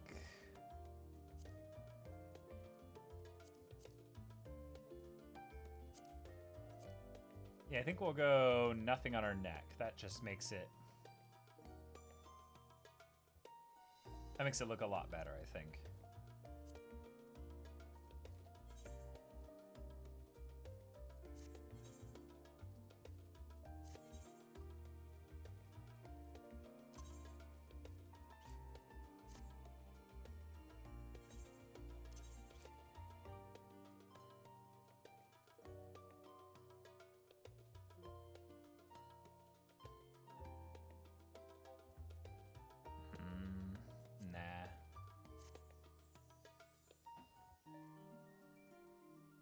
could have just done this.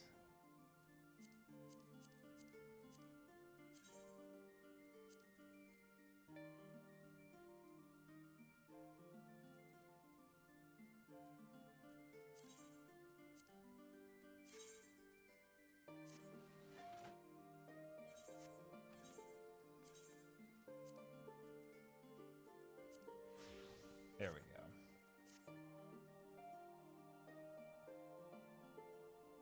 Weird.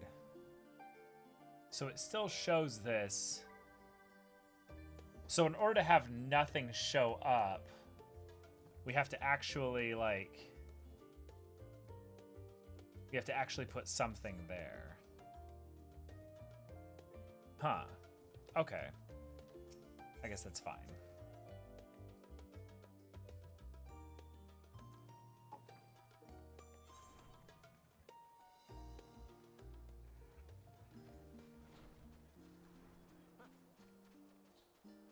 So Thavnir is up there.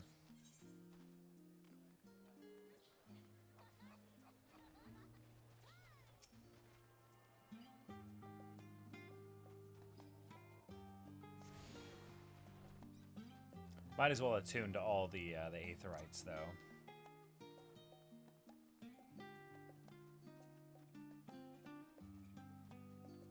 This is cool. There's like a little forest in here, too. Like, this is way preferable to Gridania in my mind. Like, it's open, but it has still a lot of, like, it's open and green, but it still has a lot of, big architecture and stuff. Like, Gridania feels like kind of like a scuffed Ewok village at times, you know? Okay, so which ones haven't we? The Rostra and the Studium. Well, no, we are at the Studium, so the Rostra is up there. Okay.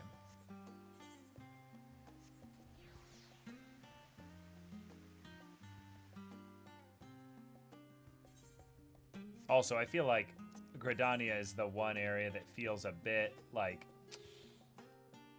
it was meant to have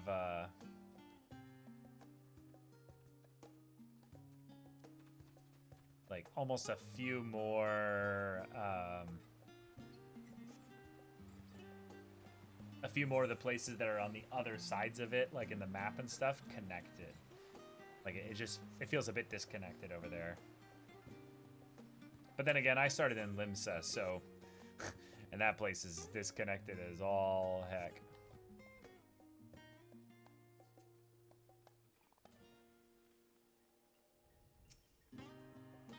All right, cool.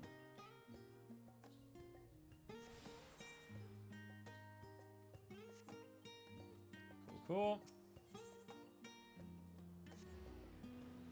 Nice.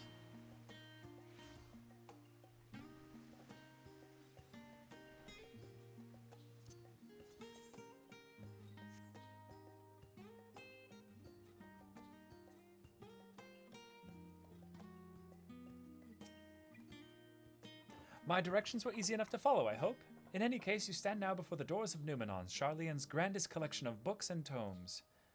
This building is actually only an entrance, and one of many at that, for the archives of Numenon extend deep into beneath the surface like the roots of a tree. The vast halls of the great Gubal Library pale in comparison to Numenon's endless maze of subterranean chambers. Any citizen of Sharlayan is free to enter and peruse its shelves. Well, most of its shelves. Only Archons are afforded access to certain restricted vaults. I've dispatched Ishtola and Raha to investigate those. Meanwhile, Alice and Alphino will help me continue my search through the stacks open to the general public. Your status presents more of a problem. As a non-citizen, you are only permitted to browse the first floor here at the entrance. Even so, there should be a number of books which touch upon Sharlayan history or foreign policy. Your task will be to find and study the relevant publications. I promise you, a working knowledge of those subjects will make it far easier to spot the sort of clues we're looking for. Let us be about it then, shall we? I've told the others to meet us at the stone benches over there once they found some promising tomes. Happy reading. Happy reading! Me trying to get my friends into Final Fantasy XIV. Happy reading!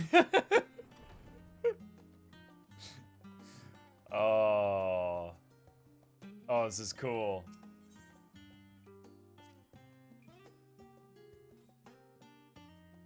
Long, long ago, on an island in the northern sea, there lived a Rogadan man by the name of Njunkref. Oh, okay, this guy's name has been said 3 times now. Njunkref was a student of astrology, and he divined that a flood of terrifying proportions would soon sweep over the lands of Eorzea. So it was that he built a gigantic ship, assembled a crew, and set sail for that imperiled realm. The flood arrived as foretold, and to their horror, the strangely churning waters drove the people towards the ocean. It was there, however, that Njunkref's crew hauled them aboard his ark. But the danger had not passed. A towering wave approached, threatening to smash the vessel to pieces.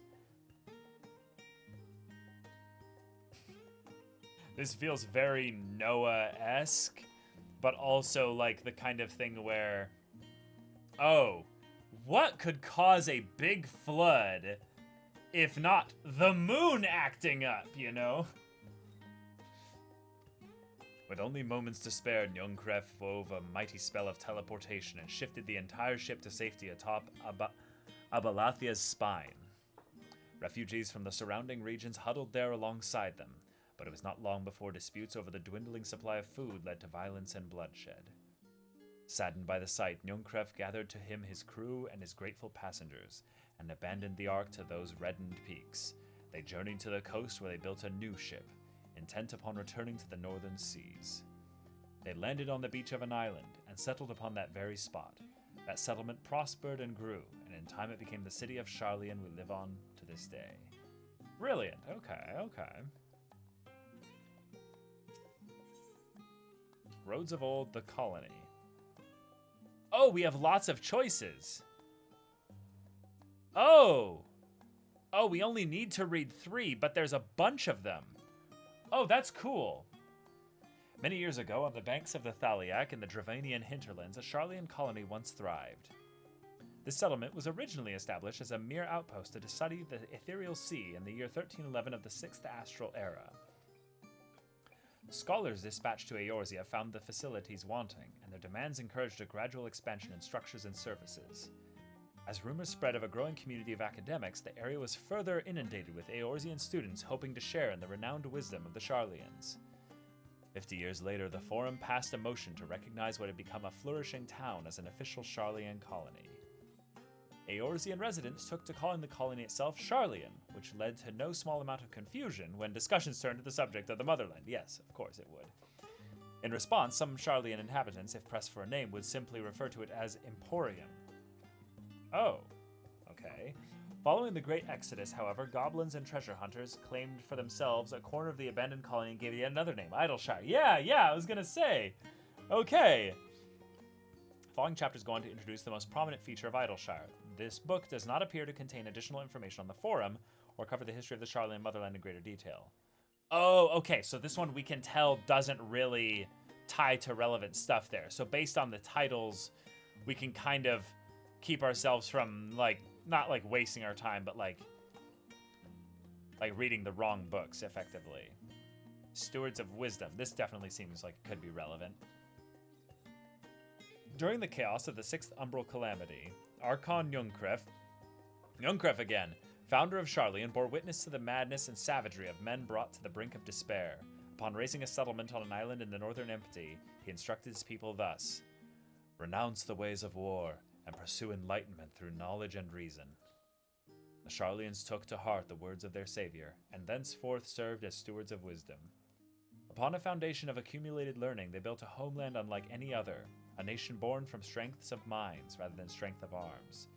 With knowledge of economics came shrewd trading, with knowledge of agriculture came bountiful crops. Engineering brought wells and sewers, ending squabbles over water. Wealth of expertise could be bartered for wealth and coin, and the more their wisdom spread throughout the world, the more mankind as a whole would thrive. And so it was that no matter the trials and tribulations of the age, the citizens of Sharlayan would live by their founders' teachings. For the sake of a better tomorrow, for the sake of a brighter star, they would eschew the tools of war, and with knowledge deliver the world. Yeah, that was definitely a relevant one, for sure. Well-worn manual and blue-covered book. Okay, so this one, definitely. Forever 20 Summers.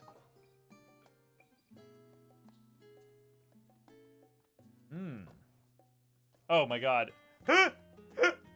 Never mind. This is not the relevant one, but we're definitely going to read this one. My beloved seekers of knowledge, have you ever put learning before your health and neglected to feed and rest your body as you should?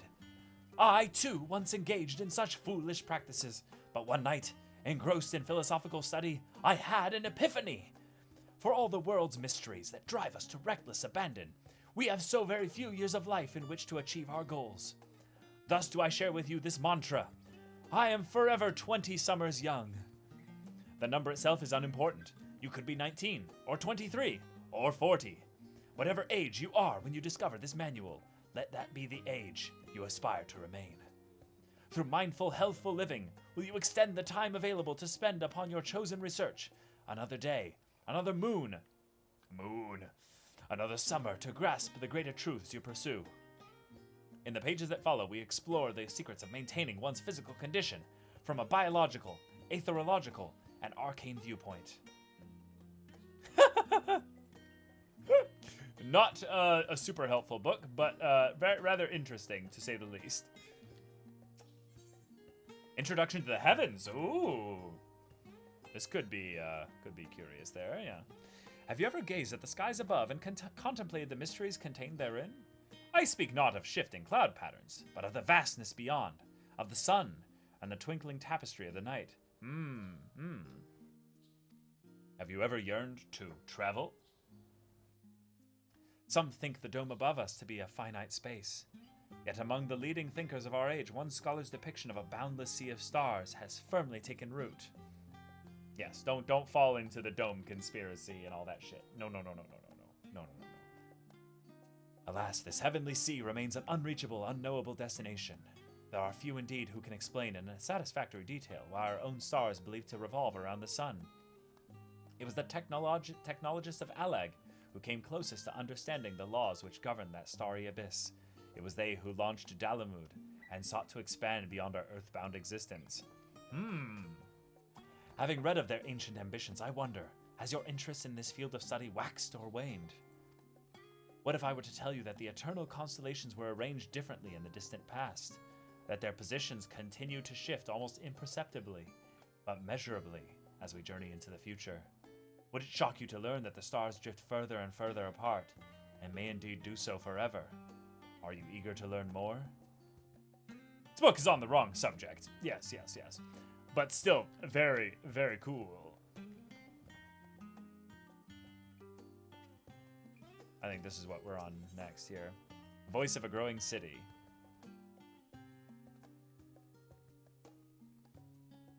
In the years which followed the founding of Charlian, civic policy and other matters of import were decided at the Ecclesia, a public forum at which every citizen was eligible to speak. As the city's population grew, however, this format became increasingly impractical. The larger number of participants gave rise to ever longer debates, resulting in significant delays of vital resolutions. Various measures were introduced in an attempt to curtail protracted discussions, but in the year 201 of the 6th Astral Era, it was ultimately decreed that Charlians would transition to a new form of governance. The nation would now be led by a body of 99 members, citizens chosen from amongst their peers by means of nationwide vote. Thus was the forum as we know it today conceived and created. Okay. Nice. So we got it.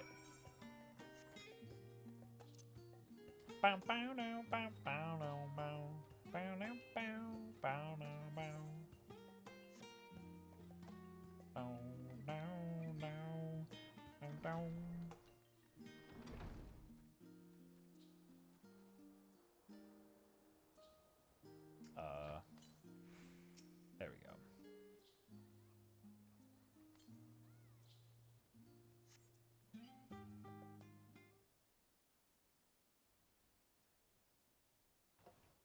Hey!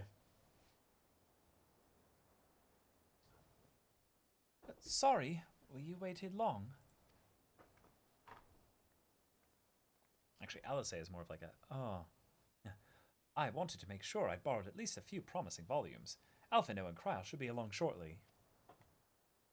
I was delayed in similar fashion. As far as I could see, no titles in the Archon stacks mentioned the final day specifically, so we have no choice but to start with the tangentially relevant tomes, if they are even that. At present, the plan is to skim through as quickly as we dare, and share our discoveries as we make them. It would have been nice to invite everyone to the estate, plenty of comfortable places to read, and a ready supply of hot tea. Oh, I was always quite fond of reading outside. But it's not about the little pleasures, is it? You miss your home. It's been difficult. After our arrival, we managed to speak with one of the family servants and ask how things were. It seems our dear father has instructed the staff that even if Alphino and I were to return to Charlian, we were not to be allowed across the threshold. Shit. A harsh measure indeed. I hope that our efforts to understand his position and that of the Forum will perhaps lead to a reconciliation. We'll mend this rift one day, I'm certain of it. And what of you, Graha? Have you been to visit your family? Or do they not live here in the city? Well... my situation is also somewhat complicated. I was raised in Charlian, yes, but I was born rather further away. It's kind of crazy to think about the idea that Graha hasn't seen his family in like 100 years. Like just a thing of like, yes, his situation is not just complicated because of being raised in Charlian, yeah, but because of all the shenanigans of Shadowbringers and the Crystal Tower and all that. My boy has like lived 2 lifetimes, basically, or like a lifetime and a half away from family and all that. And now, yeah. Yeah. In the southern reaches of Ilsabard, in fact, for generations my people have dwelt in Corvus, the coastal region opposite the lands of the island of Thavnir. The Alligans founded a city in that fertile land and by ship brought in the subjugated tribes of the Mikote to serve as laborers. Ah, shit. Some old history here. Of course, the massive earthquake of the 4th Umbral Calamity brought an end to the Empire's reign, and when the 5th Calamity froze the seas solid, many of the tribes still living in Corvus braved the journey back to Eorzea. My ancestors, however, chose to remain. They might prevent the remnants of the Allagan technology from being misused. Isn't Corvus under Garlean rule? For the past 50 years, yes. Some semblance of local culture remains, as is the case for most imperial provinces. Garlemald renamed the region Locus Amenus. Oh! Wait. We were just getting details of that earlier. Ah! That lighting change, nice. When I was a boy, a nearby town came under the jurisdiction of an illustrious imperial family, the nobles of House Darnus.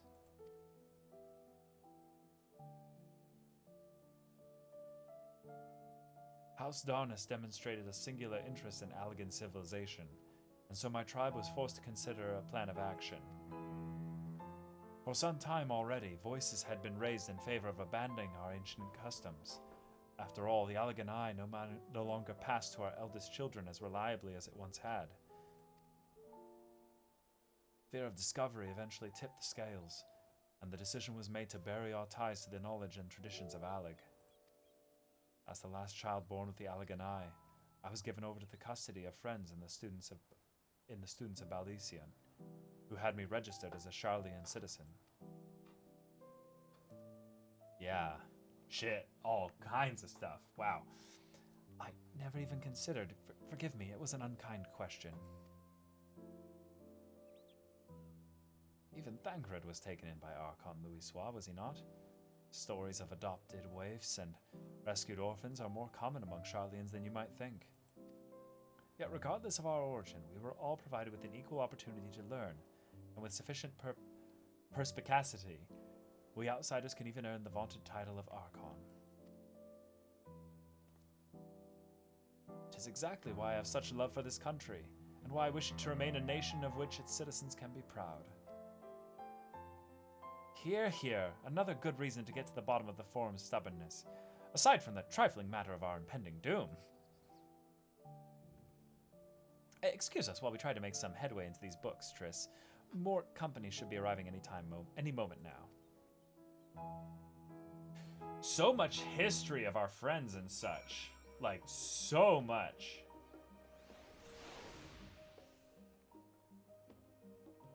Like, a ridiculous amount. This is interesting, like... My general thought as to why we would have so much time spent with individual characters and such is like, oh, we're not going to necessarily spend as much time with them later, or this is a thing of where all this stuff is like tangentially relevant to the themes of the story moving forward, or specifically the stories of the zones that will be coming up. We've returned with our selections. Although I must say, the pickings were quite slim indeed. Mistress Kryl has already flicked through every history book devoted to disasters, and more than a few which barely made mention of them.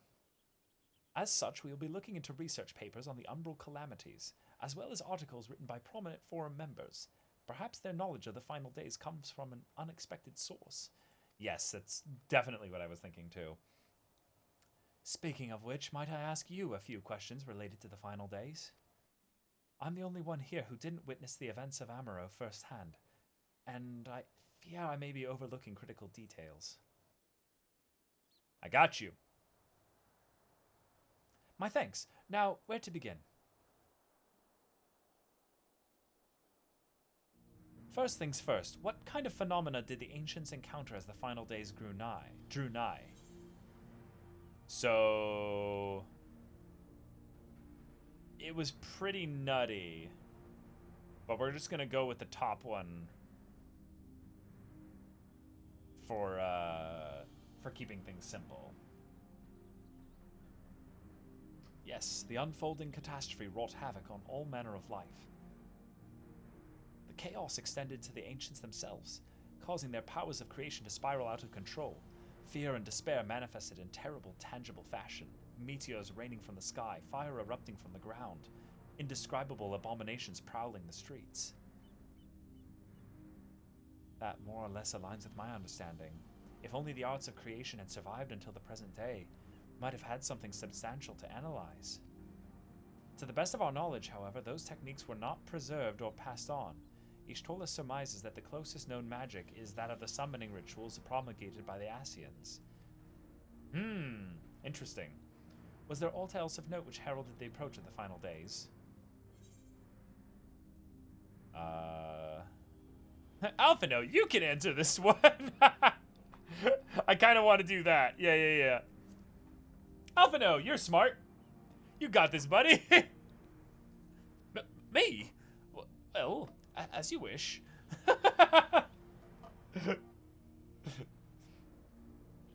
The Amarotins were debating the cause of an anomaly which had been observed in the lands across the sea. By this fact alone, we can deduce that the final days occurred not all at once the world over, but rather had a point of origin from which it began to spread. Others also spoke of a keening sound rising from the land itself, just before a region was visited by catastrophe. We never did hear this sound ourselves, of course, thrust as we were into the midst of the madness.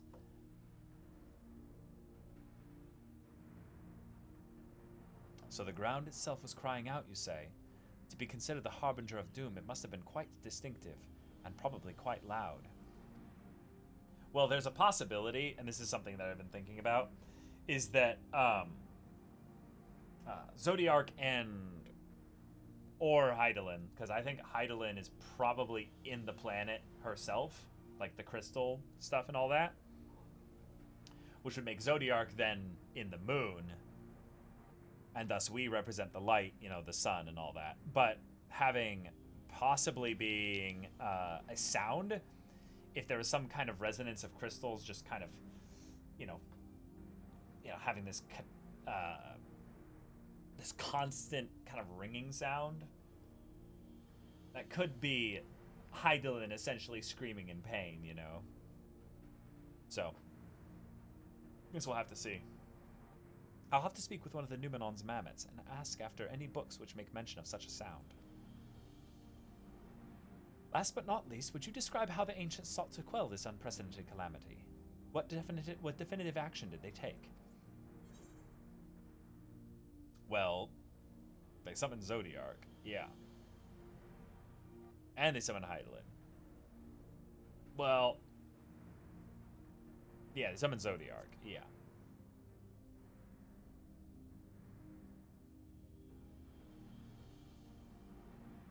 Yes, with Elidibus serving as his head, so many gave themselves in sacrifice to bring him into being. We do not know exactly how Zodiark brought salvation to the star, only that by his godlike will were the laws of nature set aright. Then, once the balance was redressed, the ancients offered up a further sacrifice to heal the ravages of the final days. Lives sprouted anew, and it was these fledgling souls they intended to render unto Zodiark, a trade that would have allowed them to resurrect the shades of loved ones absorbed by the primal. Or might have, had Venat and her fellows not manifested their opposition in the form of Hydaelyn.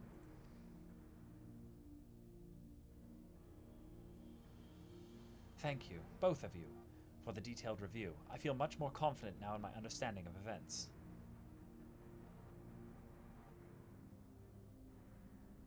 With all that freshly in mind, it does make me wonder what the Telophoroi truly mean when they speak of bringing back the final days. We've seen what they were doing with those towers of theirs. Is forcing people to summon primals a kind of catalyst? Are they attempting to mirror the conditions caused by unstable creation magics?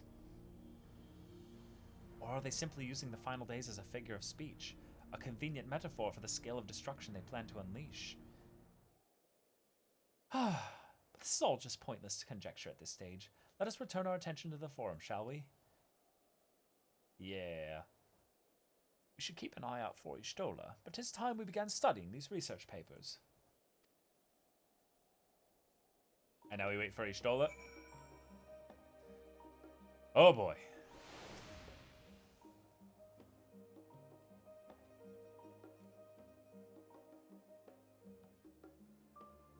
How's everyone doing, chat?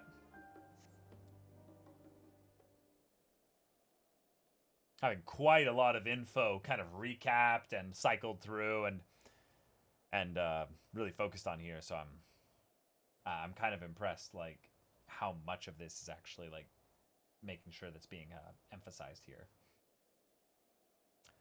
I'm the last, am I? Well, my extended search of the Archon stacks produced one or two possibly useful books, but I wouldn't get our hopes up. If you recall, Urianger learned of the source's reflections from the Gerun oracles. For its potential to cause panic and confusion, that tome was deemed apocrypha and sealed away in the Great Gubal Library. It is even less likely that knowledge of the unsundered world, not to mention the horrors of the final days, would be left sitting on a shelf for any curious scholar to find. It stands to reason that my colleagues, be they archons or counselors, should perforce be largely ignorant of the subject. Okay. Yet when you confronted Master Fortunault with the knowledge of the Telophoroi and their machinations, he scoffed at the suggestion that they posed a threat. He seemed adamant that the Forum would know if the final days were truly upon us. Yeah, it's almost as if he knows, like, what the actual precedent and when and if and all the setup for the final days would actually be. Which only supports the conclusion that whatever privileged wisdom is guiding the Forum's behavior, it is being kept secret from the rest of the nation. Oh, I just heard like a heartbeat there. What was that sound? Okay. Not that I mean to excuse myself from reading duty. Whether they contain mention of the final days or no, these books could yet hold something of value. You weren't thinking of leaving, were you? There's plenty of work for everyone. More reading? That's meta. Our own avatar, our own character was just like, no, please, no more. That was your character's heartbeat as if they were gulping. You labor for what feels like an age as Y'shtola's research assistant. And the Warrior of Light was wrecked with knowledge. Oh dear, you look exhausted. But what about your studies? Were you able to find any books on the subjects I mentioned? Then the days was well spent. Should you wish to read them again, a mammoth at the reference desk will point you in the right direction. For the moment, though, I suggest you take a well-deserved rest. We might be occupied with our research for quite some time. Thank you, thank you. Holy shit, that was a lot of dialogue.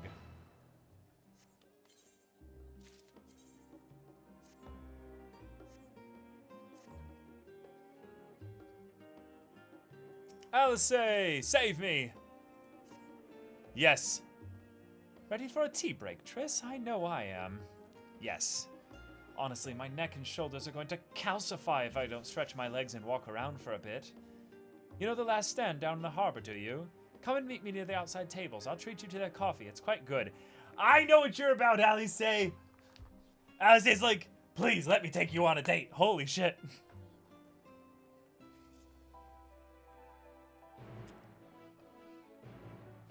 Date with Alice.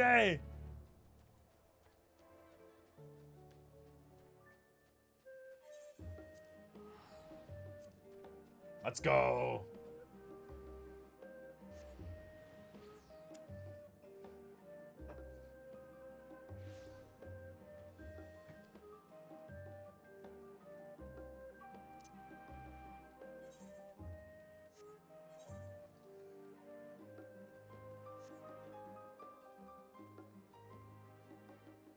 One of my favorite parts in Heaven's Ward was our date with Amaric. So now getting to hang out potentially with Alice is just gonna be awesome. As busy as ever, I see. How very Charlian that no other gourmet cafe has sprung up to compete for customers. Actually, this crowd gives me an idea. Before we place an order, why don't we ask a few questions and gauge the mood of the city? I'm interested to hear what the average citizen has to say about the Telophoroi. We might even learn something new. Worth a try, don't you think? Alice is now accompanying you! Yes!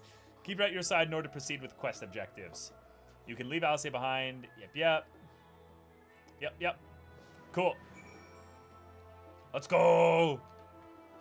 Let's go, girl. What is it? Can a man not enjoy a moment of private respite? If you're looking to share a table, then I respectfully request that you look elsewhere. Misunderstand, sir. We were simply wondering if you knew of the Telophoroi. These enemies of peace have promised an end to all we hold dear, and... Wait. You're that House Leveilleur girl, aren't you? And this woman with you is obviously a foreigner. I've heard you were disowned for helping outsiders indulge their barbaric whims, and here you are giving truth to the rumor. I'll thank you to leave me be. I've naught to say to the likes of you. Well, I must apologize. 'Twas foolish of me to expect an ounce of civility from one so enlightened. Come, Triss. Jesus. These people. Holy shit.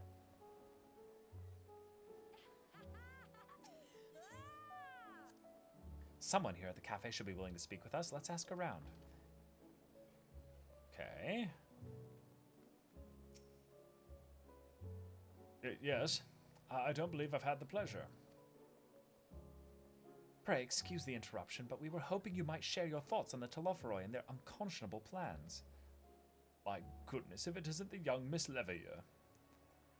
My apologies, I work in the offices of the Forum, and if word reached Master Fortunaut that I was helping you... I see, we're sorry to have bothered you. Awkward. Dickon! Bless this game. And their incredible names. Dickon. I've heard of Rickon. And I don't know. Chicken. But now we have Dickon. Amazing. Welcome, madam. What can I offer you today? Wait, is that Mistress Alice I see there? My word, how long has it been? Far too long. Meet Dickon, the owner of the Last Stand. I used to frequent his cafe on occasion, in between lessons at the studium. That seems like an age ago now. I remember hearing that you and Master Alphino had set sail for Eorzea, but then you never came back. Lately there's been gossip about your father disowning the pair of you. Everything all right at home? Nope. It's complicated, and I hadn't expected complete strangers to be so familiar with our situation quite so quickly. Everyone has an opinion, it seems. Well, it is House Leveilleur. No matter how discreet Master Fortunaut may have been, news of your family's doings never stays secret for long. Things being what they are, what brings you back to the city now of all times? We have questions, and only Charlian has the answers. Tell me, Master Dickon, have you heard anything about an apocalypse called the Final Days? What? Like the end of the world? Nothing like that, I'm afraid. And that's what you're here to find? Information on this apocalypse? Yes, whatever we can learn. Unfortunately, your patrons appear to be unwilling to speak with me. I wish there was more I could do to help.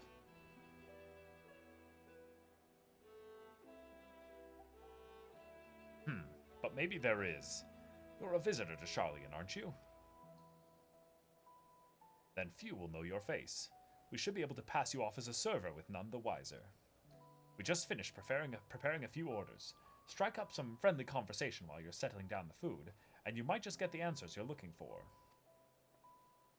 Not a bad idea. I hate to ask, but what do you think? Yes!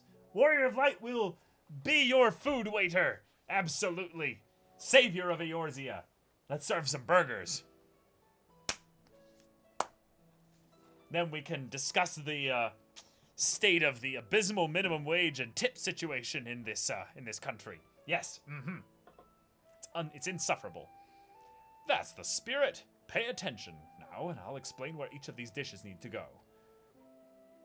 The tea set is for the chatty group sitting by the water's edge. The omelette is for one of our regulars, a Highlander by the name of Gisla. She's sitting at an outside table with a friend of hers. Behind them, you should see a Mikote gentleman. He ordered the oven-baked lobster. Not all that? If you're not sure, just ask and I'll explain again. Good luck. Okay.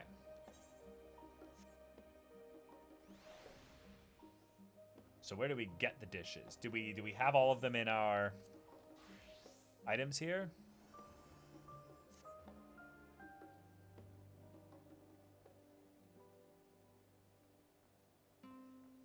I guess not.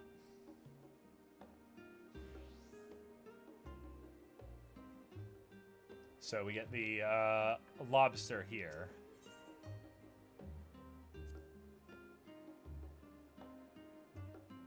Oh, whoops.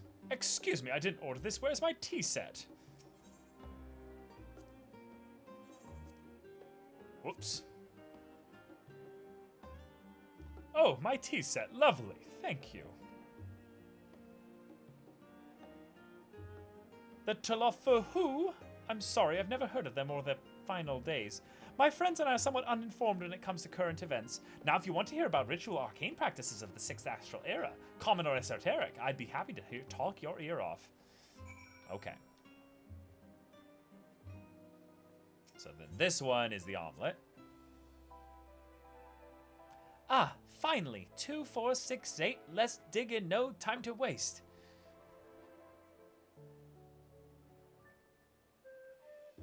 What? The Talofaroi? Ah, yes, I remember seeing the name in the latest Gazette.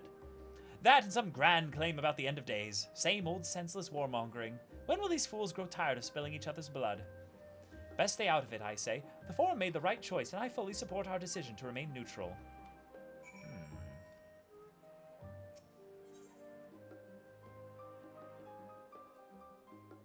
Ooh, urbane banter with a smile.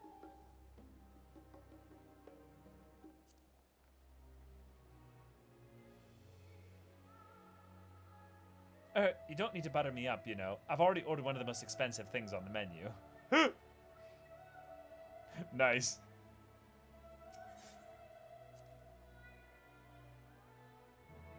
At last, the oven-baked lobster is mine. You have no idea how long I've scrimped and saved and suffered to afford this heavenly dish. Oh my god, that looks amazing. The final days? It's the first I've heard of it. Although that would explain why my friend has been rushed off his feet. It must be a busy time to be a gleaner. Oh, okay. You don't know what a gleaner is? They're collectors of a sort. Travel the world procuring things that we haven't got here in Charlian. Priceless books, unusual live specimens, and so forth. So named for those folk who trail after the reapers in the fields, picking up every grain which was missed. Aye, by all accounts, gleaning is a most meticulous and demanding profession. If these Telophroi make good on their audacious threats, then many uncatalogued rarities could be lost forever. Why else would the gleaners be buzzing about in such a frenzy? Watch the harbor, and you'll see what I mean. They're carting loads in from the docks all day. It's never been this hectic before, not like this. Interesting, very interesting.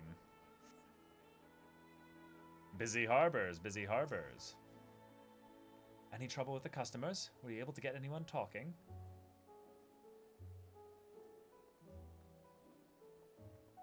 Interesting. They seem unaware of the final days, aside from whatever vague news the gazettes are publishing or printing.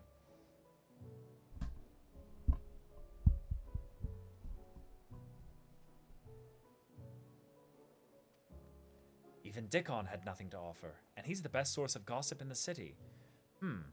If the Forum does have secret knowledge, then they've done an impressive job of ensuring no one whispers it in the wrong ear. In any case, thank you for playing the part so well. Here, that cup of coffee I promised. But let's enjoy our drinks somewhere else, shall we? Maybe behind the peristyle, away from the gossip in their wagging tongues. Yes!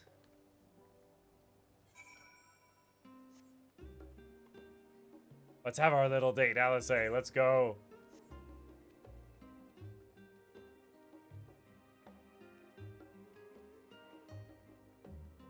Oh, there were a lot of people over here earlier, so that's... must be why. Yes, this should do nicely. Out of the wind and out of sight. Big cutscene, let's go. Oh, yes!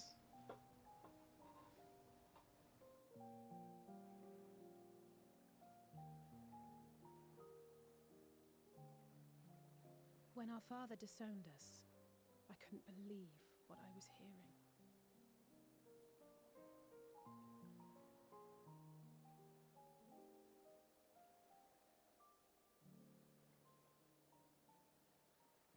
It wasn't until much later that his words began to sink in, that I began to feel the weight of what it meant.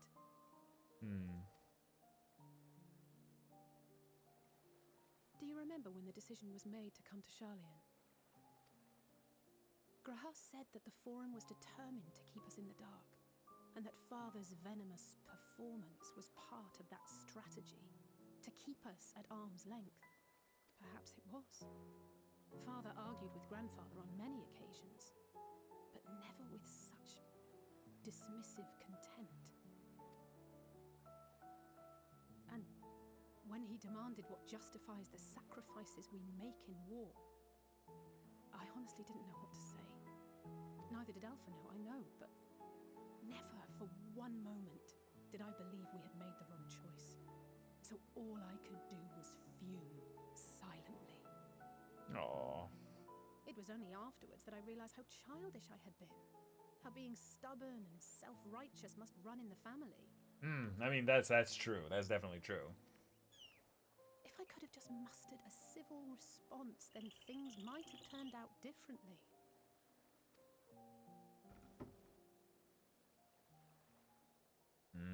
All the crates they're sending in.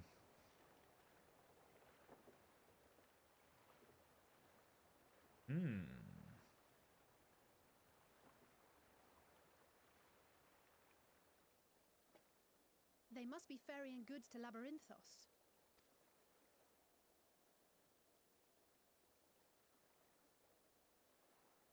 A vast complex beneath the island. Charlian is famous for archiving knowledge from around the world. Well, that knowledge is not preserved exclusively in dusty tomes and desiccated samples.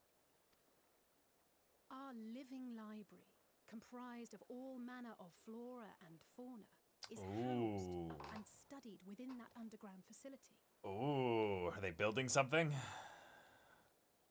Still, that did seem to be an unusually large shipment. When I lived here, it was rare to even see such cargo transported by boat. Maybe.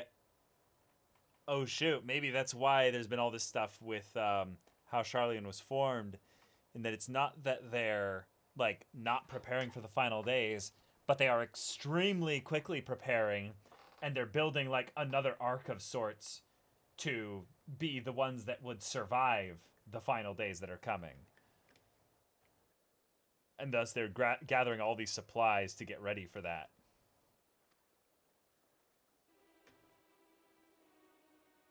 Wait, didn't you hear something in the last stand about the gleaners coming and going more than usual? Yeah. I think they're the ones we saw manning those boats.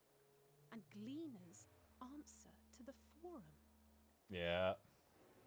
If the appearance of the Telophoroi prompted this sudden burst of activity, Yep. Labyrinthos may hold a clue as to what the forum is planning. Yep. You smart, Alice A. You smart.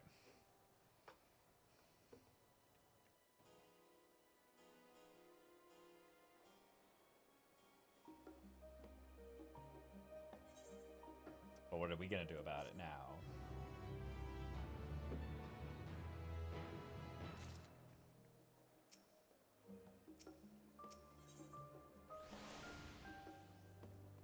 We should tell the others of what we've learned about the Gleaners.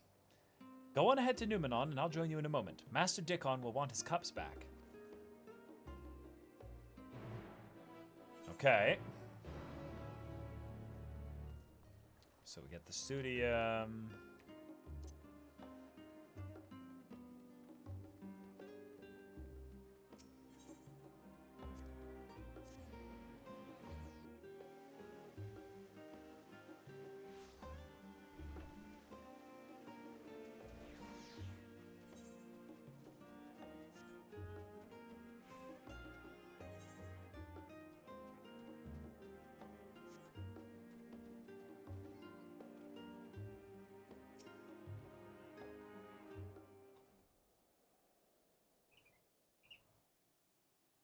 Welcome back, Triss. Been for a walk and cleared your head, have you?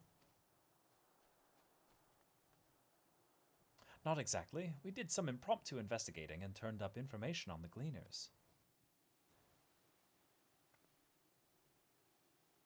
Hummerna, hummerna, hummerna, hummerna.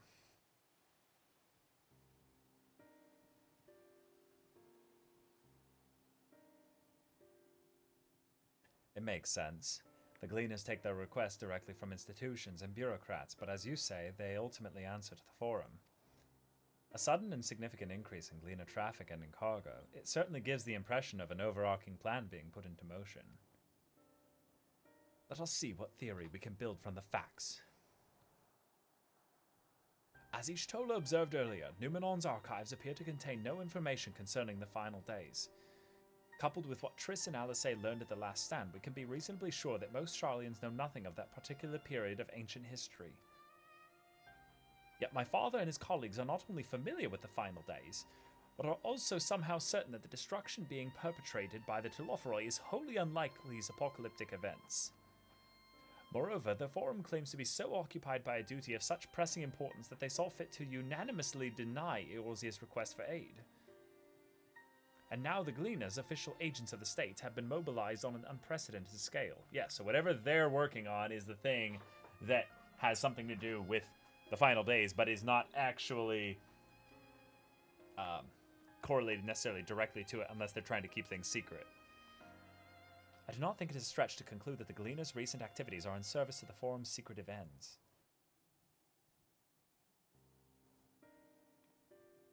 In which case, our next course of action seems obvious. We visit Labyrinthos and assess the situation for ourselves, and if we're lucky, the Gleaners will be far more receptive to our questions. Okay, anything better than turning my head in another dusty book. What should we expect down there?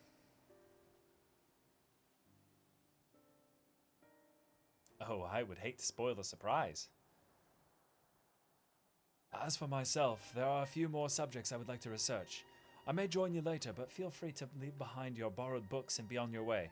I'll see to it that each is returned to its proper place. That would be a great help. Thank you, Raha. Alright, squad up, move out. Let's head down the stairs over there, and I'll show you where the entrance is.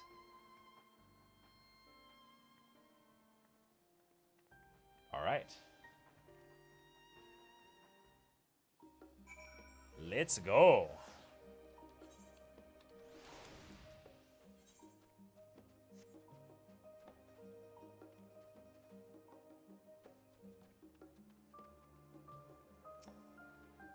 Ready? Labyrinthos is not too far from here, but you might find the path a bit disorienting. I'll take the lead, so stay close. Okay.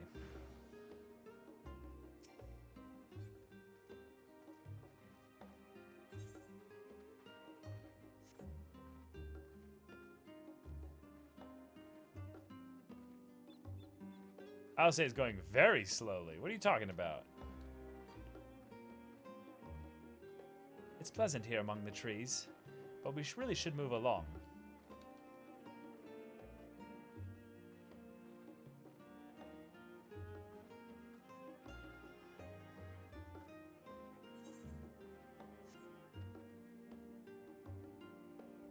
Now we run. Try to keep up.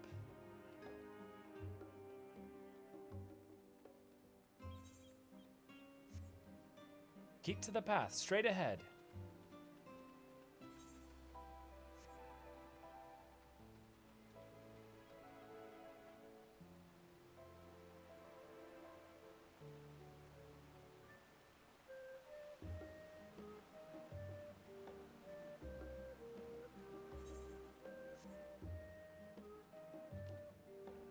Up here.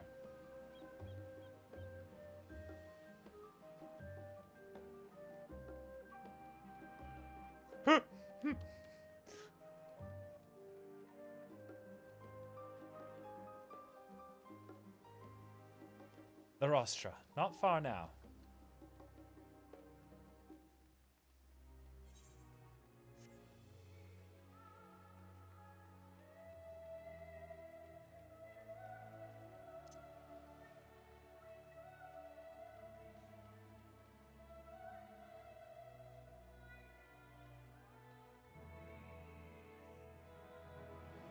Here we are, through this door and down the stairs. You did remember to attune to the shard back there, didn't you? It'll make your life much easier if you need to come back in a hurry. Otherwise, we should keep moving. Alright, let's go. Down, down we go. Ah yes, missions where you move at a faster speed than a moving NPC. At least Yakuza made it so you can hold down a button to auto-walk alongside them. Yeah, definitely. Oh, let's pick this up. Oh, that traveler, might I interest you in a chocobo porter? Ah, do not tell me this is your first visit to this shop. To this stop, I shall update my register with your name so you may access the location in the future. Alright, underground we go. We're all here now, yes? I've taken the liberty of securing permission for our group's descent. Right, everyone onto the lift and down we go. Okay.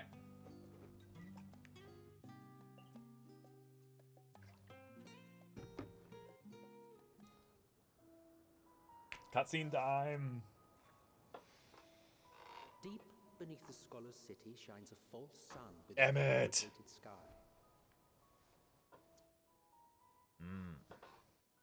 In any age exist those who consider the floor an extension of their bookshelves, and this vault's architects surely belonged to that special breed. If the stack grows too high, start a new one. If no room remains, then make more rooms. A simple solution at first, and then bit by bit, a profound transformation. Interesting. Knowledge buried beneath knowledge, a growing, creeping labyrinth from which there is no escape. Oh, this is awesome. This feels like proper setup for the moon. And that we're going to be in an area that is inside the moon, you know?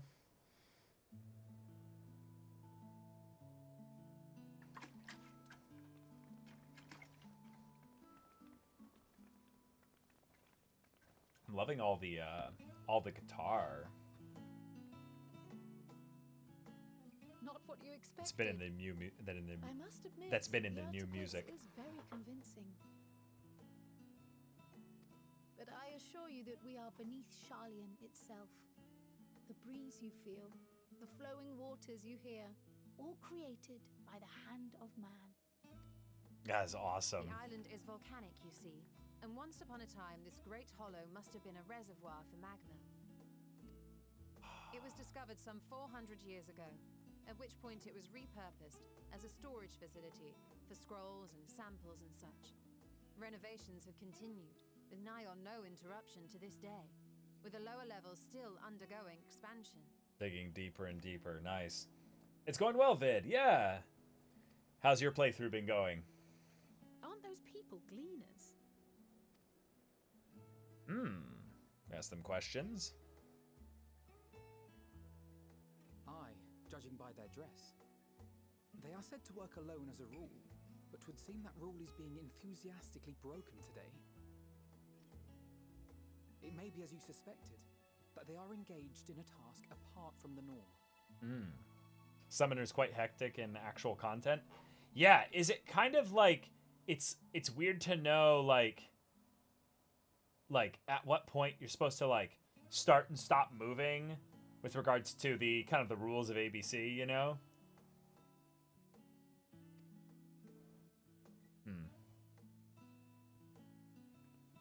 Let's spread out and get some answers then.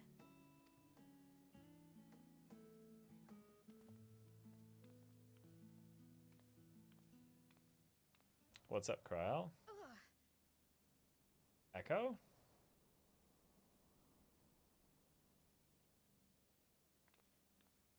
Did you call to me just now? Oh, shit. Is Kryl's echo acting up? No. How odd. I must be a bit dizzy from the descent. Oh, shit. Okay. Oh, Vid, I was asking about whether or not it's because the summoner stuff is not all instant cast, and it creates this weird thing of not knowing how and where to move. I'll be fine, I'm sure. Let's get to work, shall we? Okay, well that was unnerving, because Kryl has the echo, right?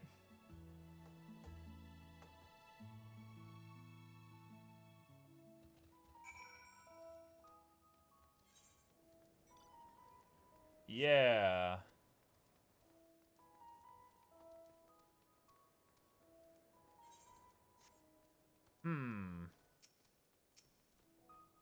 You're here to help give me more headaches, because you don't have the look of a gleaner, and I'm in no mood for idle chatter. One of my colleagues was so exhausted he took a tumble and crashed into a pile of crates. Now I have a pack of marmots running loose. Okay. Exhausted gleaners. Yeah. You just kind of zoom. I mean, hey, that sounds awesome. Let me think. The the Rhea seeds should be item 1058, cumin seeds 1059, snurble berries 1060. So, or were they 1061? My head feels like it's stuffed with mocha grass. Why more loads to take out than carry in? Yep. Why do all this at once and risk messing it up? What if someone mistakes the Corthin carrots for the Girabanian carrots? What then? Large shipments, yeah.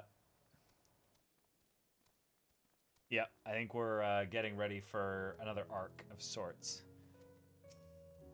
To save civilization and humanity. You want to know what I'm doing? Hauling books, and ore, and fauna. If it needs hauling, I haul it. Every decade or so, they take stock in Labyrinthos. You know, sort and tidy up the inventory. Never seen an operation like this before, though. They just did one a few summers ago, even. Then with no warning at all, this mess gets dropped in our laps. Orders from on high, damned if I know the reason. Could be that they're changing the layout, eh? Preparing for the next big expansion.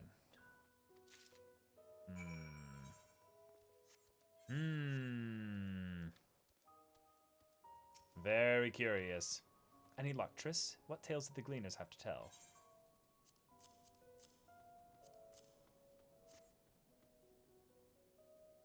Got all the deets. So this grand operation began without warning, and for every item they bring in, they're sending more inventory somewhere else. That would explain the haggard faces I've been seeing. We were right. The Forum is definitely up to something, and they're turning Labyrinthos upside down in the process.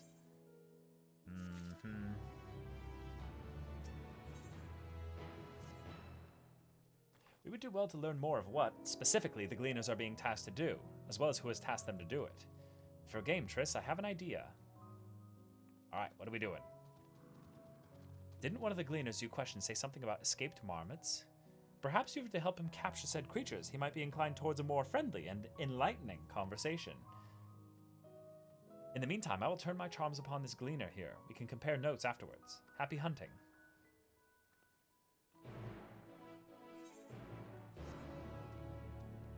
Alright. Let's help out Edenville. I eventually had to stop reading stuff out loud because holy hell, there's so much. There's quite a bit, yeah. You wish to help me find the marmots. I've nothing suitable to pay you for your services, but if you're offering out of the goodness of your heart, I'd welcome the assistance. Just some info. Just some info, you know.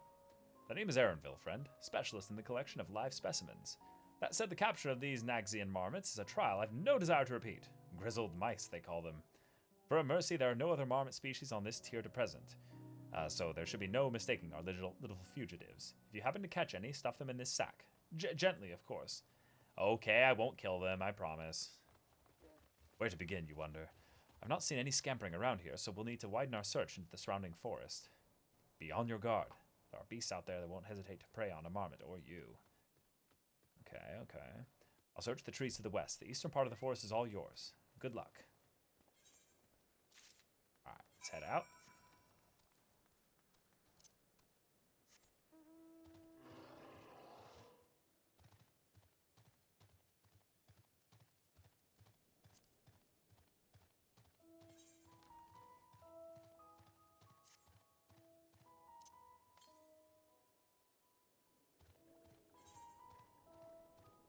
Okay. Let's go pick up our Aether Currents.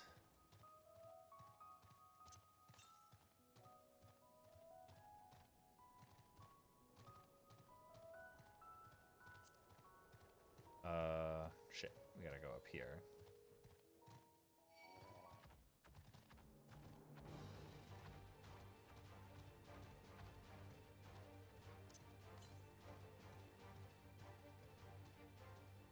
There you are.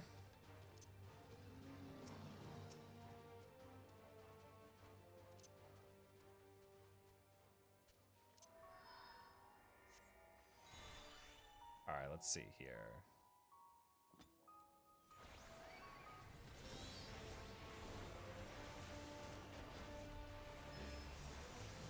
Holy shit, I am like really strong.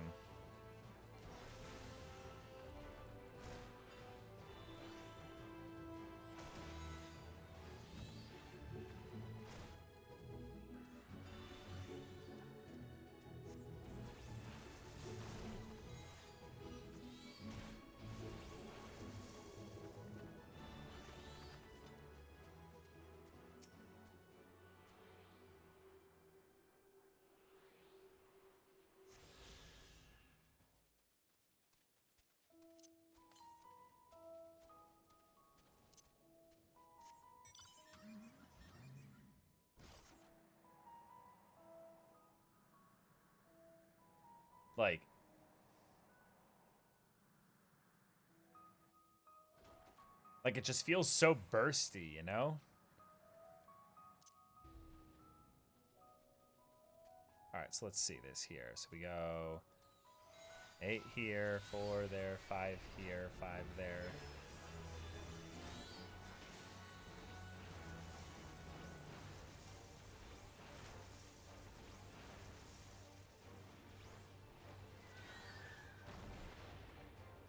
Jeez. This is kind of just nutty how much damage we dish out. Like, I don't feel like I'm really that... Like, I'm, like, blowing through cooldowns or anything.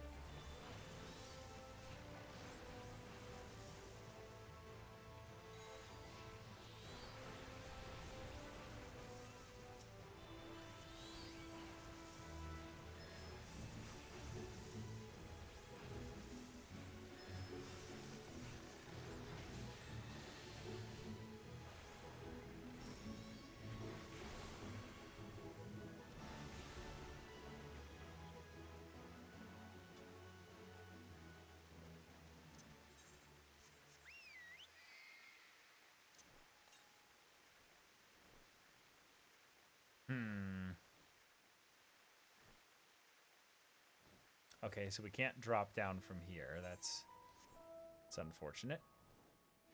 Okay.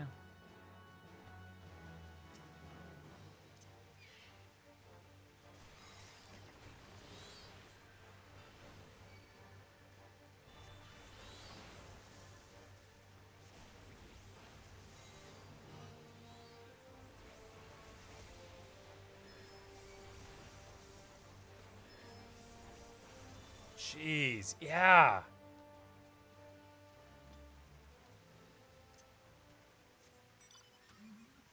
Oh, yeah, where does Ruin 4 pop up?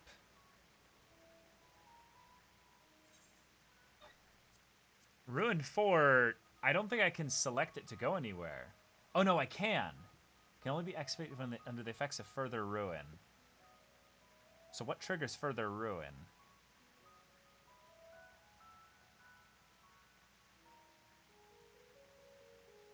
Energy Drain procs it?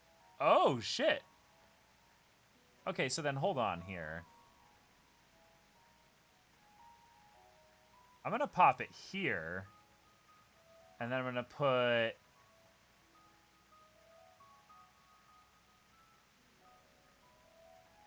I guess it would be this one here?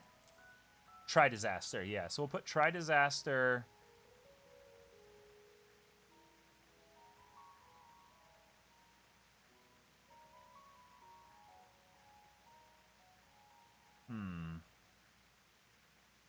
When would we even use Try Disaster because of the amount of AoE that the primals give? It doesn't seem like it would ever be really that useful. Maybe that's just me. Like, here we go. Let me test this out here.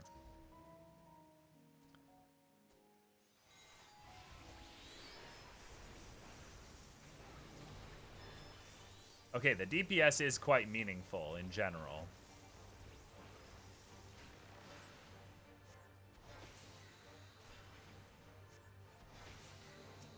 Okay, so then we got this here. This here. Yeah. Holy shit, that DPS is good. Yeah, that is some good DPS.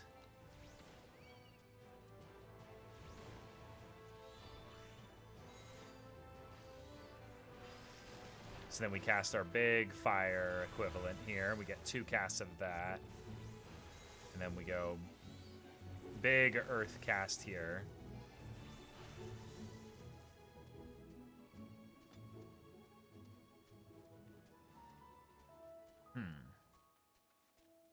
Okay, huh.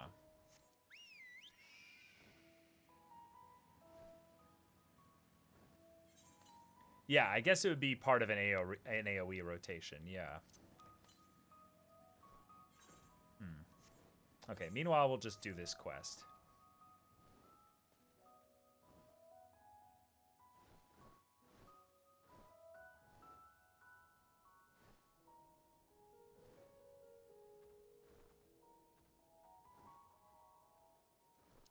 Wait, why do I not have food on? There we go.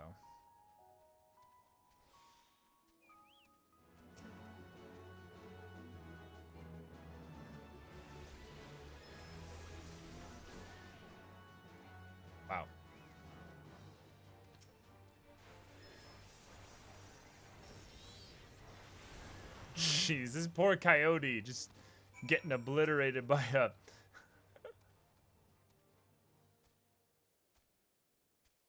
Oh, God. We just have to keep chasing this thing? Oh, my God.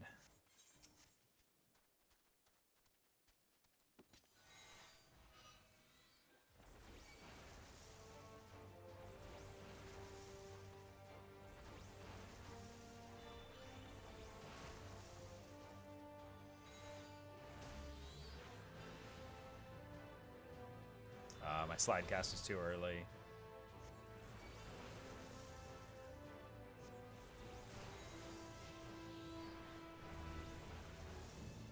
Oh, dang, that was a pretty big crit.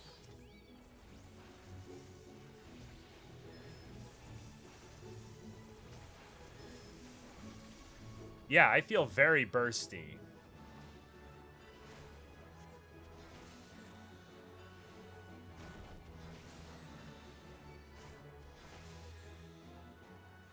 Yeah, it's really weird. Like I feel bursty, and I also don't have like the GCD like actually restricts me from being able to press a button for a while.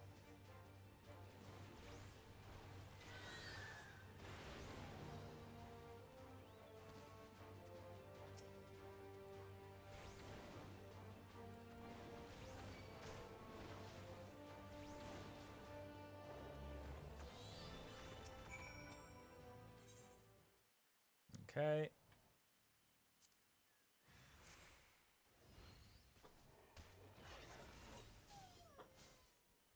Oh, wow. Someone's already got their Reaper up here.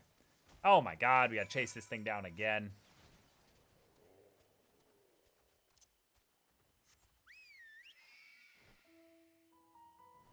Oh, trusts are much faster now?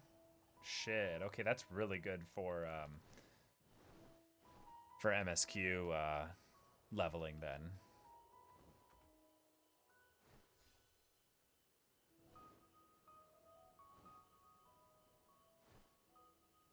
Maybe Summoner's just OP. Yeah, I can definitely see that.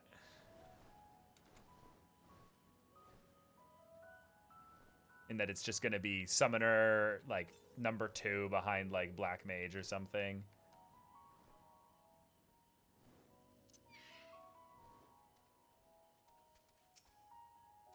I found you hiding here.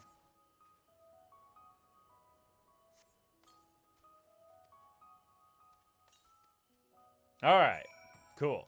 Let's head back.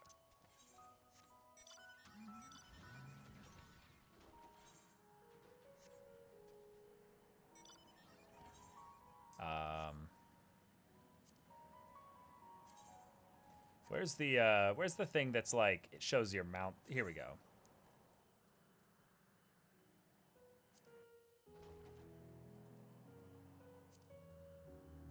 Labyrinthos. Yeah, we have very slow mount speed. Oh my God, so slow. Like, look at us.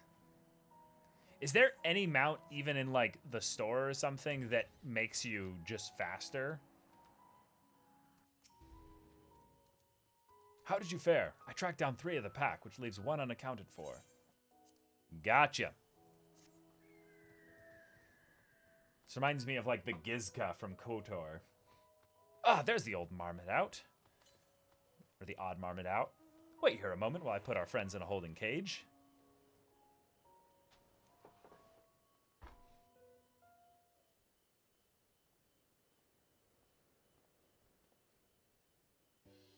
Thankfully, the marmots seem to be unharmed.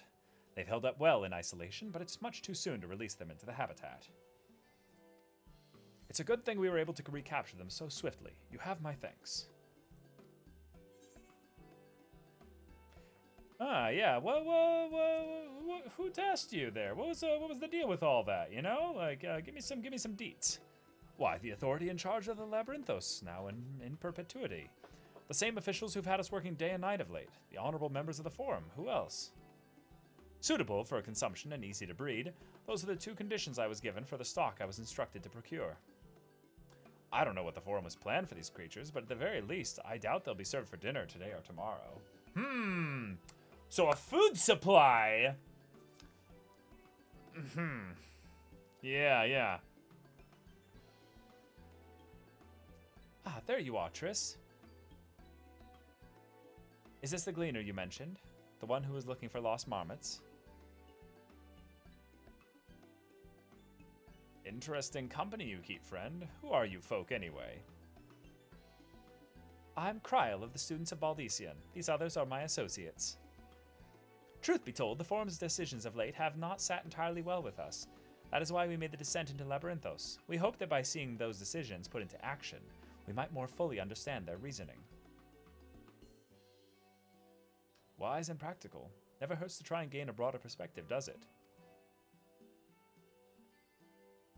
Anyway, duty calls, other animals to capture and enclosures to empty. Once again, I'm sorry that I can't offer you more for your services.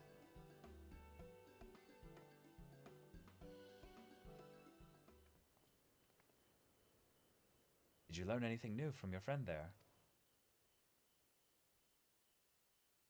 They want an easily breedable food source. So we've confirmed that the order for this ambitious operation did indeed come directly from the forum. However, the Gleaners have not been informed of its purpose. I'd say that fits with everything we've heard thus far. We've also discovered that when the operation was begun, the Forum contacted the Gleaners Guild ship and put their people to this great work some 4 days after the Telophoroi made their chilling declaration. As seasoned travelers, the Gleaners keep abreast of news from every corner of the world out of necessity. Thus am I inclined to trust that their calendar of events is accurate. Altogether, it gives the distinct impression that this undertaking was a sudden and unexpected development. Yet I find it hard to believe that such a comprehensive restructuring of Labyrinthos and its archives could have been planned in so brief a window. Nay, this plan was long in the making. They were but awaiting the right time to put it into effect. And the Telophoroi's declaration was what set it all in motion. It seems likely, but let us not leap to conclusions just yet. For the moment, I suggest we conduct a wider investigation of Labyrinthos. The more facilities we visit, the more pieces of the puzzle we stand to find. In that case, how about we head to the Archaeon? From there we can reach the lower... oh shit. Oh shit. That's the sound. That's the keening sound. Oh shit. Wait, why aren't we hearing this? The main reason why it makes sense for Kryl to be having something like this is because she has the echo, but we have the echo. Kryl, what's wrong? I'm fine, truly. The sudden descent has left me with a bit of a headache, that's all. Nothing that will stop me from soldiering on. Let's be about it then. At least allow me to take the lead. I'm fairly certain I remember the way to the Archaeon. We followed the path east through the forest where you were chasing after that mouse, or marmot, was it? Anyway, 'tis the trolls you need to watch out for.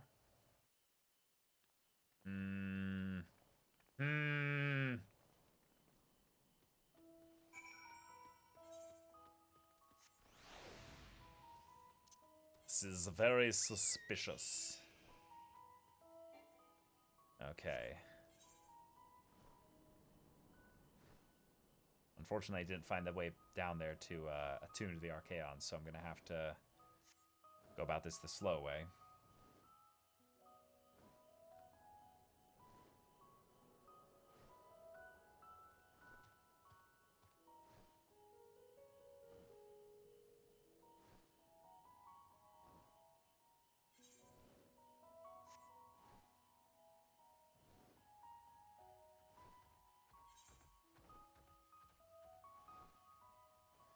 No undoing the fate there, okay.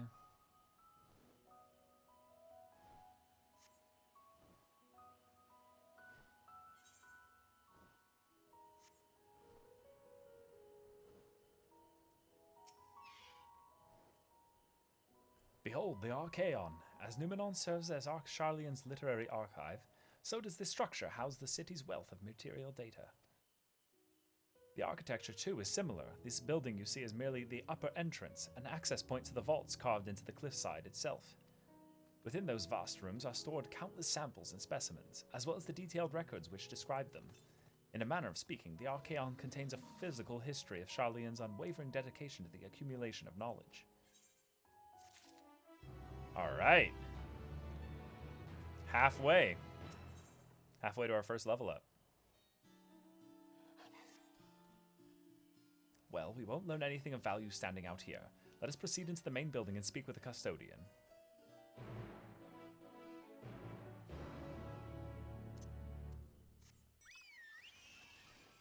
Alright, let's attune to this Aetherite as well. So far, there's a lot of side quests, but no blue quests. I forgot, do blue quests unlock, like, once you've done, like, the main story of the area? Or is there no, like, distinct pattern for it? Also, what's this? Gemstone Trader. In the market for something on the rarer side? Got a whole village's worth of surplus from the Archaeon, some of which can be even yours for some bicolor gemstones. Oh, right. This is the fate progression stuff. Right. We already have a bunch of this stuff. So this is probably for crafting specifically. Yeah, we already have a few of those, yeah. Okay.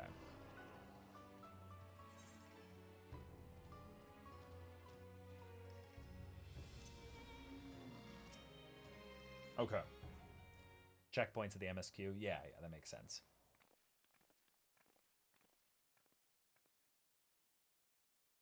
Greetings. We are here to peruse the Archaeon's vaults. Peruse? You're clearly not gleaners.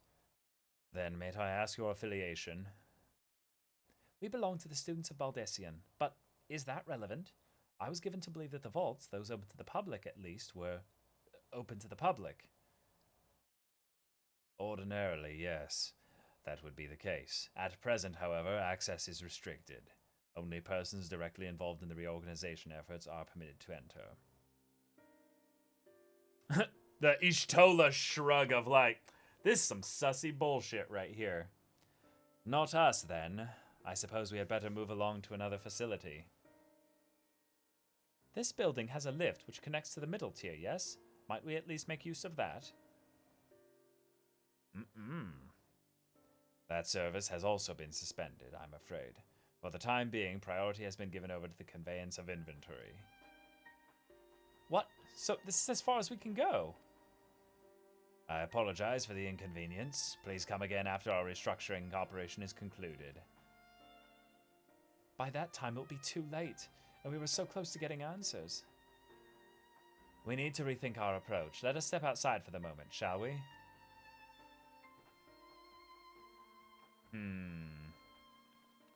Why don't we just jump over the edge? We don't take falling damage. Oh, he's taking note of that. Students of Baldessian. Uh-oh.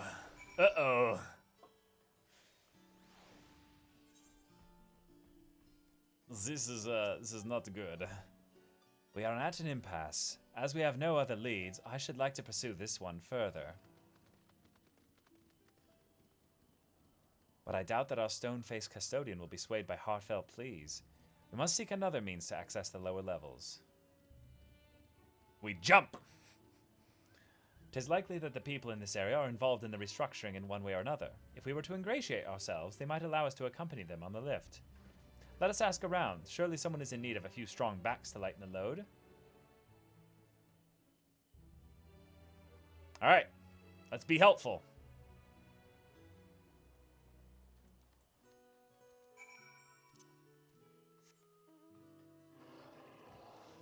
We got one over here.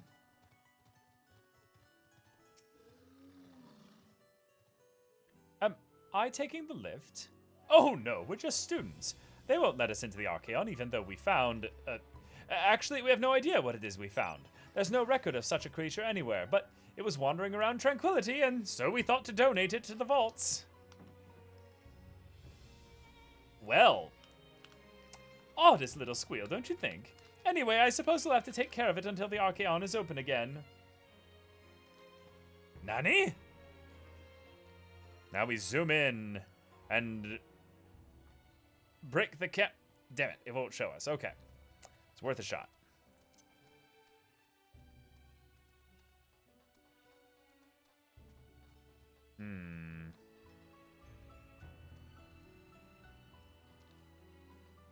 Ah, there's one.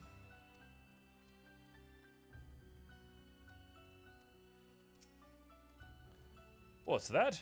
Take you down on the lift with me? Sorry, but not a chance. I've been up and down all day, and only now have I finally found a spare moment to rest. I did see a gleaner fellow heading out the gate there, though, shouldering a large pack, engaged in some manner of task. Maybe he'll be headed down there before he's done with whatever it is he's doing.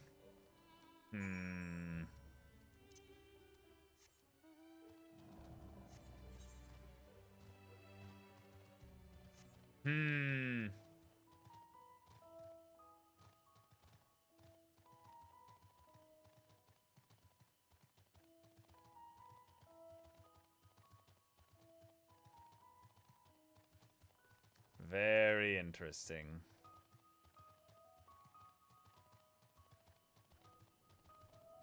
No. Huh?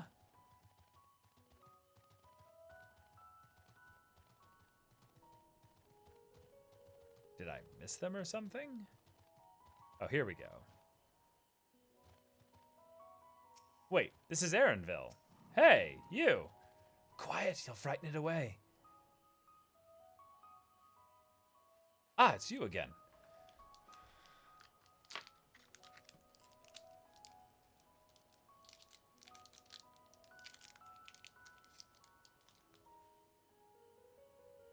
How are you feeling about Heidelin's words so far, by the way? I feel like I already caught her in a lie. What, are you talking about the promise in another age? You wish to help me with this too? You spend your time in unusual ways, my friend.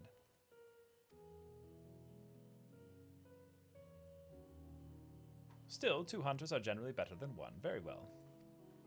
The canal here is a common gathering spot for birds of all kind. But the one I'm after today is the hornbill. Its feathers are green, and its cry distinctive caw. Single it out and shoot it with this sleeping dart. A shooting dart quest. The effects are short-lived, so I'll lie in wait down by the riverbank to claim our quarry. Be sure to hit the right one.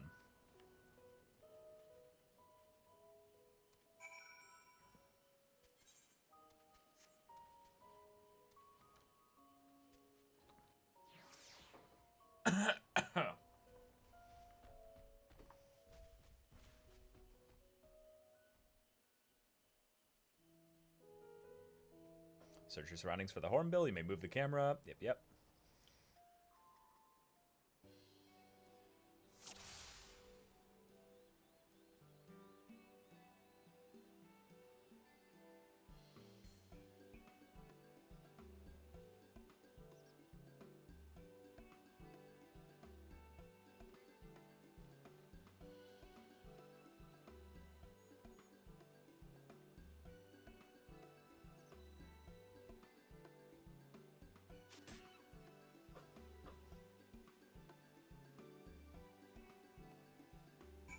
Cool. Now she mentioned about not being able to pull our mind to the rifts or whatever due to the rejoinings. That's a complete lie. Oh, I haven't gotten to that part yet, I guess.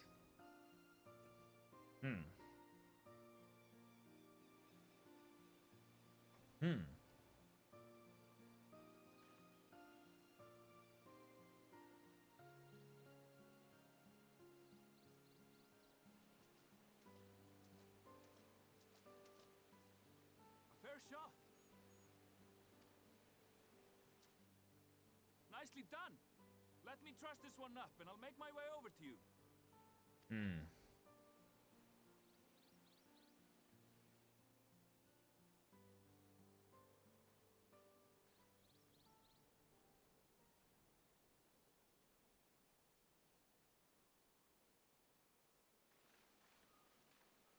There you are. Any new revelations?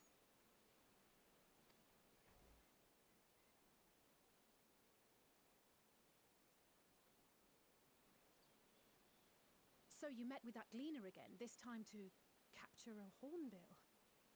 you know, you do what you can. I understand catching and bringing in creatures from the outside, but what's the point of chasing after ones already here?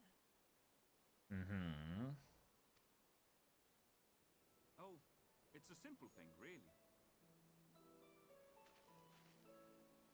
Occasionally, we remove specimens no longer needed for study, or those we've had difficulty raising.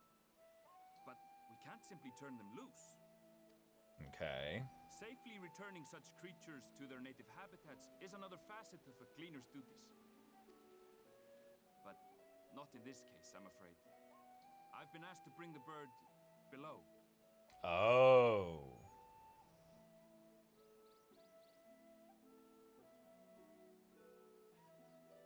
The restricted section in the lower levels of Labyrinthos. Open only to a select few researchers handpicked by the Forum. You said it. The projects down there are the subject of rumor and hearsay. Forbidden magics. Advanced technologies that can never be allowed to fall into outside hands. Even Archons are not privy to the truth. Those who are, the researchers involved in this secretive work, are not permitted to walk freely in the city, and are instead required to live in isolated quarters. What could a facility subject to such strict security protocols possibly need with a hornbill? An experiment? Possibly.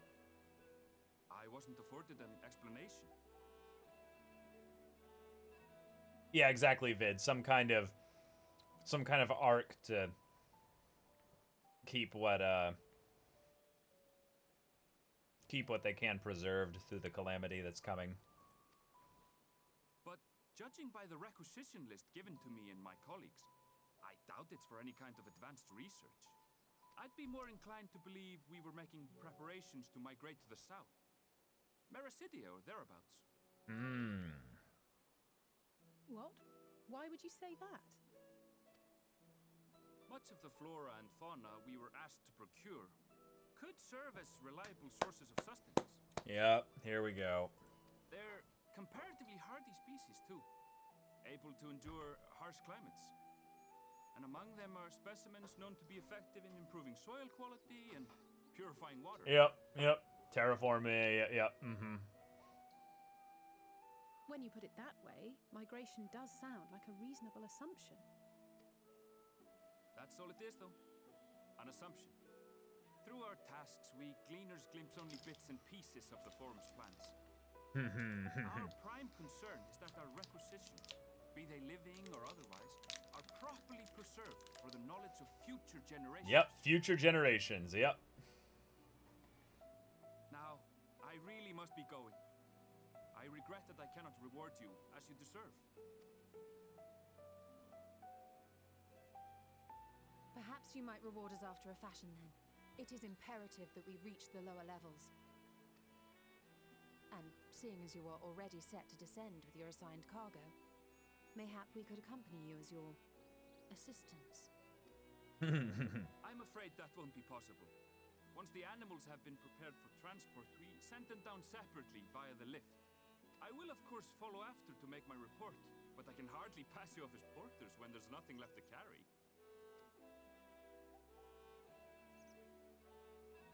Indeed. Pray forget I said anything. How do you feel about climbing? Yes. If you've strength and the courage Thank to you. climb it, then there is another way down. Yep, by the waterfall. This path leads to the 33rd facet. Oh. A mine shaft excavated during one of our expansions of Labyrinthos. While I cannot guarantee that the passage is safe to traverse, it should provide access to the medial circuit below. Okay. I never even knew such a place existed. Thank you. This is the perfect solution. Is this prep for a dungeon? You're quite welcome. But consider yourselves warned. If the going proves too treacherous, you'd do well to turn back. I bid you good day.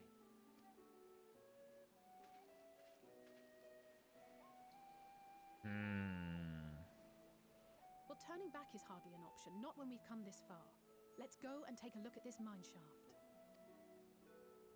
I feel a dungeon in our future. And if not a dungeon, maybe some kind of, like, solo duty. Yeah.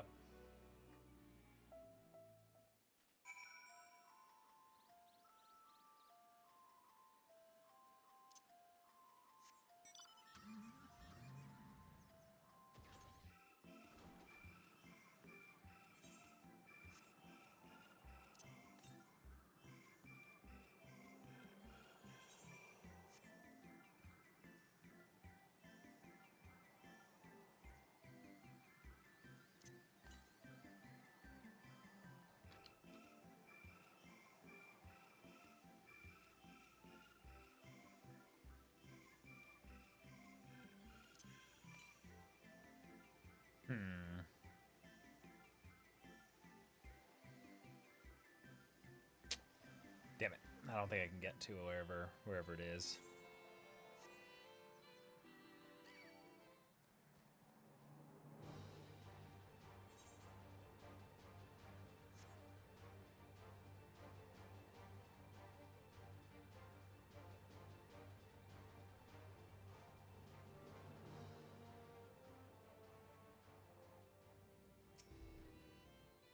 This must be it. The entrance to the mine shaft. 'Tis faint, but I hear something moving within. Creatures homed there by the researchers, you think? Well, slavering beasts aside, we will need to watch our footing. We should tighten our straps and such before we continue. Alright.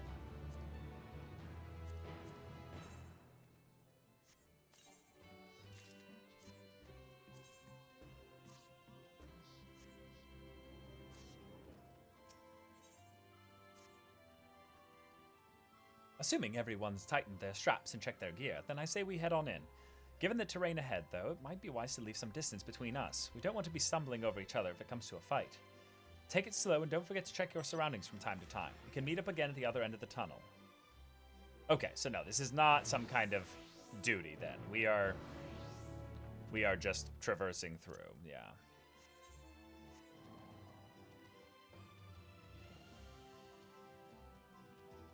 Okay. What are these little things? Little toad spider frogs. What a weird looking creature. Okay, nothing over here.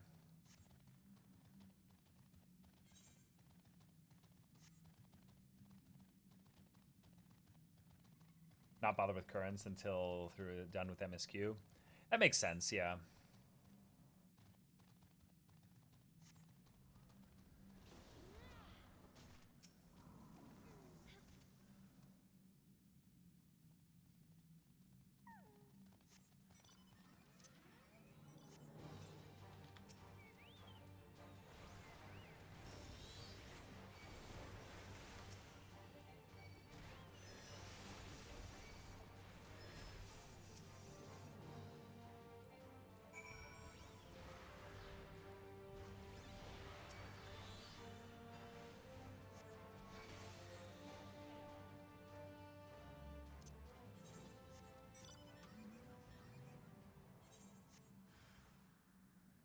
Okay. Wonder if we have any logs that we can... Yeah, we saved our dungeon one.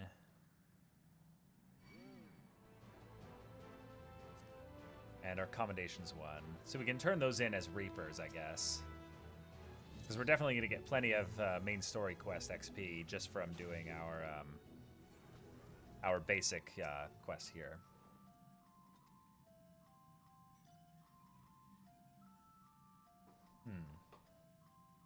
Given how relaxed this pacing is, I might stream for a really long time. Like,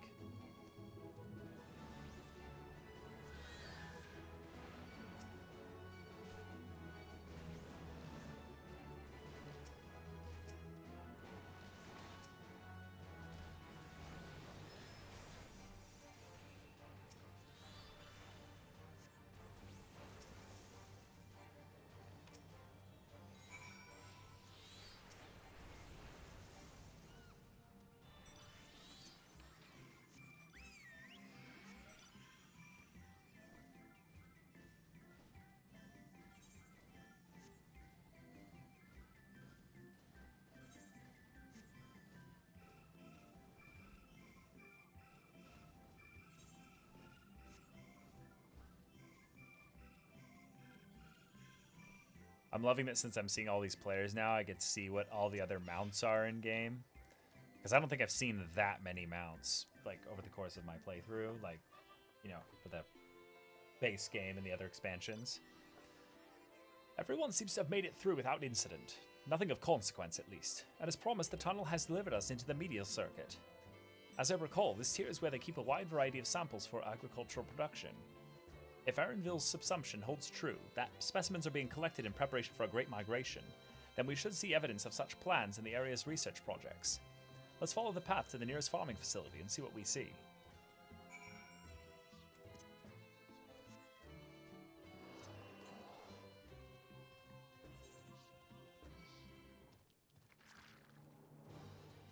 Wait, northeast? Hold on, northeast?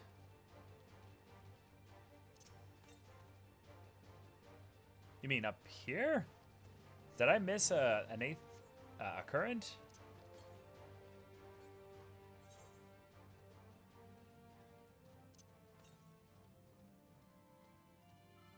Yeah, I did. There's one up here all along. Okay, let's grab this one.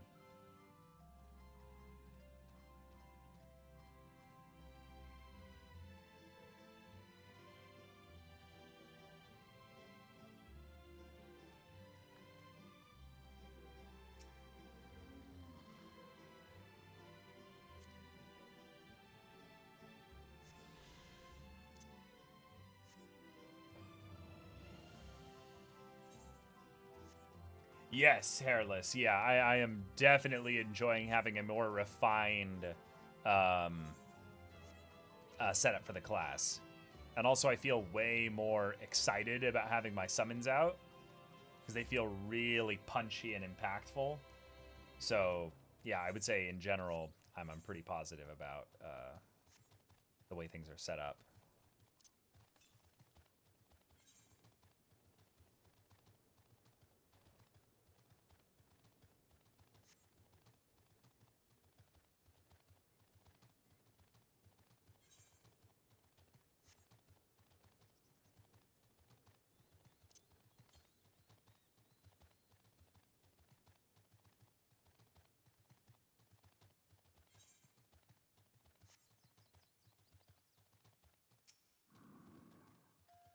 Oh, that's awesome, Hairless. Yeah. Yeah. Getting servers that, will, give you access to a relatively good, connection. That's a huge deal for an MMO.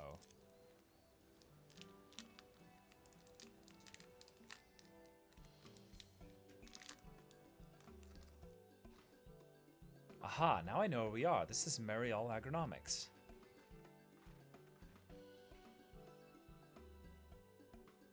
Labyrinthos is the host to a wide variety of vegetation, which allows us to conduct studies on cultivation methods utilized in foreign lands.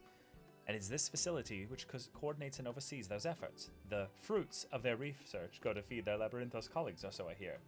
Nicely done, Kryl. More notable successors might make it into the Agora.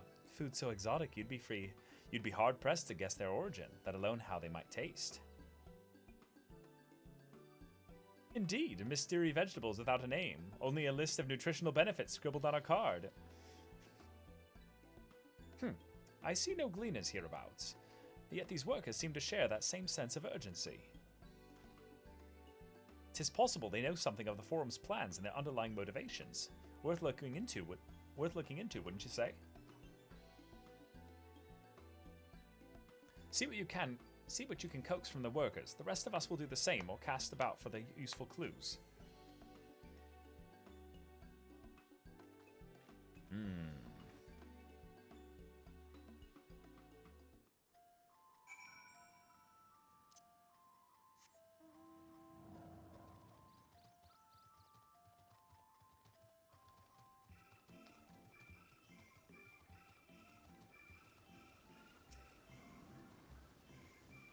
Oh, hello there. We weren't expecting visitors, not with the use of the lift being restricted. How did you make it down here anyway?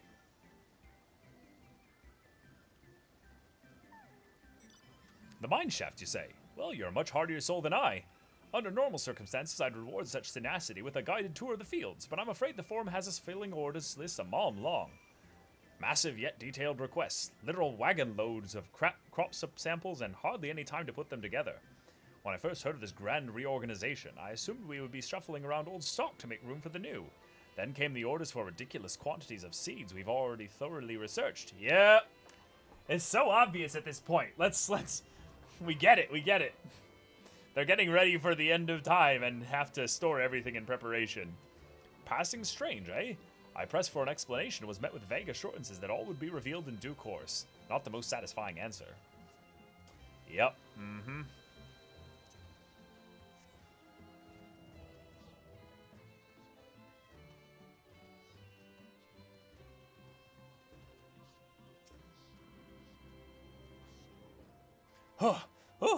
Do I have aught to be taken down below?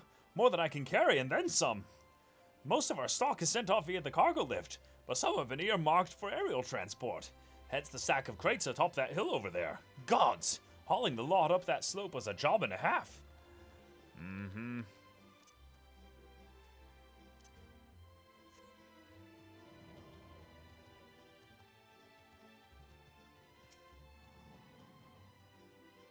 What crops are we raising? Well, as you can see, this one is a variety of grape.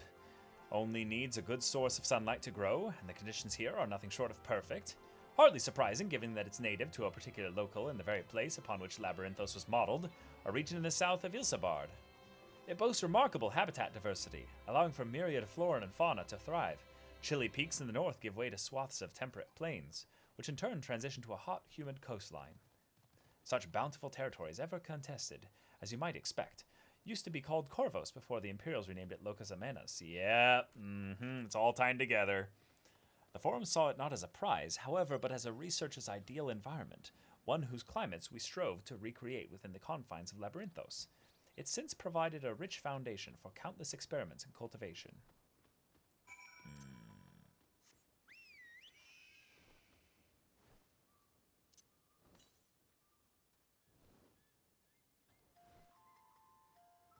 Okay. So let's pop up here. Grab the next one.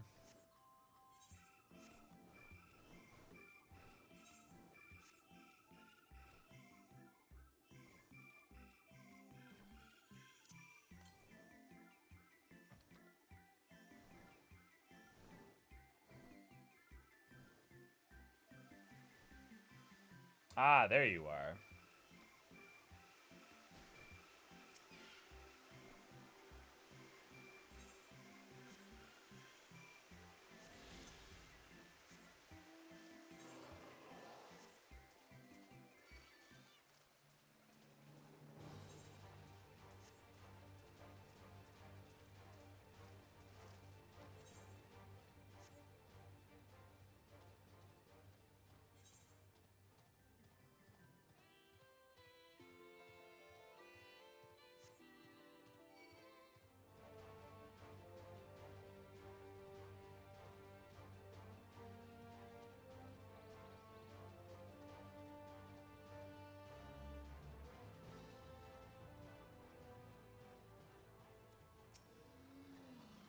The labels on these crates tell the stories of their contents, a bundle of common seeds and saplings accompanied by sheaves of reports.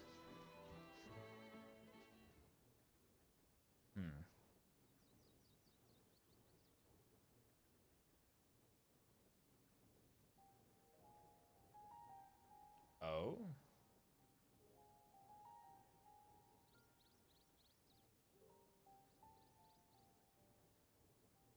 Why do these look kind of spectral, as if they're not really Hard to there? look away, isn't it? Who dis? But they're more than pretty flowers. Heart blooms are attuned to ambient emotion.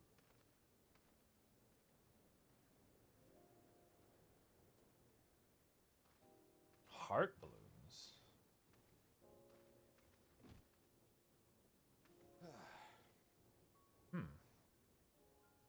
You don't seem convinced, but believe me, it's true.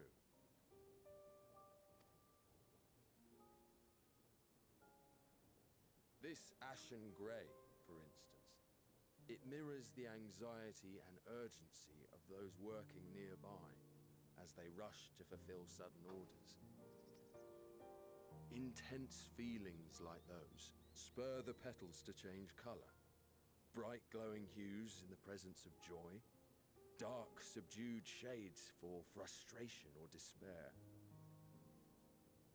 Yet even with the collected wisdom of Charlian at our disposal, we've yet to identify the underlying principle of this empathic effect.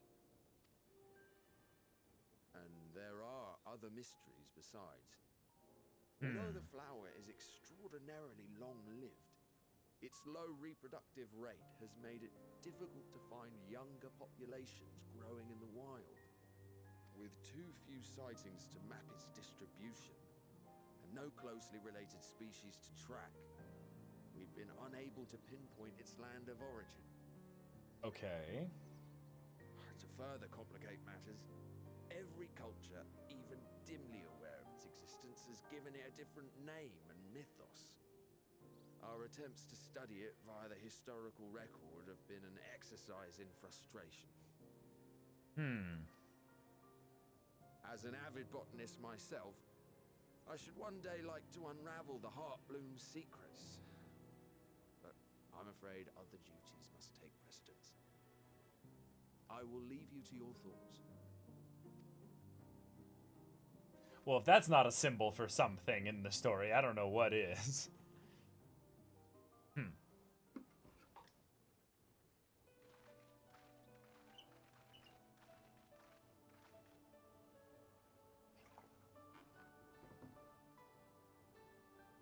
Have you learned aught of interest?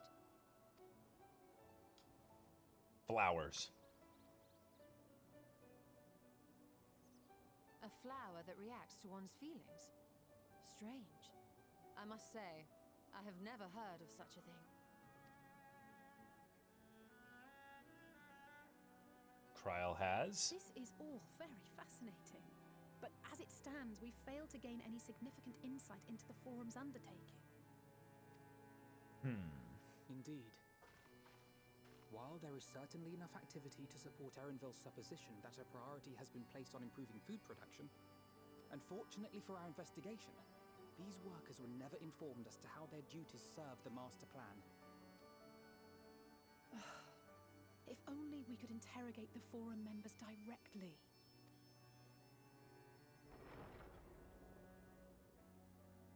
Oh, the lift's coming down?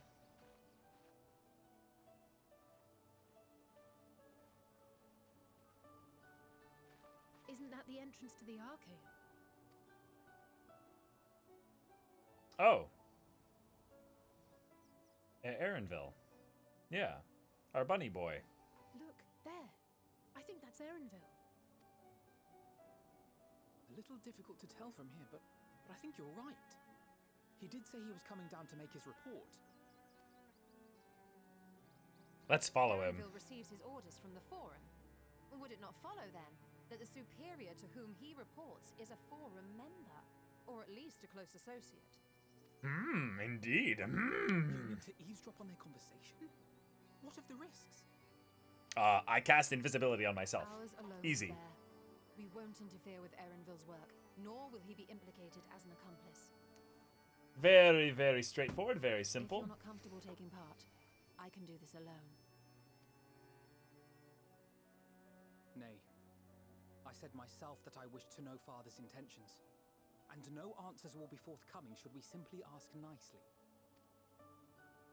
We All right. can apologize later, should it come to it. Right now, we need every crumb of information we can get our hands on. Consequences be damned. Let's go. Pass it out a trace on everybody. It might be best if you came along as well. In fact, we should all... Yeah, Kryl, what's going on?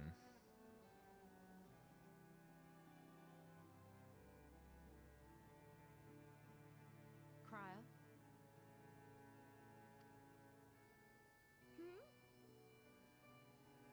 Oh, yes. That certainly sounds like a plan. I think Kryl's echo is acting up. I'm glad you agree.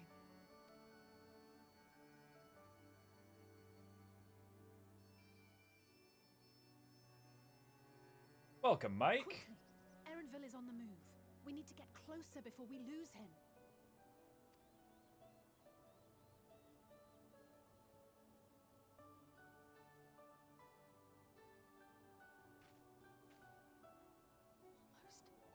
I can almost reach you. What? Yeah, yeah.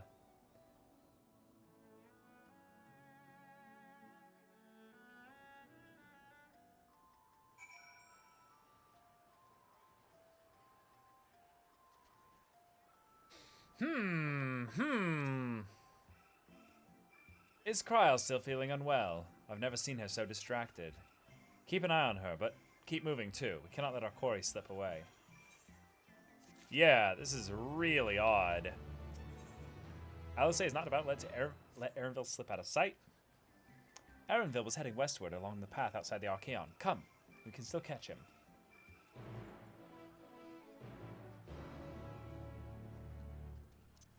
Hey, Jalfran, welcome, welcome. Kreft, hey, welcome to the stream. Yeah, yeah, JoJo will be up tomorrow. Like, JoJo will be up tomorrow with one episode on YouTube and another episode on Early Access on Patreon. Yeah.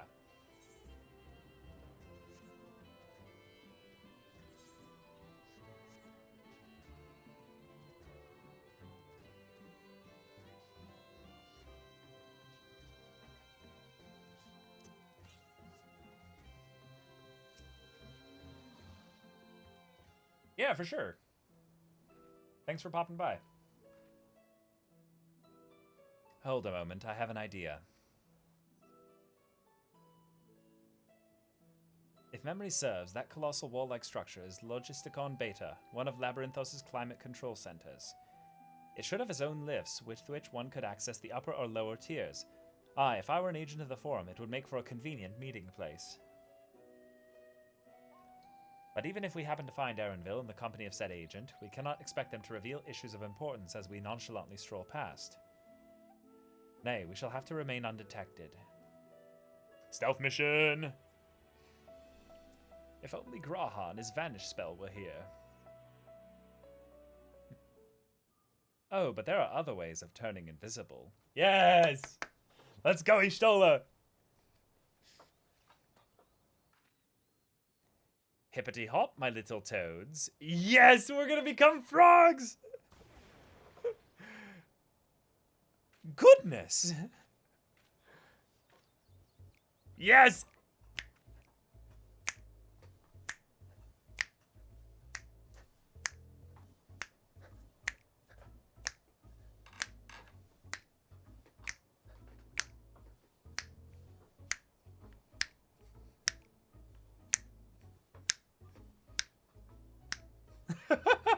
I love this music so much. Of all the new songs thus far, this is one of my favorites. Unaccustomed to transfiguration. Worry not, it will wear off with the passage of time. Please, let us croak. I suggest you and your green companions hop along and catch up with Erenville. Should you feel the magic's fading, return to me and I will refresh the enchantment. Oh my god, this is so perfect. And what am I to do in the meantime? Wait here with me. In your current state of mind, you'd be as likely to leap into the jaws of a predator as you would learn of anything of note. Which reminds me, where the creatures hereabouts. In that form, you're essentially defenseless. You have changed into a toad! You must remain transfigured in order to progress with quest objectives. You will return from your transfigured state if you move too far away. Look to your map for the transfiguration's area of effect. Speak with Ishtola to restore or prolong them for transfiguration. Oh my god. Oh my god. This is amazing. Wait, why is Alphino... All transfigured, speak with Alphino. Ribbit, ribbit. Alpha Toad and Alley Toad are now accompanying you!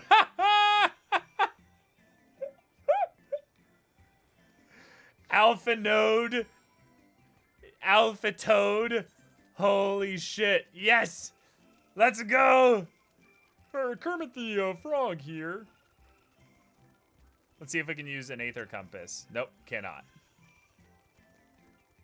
We have a Chocobo. Look at this little squad because I've got my carbuncle as well. Ha ha ha! Incredible. Boing, boing, boing, boing. Boing, boing.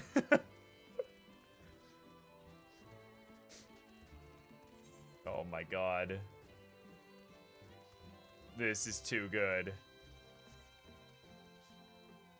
Right, right, right. Now, how will they talk? This is the real question here. Ribbit, ribbit, ribbit.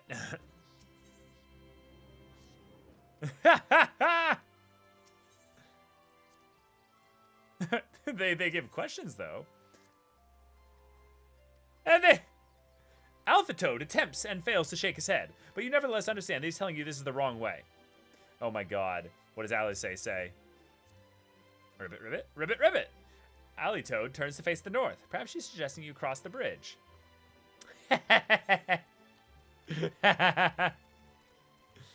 You're incredible. Right. So let's go carefully through here.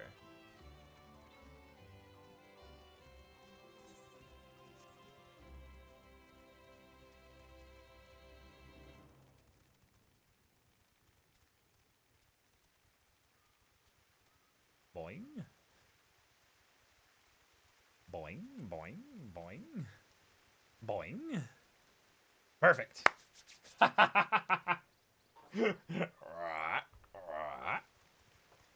Oh my god, this is too good.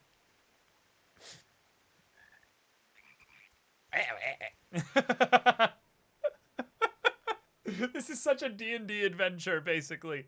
Oh, okay. I trust you will find your compensation to be more than satisfactory.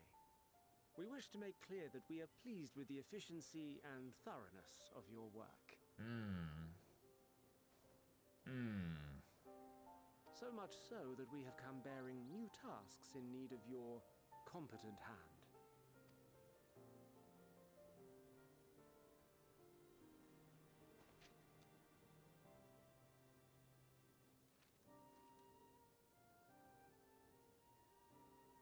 Another lengthy list. If I may speak frankly, the Gleaners have been pushed to the point of collapse by your unending demands. We are not familiars to be exploited. We are Charlian scholars, and we deserve an explanation for this unseemly treatment. What warrants such urgency?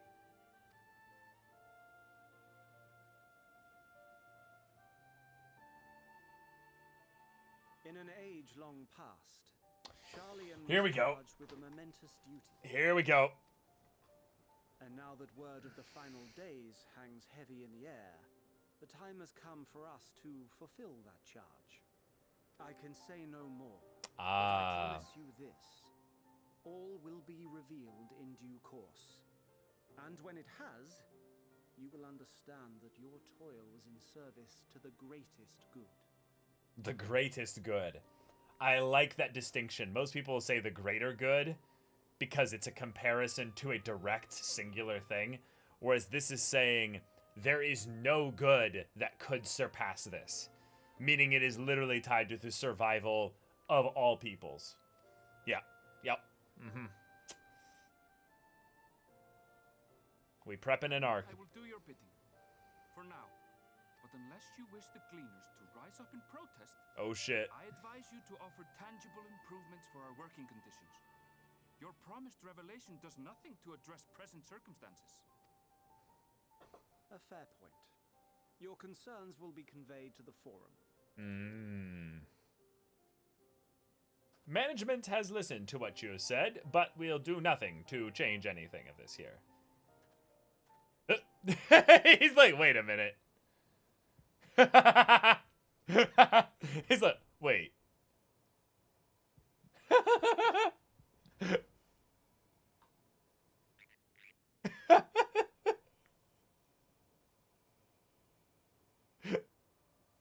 hope that was informative. Oh! Consider my debt Oh! to you repaid in full. Aaronville! Aaronville is in chat! He's like, I'm not stupid. I know what's going on here. This is not very frog-like of you. While I do have my reservations about the forum, I want to believe that they have our best interests at heart. What a guy. He's like, Which is why I'm reassured that you're busy sniffing out the truth of things. We can ill afford to place all our eggs in one basket, this master plan of theirs, without first understanding the risks involved.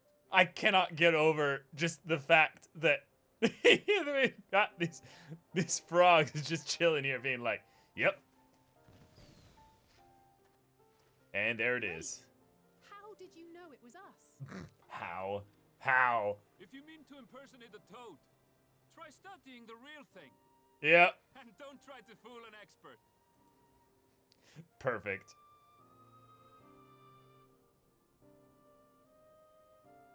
Oh, that was such a fun little quest. That was perfect. I suppose we should have known a gleaner who specializes in animal procurement would not be so easily deceived. Yet he seemed inclined to put his trust in us all the same. More importantly, perhaps we've discovered a new piece of the puzzle, this momentous duty the forum agent mentioned. Charlian has been called to action, and the Toloferoy's declaration was the catalyst. Whatever charge it is they hope to fulfill, they deem it of sufficient import to disrupt all of Labyrinthos, not to mention ignore Eorzea's request for aid.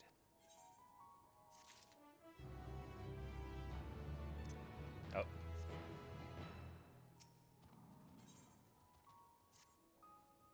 What duty could warrant the direct involvement of the forum and the commitment of all of its resources? Judging by what we just heard, none of the gleaners were offered any kind of explanation. At this point, it seems abundantly clear that we'll learn nothing new by pressing them further. We should head back to Y'shtola and Cryo for the moment, see what they think of this. So one of the theories I had about Senior Leveilleur, you know, was that there was a possibility that the reason why he was so rude to Alphino and Alice was specifically a cry for help, and basically that Charlian was basically going to completely distance themselves from everything that was about to happen. And if and if specifically their father said something to the equivalent of, I disown you, I never want to see you again, basically. Something that would force them to basically come to... Wait, hold on. Hold on. Did I just do that? I don't have to go all the way around again now, do I? Oh no. Oh no. Do I have to... Oh no. Did I just... No, no, no, no, no, no, no, no.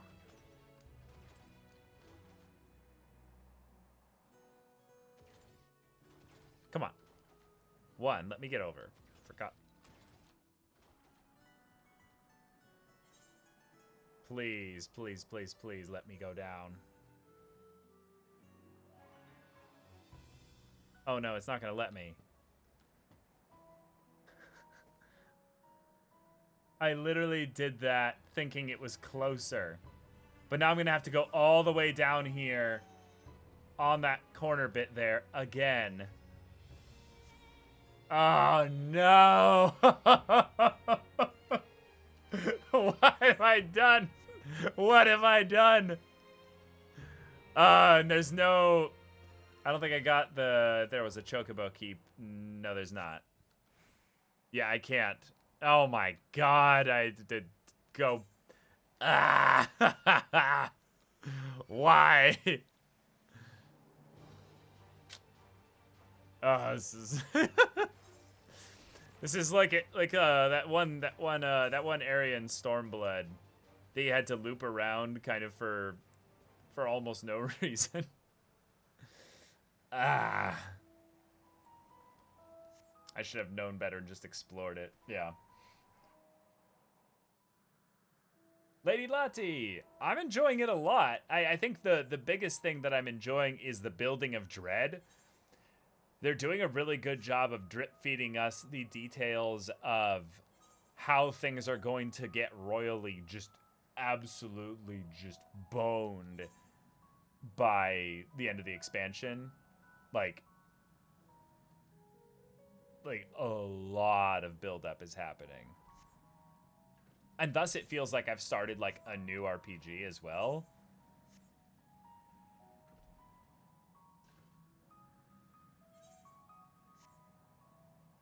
Random soundtracks make me tear up. Oh, wow. Yeah, I could definitely see that.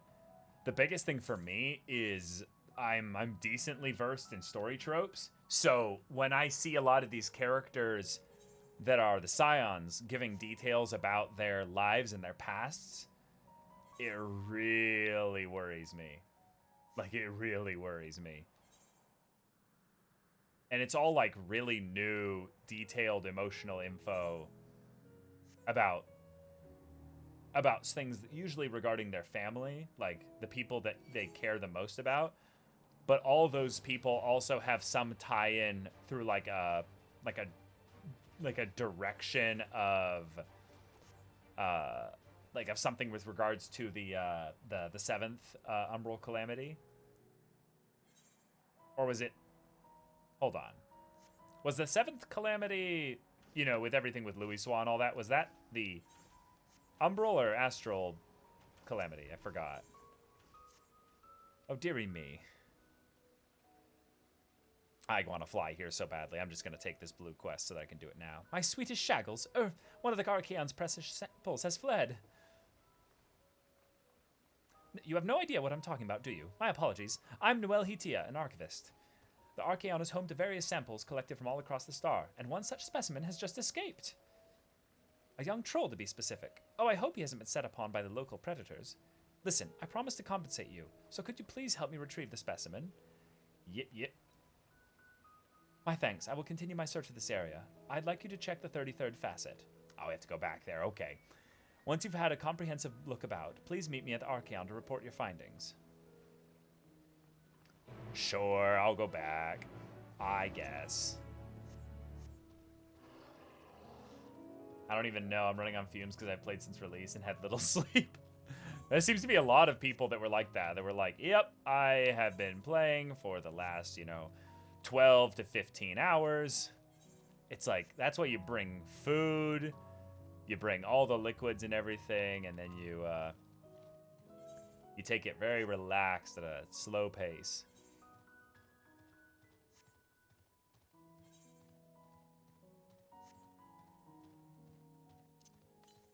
Next one is really far away, right? Yeah, in the west, yeah.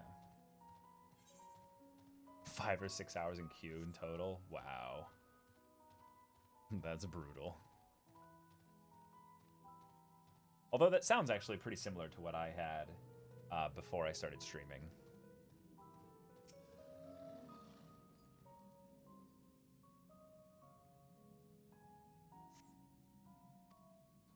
Okay.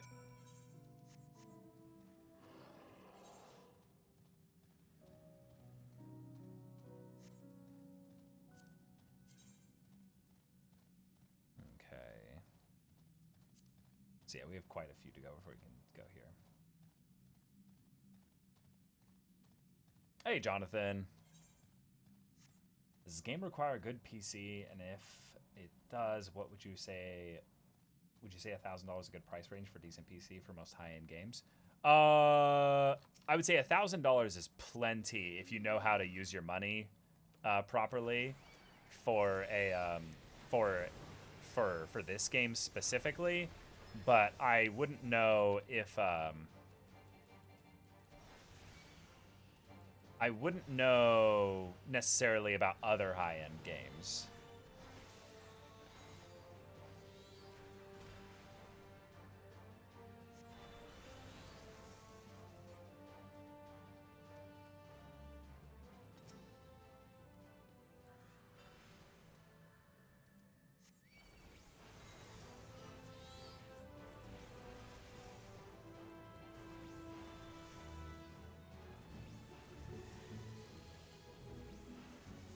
What? You went out of range? Okay. Whatever. Just maybe for performance reasons? Well, the last PC that we built was for our studio, because Jacob and I, my brother, we run a channel like on YouTube and stuff, so we need a lot more than a $1,000 PC. So I don't really know if I'm a good person to gauge whether or not like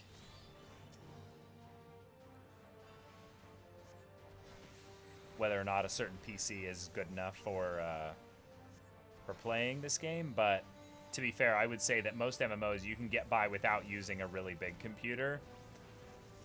But I would say for this game, given how pretty it is, you'd want something that could handle all the spell effects and stuff.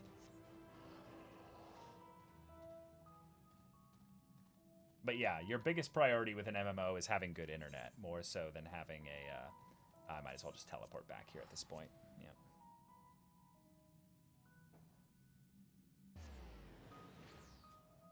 Like, I wouldn't even play an MMO, given that this is a PvE MMO, but one with such intense mechanics as this in the like end game stuff, without having really good internet. I see. I was unable to find the specimen either.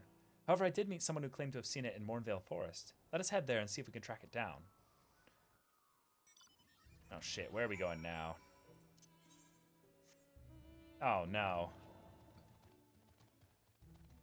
We're going further and further away from the main story quest.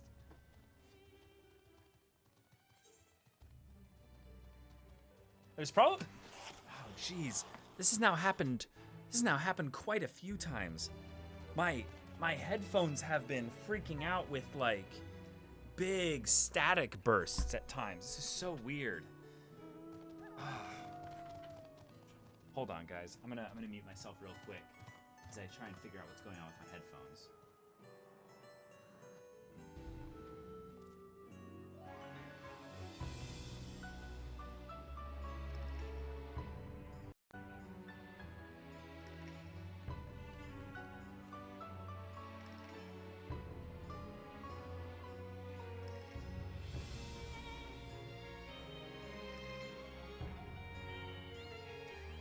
Yeah, you're right. That is how I know I've been playing for a really long time.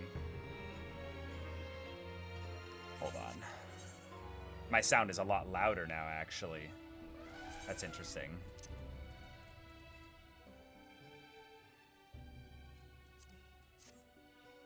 Much better. There we go. Maybe there's something wrong with the port that I was using for my headphones. Because I switched to a different one and it worked just fine now. Huh. Oh no! Oh, I thought that was a body there. Oh no, there's footprints, okay. Yes, there can be no doubt. These are Shaggles' footprints. I'm not even trying to hide the name now. I have uncovered the specimen's trail. It should be close. If you find it under threat from the local fauna, you may dispatch its assailants.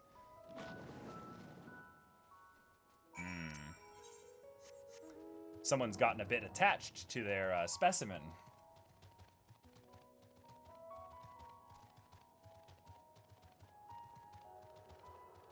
Uh-oh. Uh-oh. Big trolls here.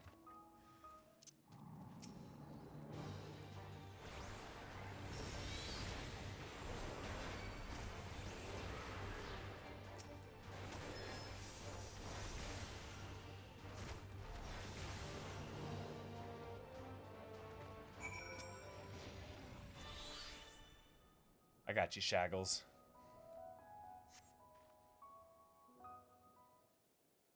This is for the Aether Current, yeah. Otherwise, I wouldn't be doing it. Oh my god, it's so cute! It's like a little owl bear. Aww. Oh, I'm so glad you're unharmed. You're all safe now. Come on, let's go home, sweetie. Grinch. Buffoon. Grr. Shaggles speaks! The Archaon is under threat. I must do something. Grr. Oh my god! What is this? So cute! Oh my god. Grr, you can understand me? Oh! Wait. Wait! He didn't know that it could talk? Wait, are you able to communicate with him? What? Incredible! I've never met someone with such a skill before. Translate for me, yes. This bundle of joy was born in Labyrinthos. However, he was abandoned by his mother, and in quite the state by the time we found him. He possesses remarkable intelligence for one of his kind. We've elected to use him as part of a study into the effects of growing up in an artificial environment. I had seen him making gestures that indicated he'd been reading the tomes here, but I thought he was just copying those around him. To think he actually understands speech. Though, I do wonder exactly why you are able to understand him and I am not. I'm sort of special. Yeah, I might be the Warrior of Light. Yeah. Really? Oh, what I wouldn't give to understand him too. Please let this be a long quest chain of some kind. You possess the echo, don't you? I find it difficult to grr the way your kind do, but I suppose it makes sense that you understand my general sentiments. I happen to learn of said power from the tomes in the Archaeon. Honestly, that buffoon over there is surrounded by a sea of knowledge, and he makes no effort to engage with it. Grr! Looks like he dropped out of where the wild things are. This is so funny. At any rate, I'm glad to finally have someone to talk to. As I was saying earlier, the Archaeon is in grave danger. Some girlless gleaner managed to bring woodworms in with them during a visit. If we leave them be, they're bound to cause irreparable damage to the materials at the facility. I tried my best to tell that buffoon, but it was no use. That's why I took a chance and went in search of some of my own kind to see if they would help. But you saw how that turned out. Well, what is he saying? Woodworms! Yes, he did the pose! Oh, oh, dearie me. Still, it was most courageous of him to try and solve the issue on his own. Grr. Now that we're aware of it, we need to sort out this pest problem at once. Would you mind helping out a little longer? Oh, no, of course not. You're the only one who can understand him, after all, and he seems moms ahead of us with regards to the situation at hand. Yes, I am the main character. I will help you, because you all cannot help yourselves. But this better give me 2 Aether Currents now.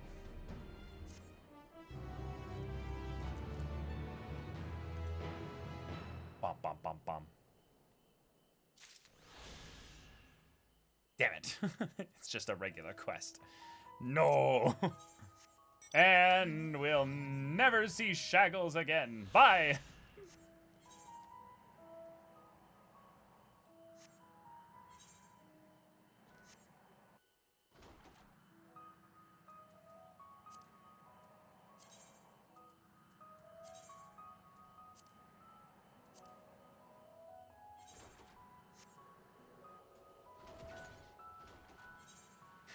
Exactly.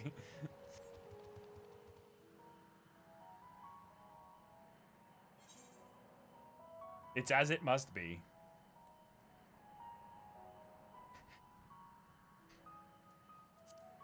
It's gonna be like 6 months from now, we'll come back to here to do quests with, like, I don't know, some class that we're leveling up or something like that, and it's gonna be like, oh, Shaggles, that's right!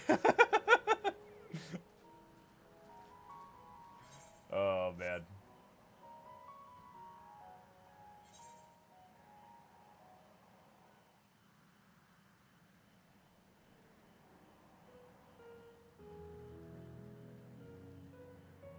I think this is a crossing, it looks like, to where we could go down to here. But yeah, I should have grabbed this Aetherite before I went up here.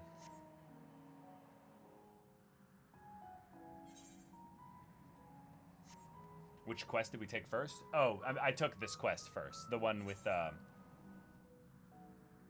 I took the one that involved, Charlian.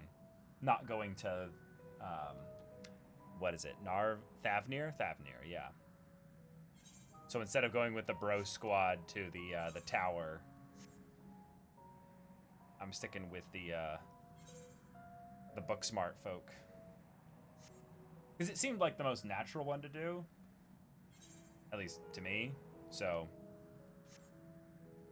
that's essentially why I chose it. It's in the same zone, you know? You went with the bro squad first. I think that might have helped with the pacing if I did that one first. Because this feels very much like that typical MMO busy work, you know? And I absolutely understand why we're doing this. Because there's going to be some point later on in the story where we're going to need to feel, like, attached to the people of the area. And if we don't have, like, any... Wait, a stray tomato? What?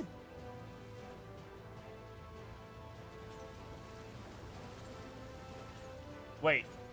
No, don't tell me. No! No, what? I can't go. Ah, fine. Fine. I'll go around this way then.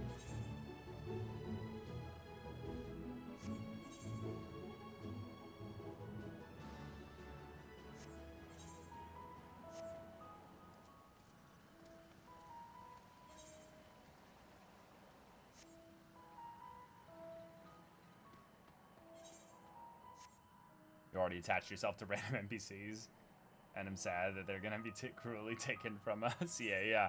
Aaronville is the one I'm already super attached to.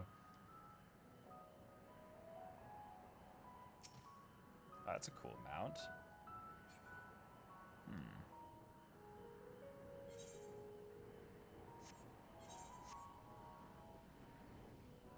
Okay. So now let's check the Aether Current, because it should be right around here. Okay, so it's down below.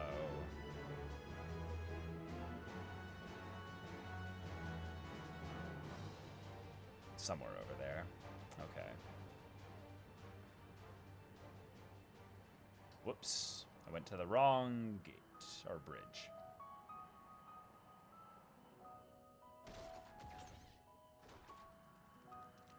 Okay.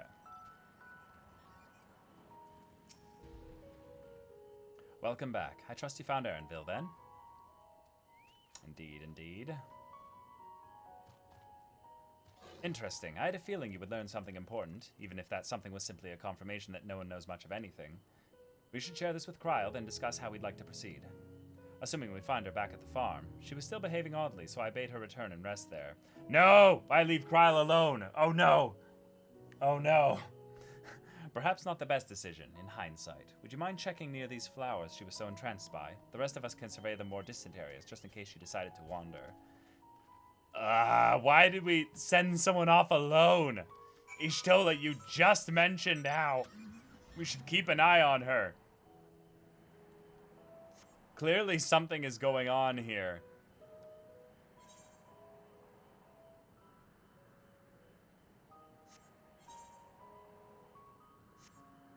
Oh, God.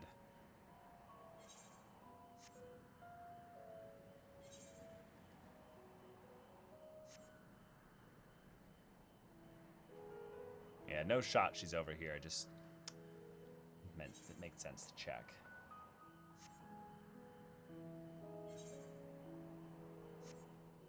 Shouldn't leave the potatoes alone. True, true.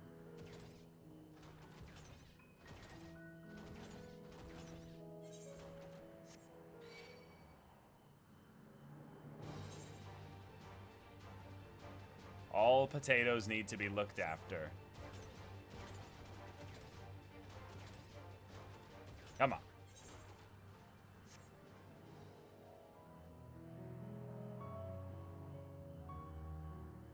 Yeah, here we go.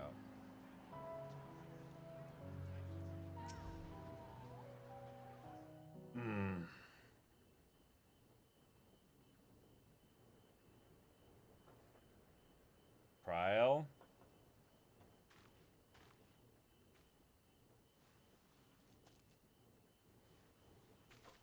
What are you doing?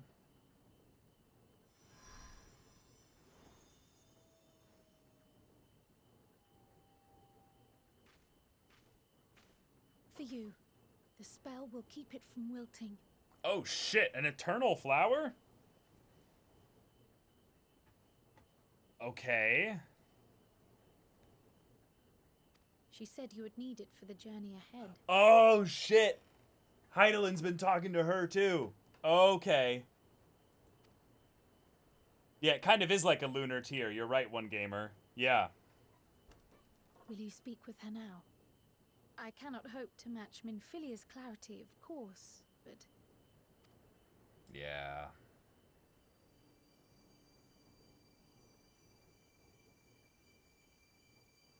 Shit. Thank you. Oh.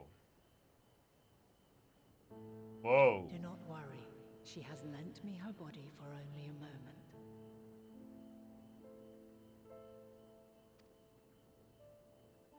Just as I could not save the first from the flood of light, it has become arduous for me to interact with the physical world without assistance. Though I might converse with you for a time, the incorporeal form I assumed on the ship would be incapable of casting even the simplest enchantment. It is in the depths of the ethereal sea, the place to which all life returns, where my influence is greatest. Okay. After Minfilia's sacrifice on the first, it was to the sea, here in the source, where I ferried her soul. I wished that gentle spirit to find rest in the world she loved so well. Her, and another who may yet have a part to play, though that will depend on you. Take the flower, walk free, for you are free, to go where you wish, to believe what you will. Nice. That blue will be your guide, test and proof of your conviction. In darkness, seek joy. Surrender not to sadness, and see beyond despair. Walk free, and bear the light for others to follow. Together, raise it aloft and let it shine, till the end, blinding and radiant. Well, okay. Okay. Shit. That was all too brief. Already she seems so far away. To all of my children. My apologies if I startled you. Ever since we began our descent into Labyrinthos, I had sensed another's will, straining to reach out. Okay. Even with my particular talents, though, I was unable to make a connection at first. So weak and tenuous it was. Once I took hold of that wispy thread. Imagine my surprise to discover it was Heidelin herself. Needless to say, it seemed wise to learn what we could before letting go.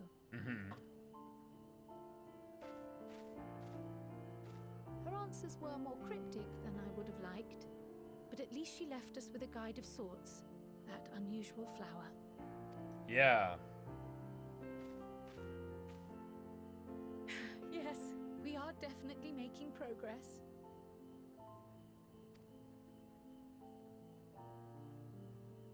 You can't be serious! We've done nothing wrong! Uh-oh. Uh-oh. What's all this?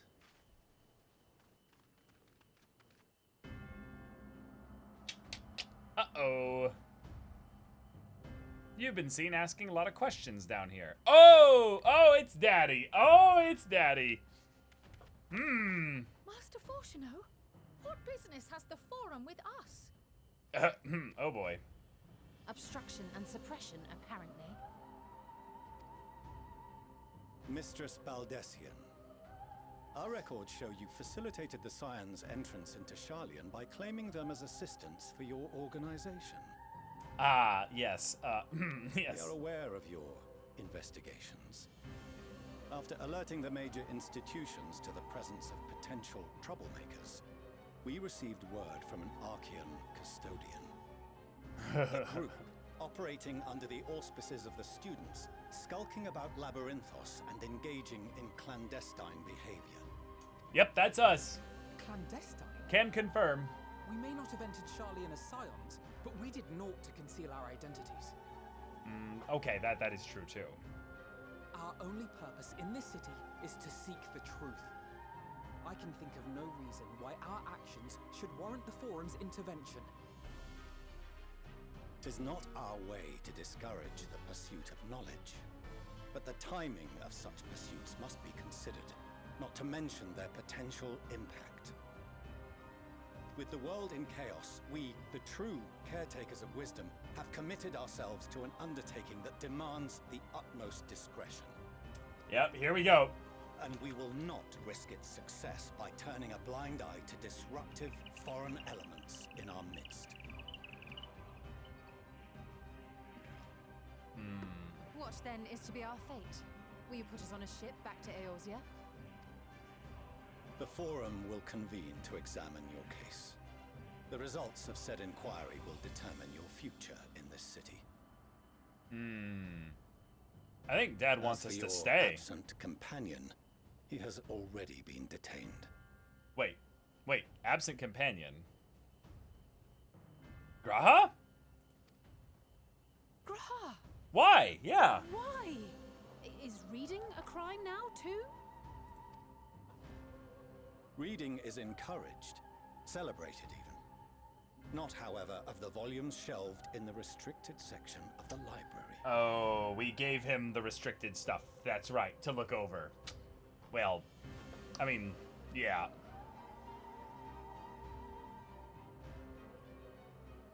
Refusing to comply will only make matters worse.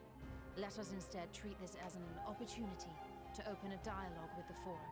Good idea, good idea.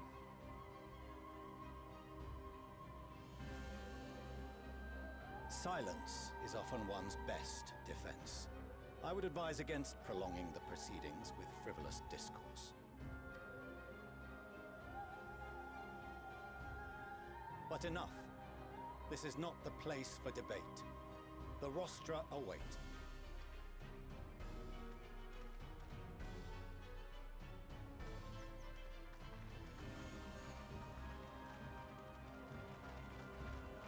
All right. Cool. I was about done with all the busy work. I'm ready to have some conversation with important people.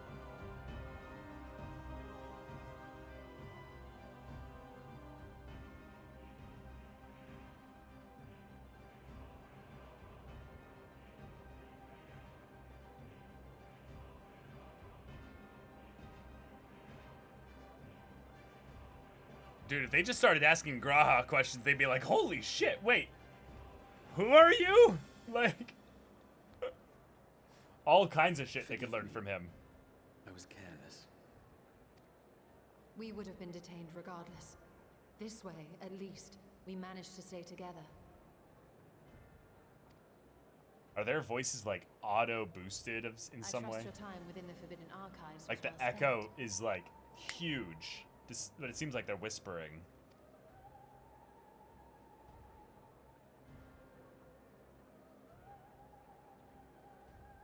The Forum will come to order.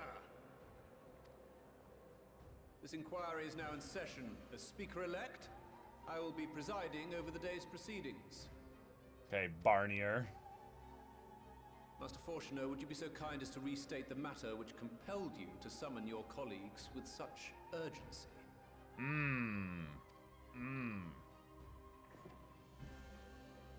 As you are all aware, we recently denied Eorzea's request for Charlian assistance. Since then, certain individuals dissatisfied with our decision have taken it upon themselves to interfere with our work. Here we go.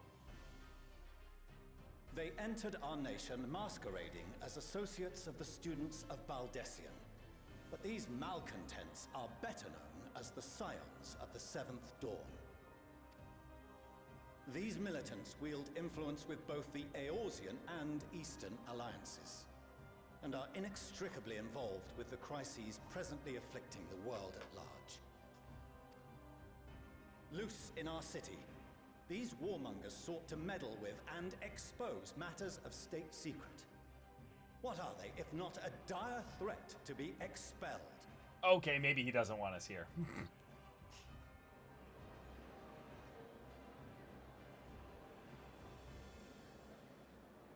You have tarnished the good name of the students. Galuf would be ashamed. Ooh. Very outspoken indeed, counselor. Oh, Krau's about to go off. Galuf Baldessian was never one to forsake his fellow man. Even if this nation closed every door and retreated from the world, he would have found a way to help the Scions, help every soul of this star fight back against the coming doom.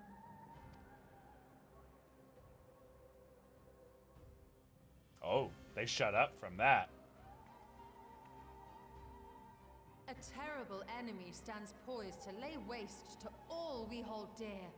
In the face of such madness, Eorzea reached out to Sharlayan, a respected ally, in the hopes of forming a united front. Was your curt dismissal truly the best you could offer? Or are you so preoccupied with your momentous duty of an age-long past that even the end of the world is unworthy of your attention? Let's go. Let's go, Y'shtola. Make them have to defend themselves with like, no, we have a plan. And it's Whence came this revelation? From the mouth of a forum member within fortuitous earshot. Yep. Then it seems your findings support my own. All right, let's go.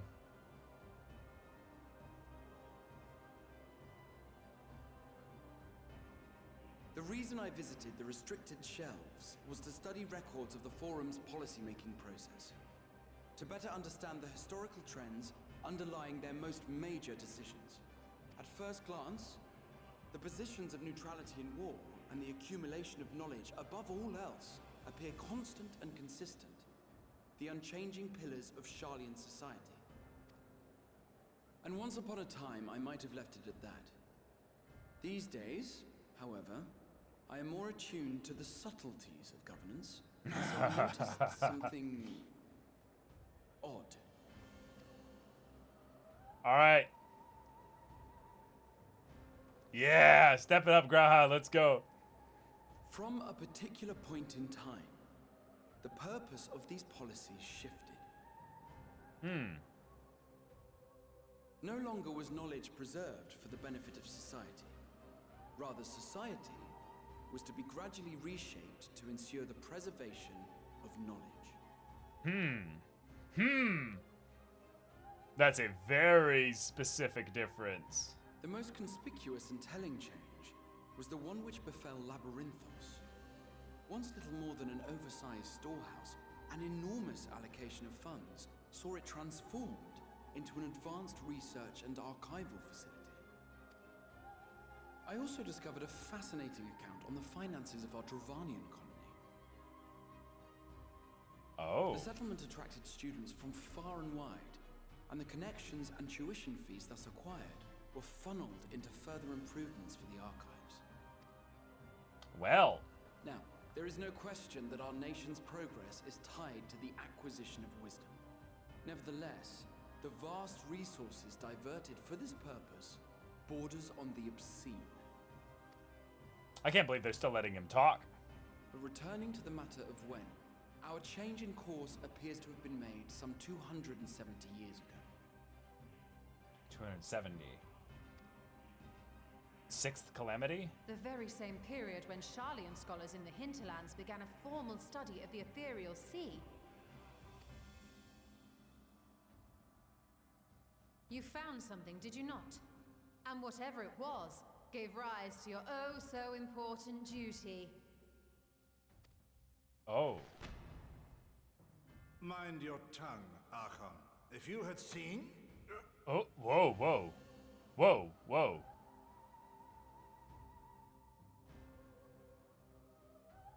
Yes. We are bound by a duty we cannot ignore. Oh, shit. Knowing this, what would you have us do? Abandon our vital work and join you on the field of battle? We will never choose the way of the sword. We will fulfill our mission not through strife and bloodshed, but survival. Yeah, survival above all else. Oh shit. Almost like the other guy got like Vader choked or something. Come what may, we shall live on. We must. Because no one else will? Uh-oh, Do uh-oh. as you must, then. But we Scions will fight From the trailer! until the heavens fall, until our last breath. Yeah.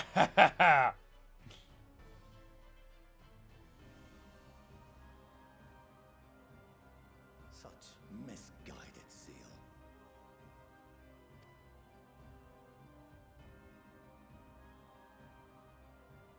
Oh, you're gonna speak up, Alpha? No. This is your dad. Father, Master Fortuner, I fail to understand the stance you have elected to take. But by the same token, I have yet to find a compelling argument to counter the challenge you put to us in Gridania. Still, in the midst of my uncertainty, Oh, I must Arnvald. trust in myself to do what is right, as others have chosen to trust in me. Arnvald.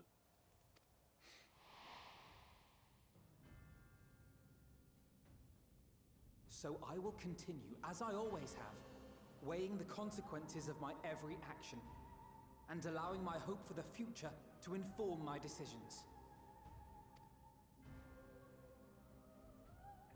That's quite enough. Have you all forgotten Yeah, the yeah. reason for this assembly? This is kind of interesting that they've been going on about this for so long until this guy brought that up. Very curious. Skolok Monteshane.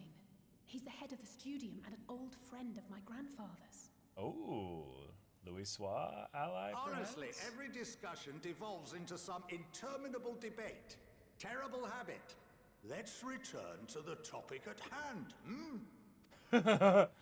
I like this guy. By their own admission, these Scions have resolved to fight alongside the Eorzean nations against the doom which swift approaches. But there exists no evidence of an attempt to incite our citizens to do the same. Alright! Alright! Furthermore, while our decision may well have been the correct one, we cannot simply bull our way through these disagreements without inviting doubts or objections. Put yourselves in their place. Who among you would leave a tome unopened if an elder forbid you read it with no reason given? I like this guy. I like this guy a lot. If we're to quell further discontent, then we must conclude this matter with a fair and even hand.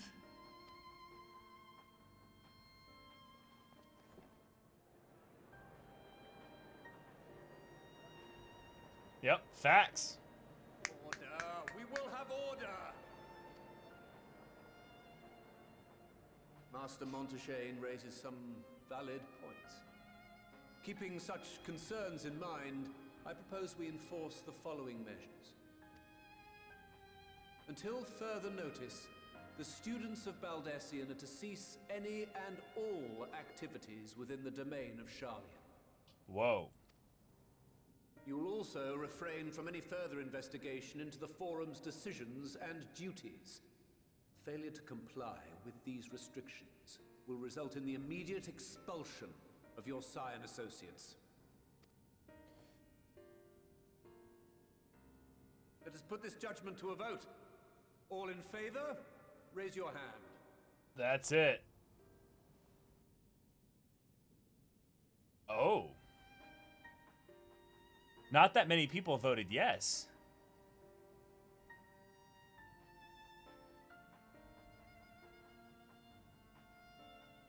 I count 51 for. Oh, wow. And 48 against. Wow. The proposal is passed. I didn't see Dad's vote, though. Scions, you have heard the forum's judgment. Pray abide by it, or face the consequences.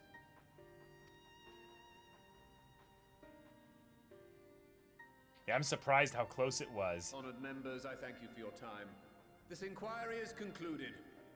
Yeah, given that there was a 100% unanimous vote to deny Eorzea assistance, the fact that they were basically 50-50 split here is really, really unsettling.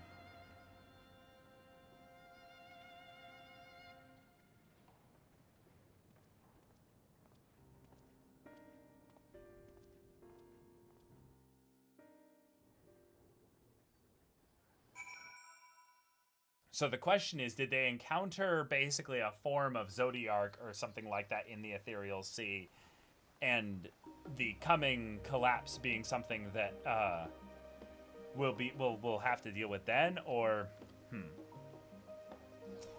Okay, let's just keep going though. We might find out later. Well, at least they've been allowed to remain in the city, and our endless investigations have not been in vain. We now know that this mysterious duty of theirs began with whatever the Forum discovered in the Ethereal Sea. With our freedom so sorely curtailed, however, we will struggle to learn more of substance here in Sharlayan. Yep. Unfortunately. Wow, the music is much louder at times. I am going to have to continue to reduce the overall...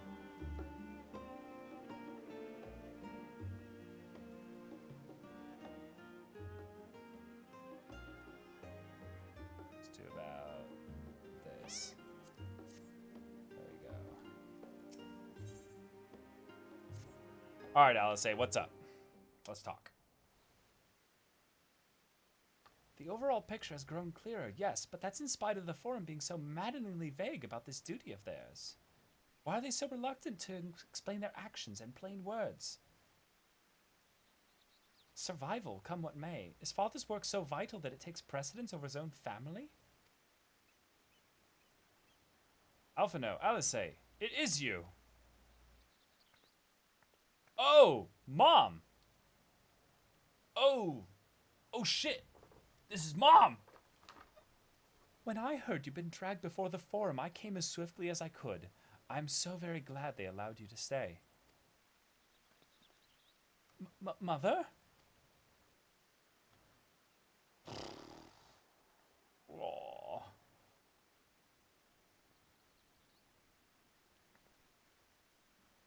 She's gorgeous.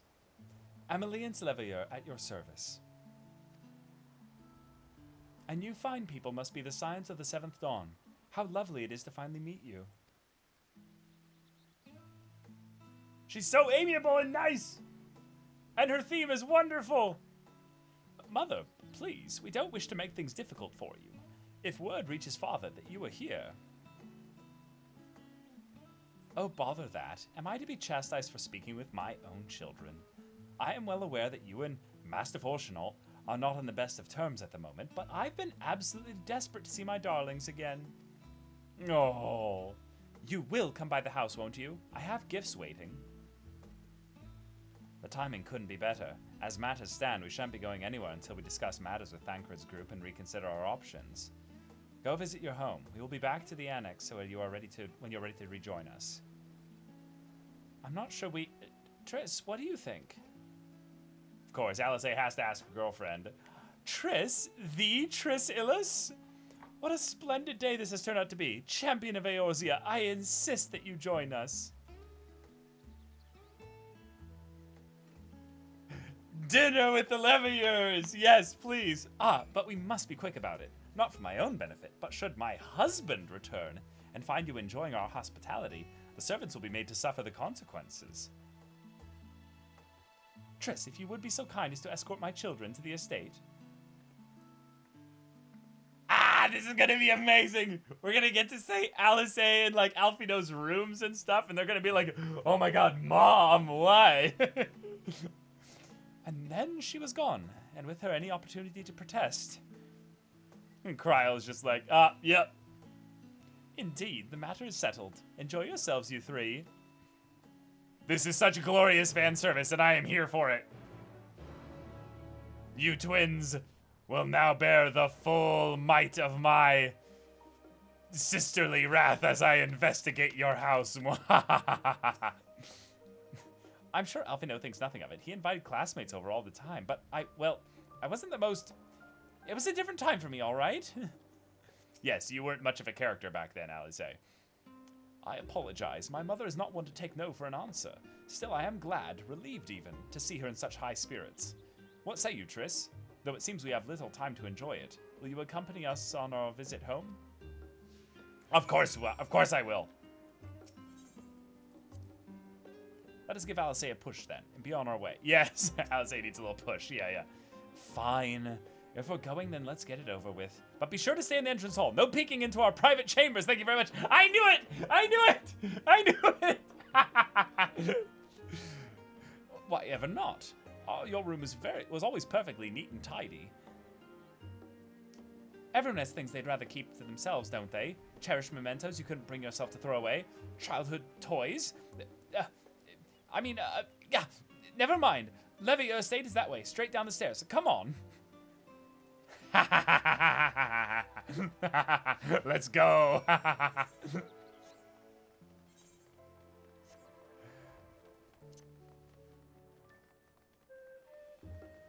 These dorks will rue the day that I was given access to their house.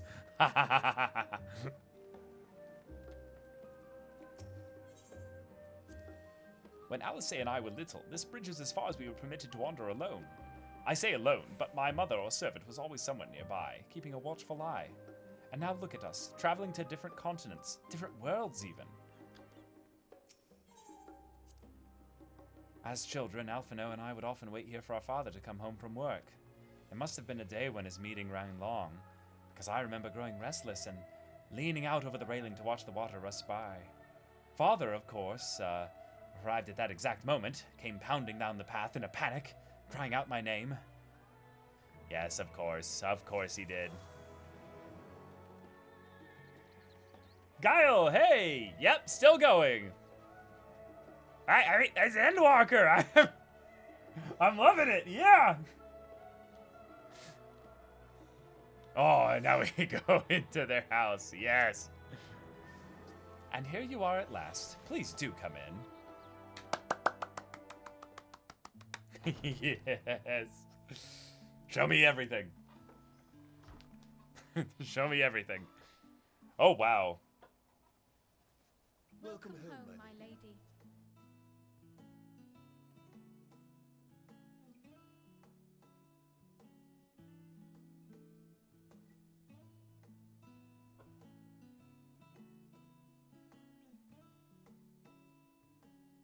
Damn, they are rich, to say the least.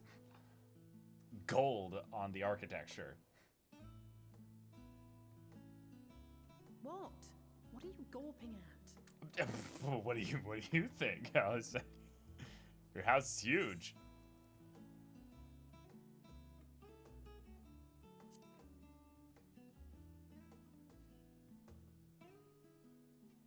Oh, gods, please don't.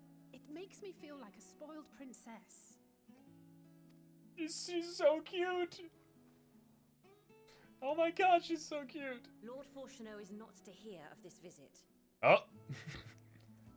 Yes, Mum. Yeah.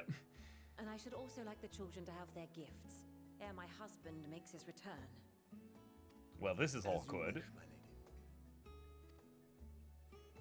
This bodes well that, the servants don't have names given to us. Therefore, none of them are probably going to betray us. Master Alphino, Mistress Alice, if you'd accompany me upstairs. Oh! One of them's like really young. We shan't be long. Oh.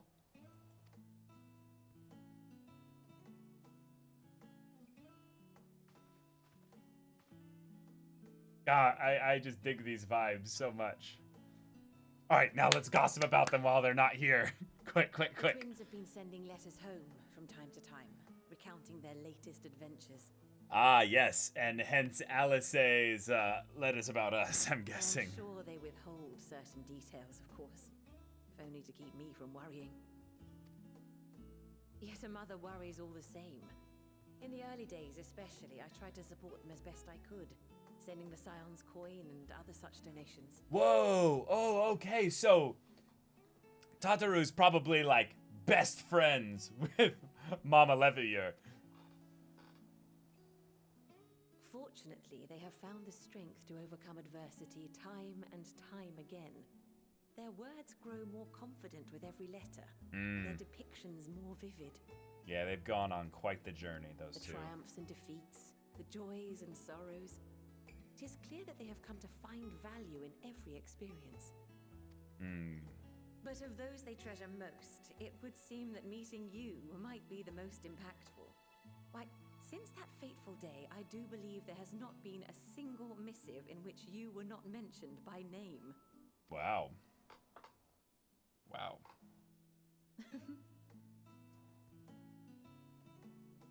Tis plain they care for you, and I am glad they have such a steadfast companion watching over them. Under normal circumstances, I would offer you tea, but alas, these are anything but. In any event, why don't you keep me company whilst we await my children's return? Perhaps you might regale me with a tale or two of your exploits. Which expansion to tell them about now? Which expansion?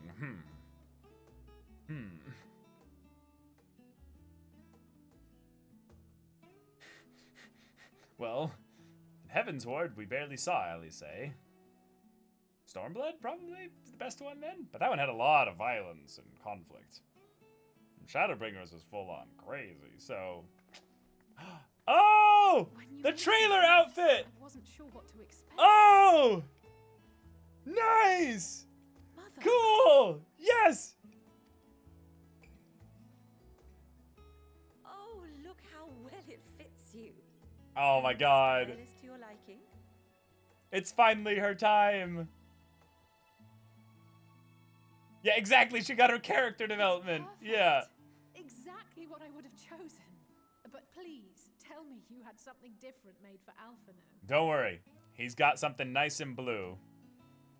Naturally. You are hardly little children anymore. Oh. And while I shall miss dressing you in those precious matching outfits, I must respect the individuals you have grown to become. Exactly. Ah. See for yourself. Ah, here he comes. Perfect. Thank you for the splendid He's a clothes. proper sage now. Stylish, comfortable, and eminently practical. I am so glad you like them. They are, however, missing one final touch.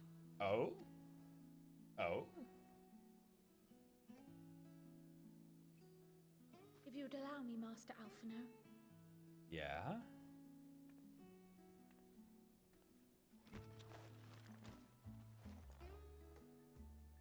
Oh, here we go. Now he's a proper sage. There we go. Wait. Are these... Yep. A sage's tools of the trade. They belonged to your father. Oh! Oh!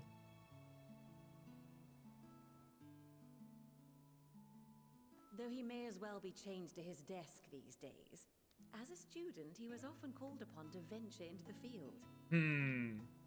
He wielded those armaments, both to heal and to harm in no few battles. None so fierce as those you two have braved, perhaps, but battles nonetheless. Thus did I pull them out of storage, to show you that he was not always Here we go, the man yeah. who stands in vehement opposition to you now. And also because it would be a terrible waste of ridiculously expensive House Leveilleur commissioned artistry. Oh, look at that wink. You see Mama's wink there? See Mama's wink? Oh. Oh. Nice. I am told these devices are quite difficult to master. But someone of your extensive experience should soon have them darting about with grace and aplomb. May the wisdom in that crystal serve you well. And please, try to find common ground with your father, that you might come and go without need for this awful subterfuge. That was some sage wisdom there.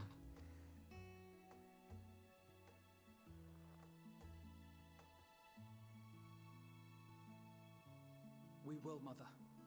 I promise. Oh. My final gifts to you before you run off are an observation and a suggestion. Oh, sorry. I spoke too soon. Here comes the sage wisdom. Firstly, Fortuno has ever been a serious man, but it was only after you were born that he truly lost himself in his work. Oh. Oh, shit. Oh. Maybe he wasn't as serious about their plans until he realized that he had something to protect. Like, in the longevity sense. Like, he kind of thought maybe, like, that him and his wife would be like, well, we're not going to bear kids necessarily. But then they get two at once, and it's like, oh, shit. Okay. I may not know the forum's inner workings, but I know your father's. The timing of that change in him holds some significance. Yep. Yep. This is the difficult father trope where he's doing something for their best, for their greater good, for the greatest good, but then he has to do it in a way that makes him seem awful. Yeah, yeah. Now that makes sense, yep. Secondly, do not seek to best your father with words. Oh, yes! Best him with action! Show him! Yes! Show him how much you've grown! Yes! Yes! Let him discover the merit of actions after they cannot. Holy shit! Mom, you and I think like exactly alike. Oh my god. This is such a huge deal. And this works so well to becoming to specifically Alphino. Like, because that's been a huge portion of his character development, is that he has been one that has tried to win with words when realizing that he needs to back up his words with action.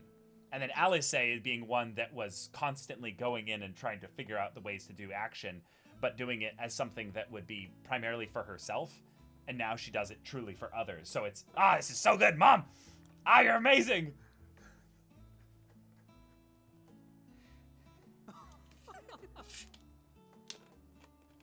Oh, Mother. Oh, Mom. We shall take your wisdom to heart. Thank you again for these gifts, and farewell for now. Safe travels, my children. Eat well, stay warm, and keep your friends close. Because you might not have them forever.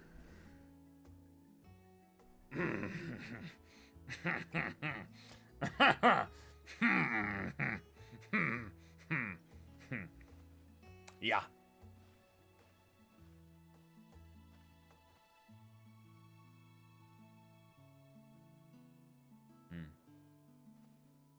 Do our little nod.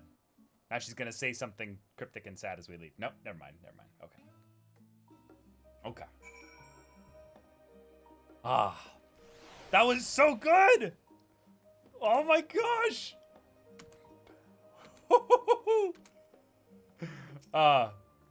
One of the best scenes in the story thus far. Thank you for indulging Mother's request. I can see it meant a lot to her, and I shall refrain from inquiring as to the content of your private conversation. Our visit was all too brief. For now, however, it will have to suffice, as will these tokens of home that we carry with us, these gifts to help us remember who we are and whence we came. But enough sentimentality. Let us return to the annex and rejoin our companions. But you are mistaken, Alphino. I have other things to do.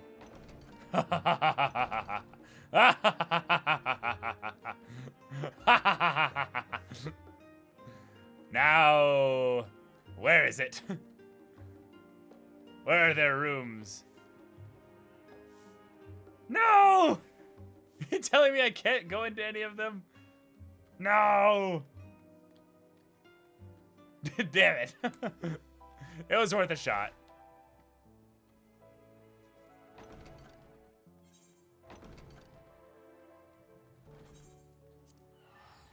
Oh, wait, hold on. I can do it this way. This is faster. Estate visitor. No, Baldesian. I tried, chat. I tried.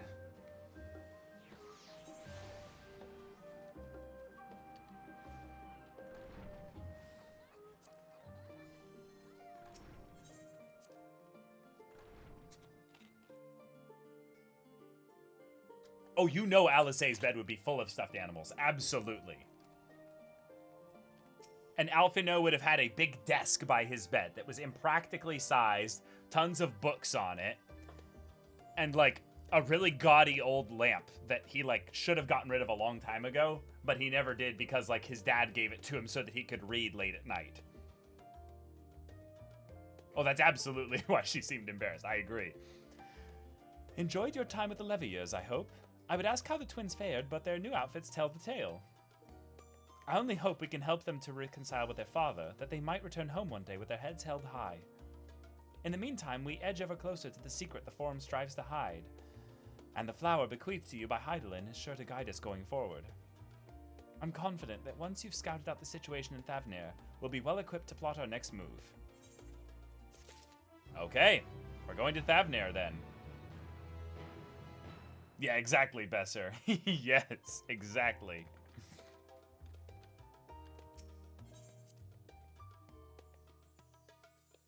I love that Kryle can say that and then be like, everyone else is like, wait, whoa, Hydaelyn did a what now? A what? Excuse me?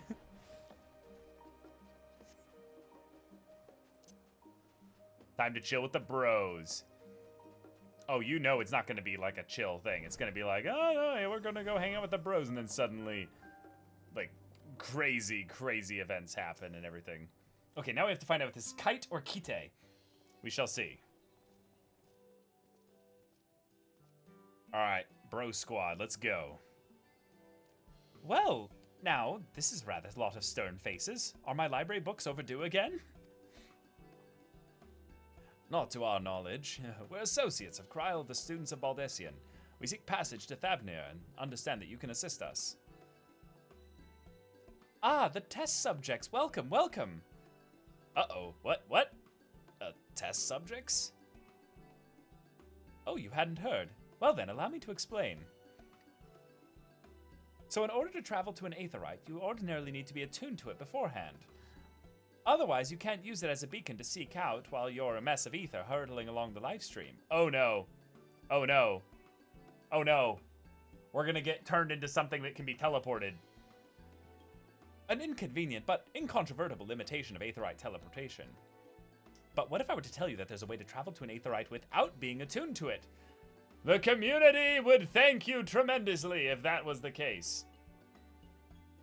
A way to teleport instantly to places you've never been? For long years, we've labored to make such travel possible, that people might move about more freely. And we've finally done it. We've created a new kind of aetheryte that doesn't require attunement. Truly, that changes everything. Well, my language may have been a bit misleading. The user need not attune to these aetherites, but the aetherites themselves must have been pre-attuned to each other, thereby facilitating travel between the 2 points. This just seems like what all aetherites should be, you know, ultimately.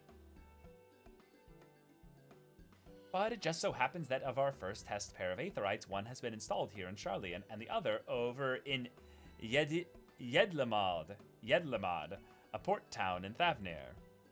As you may know, our nation has long maintained strong ties with the Razat Dahan, and indeed we owe much of this breakthrough to the contributions of their alchemists. So to sum it up, we're to test these aetherites. How fortuitous for you. I should mention that an accident has impaired my ability to channel ether. Will this be a problem? Not at all. As a matter of fact, you might say these aetherites were made for people like your good self. The magics imbued within will whisk you away without any effort on your part. A veritable dream come true, and far be it from me to worry about such things. But do we have permission to make use of your shiny new invention? The only permission required is yours, so assuming you're willing, we're all set. It may come as a surprise, but we actually struggled to find test subjects. No, I wonder why. Most people seem to have an unreasonable fear of their souls gradually disintegrating as they drift helplessly in the live stream, in the statistically unlikely event that something goes awry. But it's plain that you aren't most people. Mistress Krile truly knows how to pick 'em. Estinian is like, I could just jump my way there faster than y'all could get teleported. And I've already been to Thavnir, so I already attuned at some of the other Aetherites. This is bullshit. If I might change the subject. Art thou, Master thou, Wilfson, and thou, Mistress Blowida, thou not thou present today?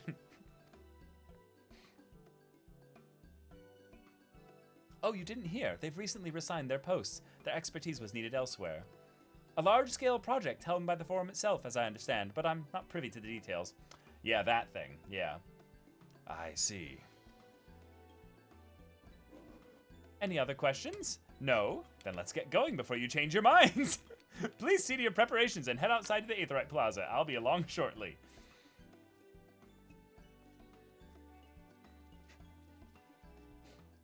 I love how this Kite is just like, yes, test subjects. Yeah.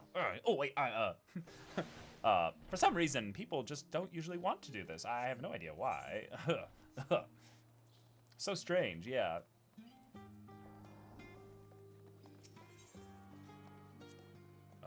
Hold on.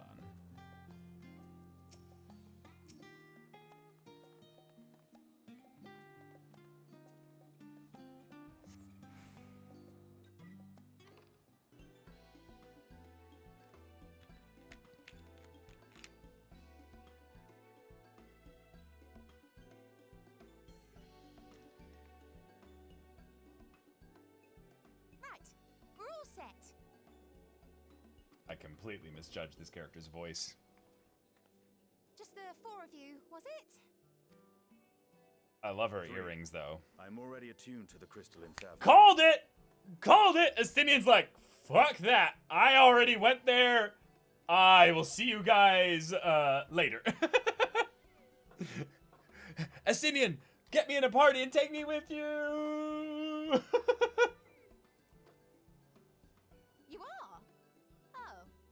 I would have preferred more test subjects.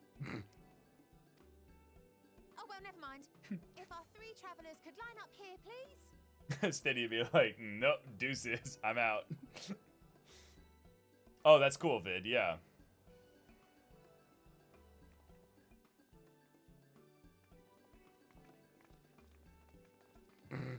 I love how she's like, and I'm gonna stand really far back here. Because this is going to be a bit chaotic. That's fine. Take a deep breath, and I'll soon have you soaring through the ether.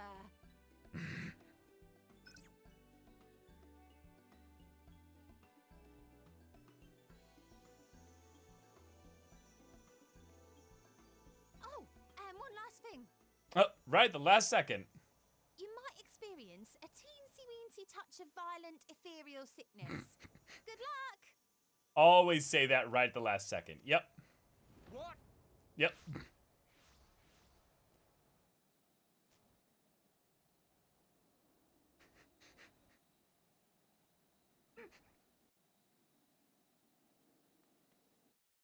Well, here we go.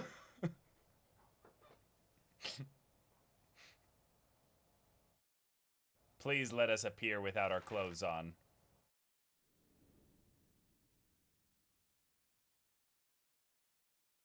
And yep.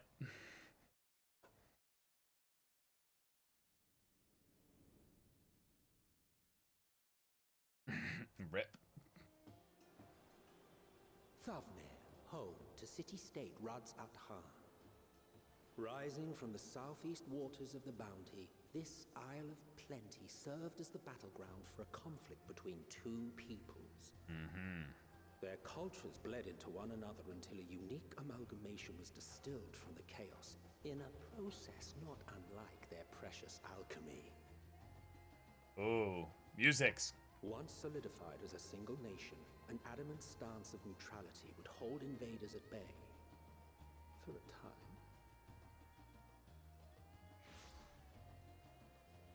Alright, well, we made it through just fine. Now across this vibrant aisle creeps a fog of malice. What choice do you have? Oh, oh. Oh no. Stinian just like. What chance?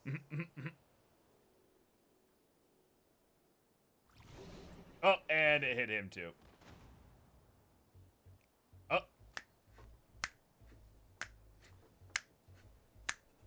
Against such an insidious foe.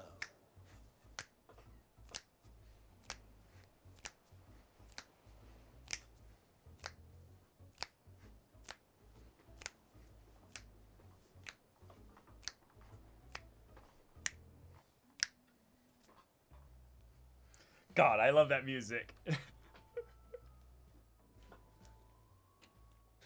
We need to come up with a community-related dance of sorts for that song. Like something where it's just like me and the squad going through insert dungeon name here, and it's just after a bout of bad shellfish. Oh, don't even talk to me, Estini, about bad seafood. Oh my god. One time, I think I was eating like oysters or something like that. Don't know why, but it was so bad. It was like, I don't know, 2.5 hours or so after I ate them. It was just like headaches, nausea, and just like, not good. Not good at all.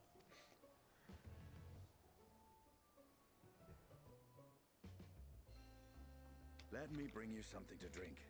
That should help settle your bellies. All right, let's go drinking with the boys.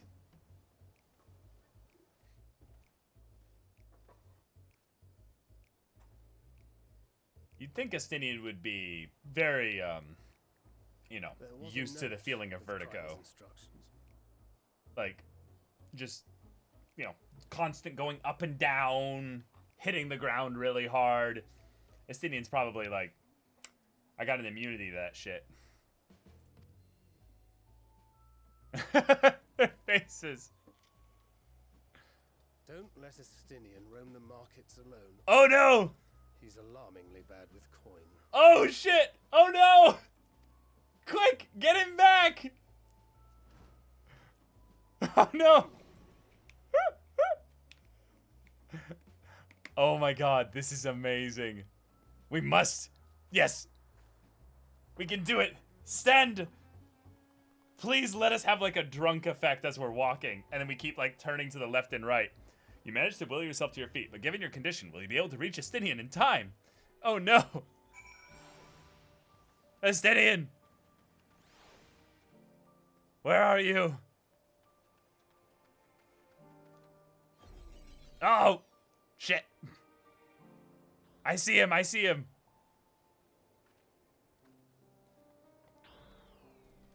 Sprint!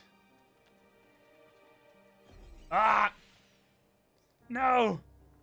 Estinian, don't! You there. I need 3 drinks. Something that helps with aether sickness.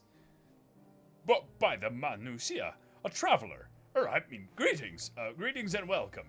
You are wise, good sir, to come to me. My special amra lassi, made with only the finest and freshest ingredients, is famed for calming unruly bellies. By way of a warm welcome to Thavnir, I'm pleased to offer it to you for the low, low price of 19,800 gil. For not 1, not 2, but 3 bottles. A bargain amount amongst bargains. Estinian's like, I do all my economic work through bartering. So that seems fair. The price is high road robbery, and you want to say as much to Estinian, but you realize any words of warning you cry out would be accompanied by your last meal. You must stand before Estinian using gestures. Deny that the deal is fair. Deny. No.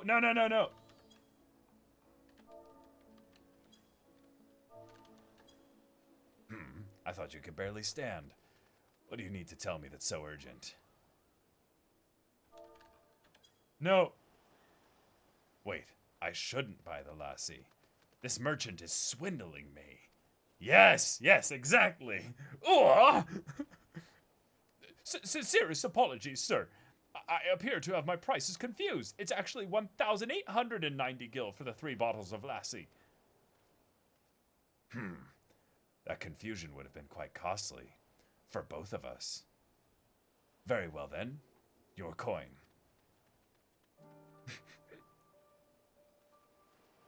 Here, a bottle for each of you. Take them to the others and get some rest. I'll be back after I've explored the town. And then Estinian just boings off into the sky. Random thuds get heard, you know, every like 4 seconds. Just boing, and then poof. Urianger! Urianger, I'm on my way! I'm coming, Urianger! Ugh.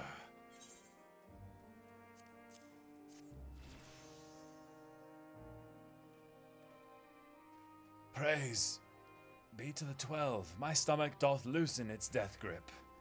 My heartfelt thanks to thee and Estinian, and to the fine fruits of this land. You were in time. Excellent. You've spared us Tataru's wrath. I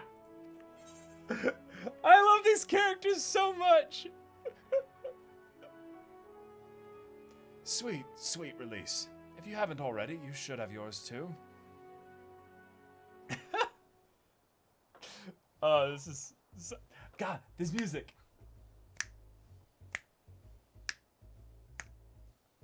Right. I'm ready to get on with it. That lassie truly worked wonders.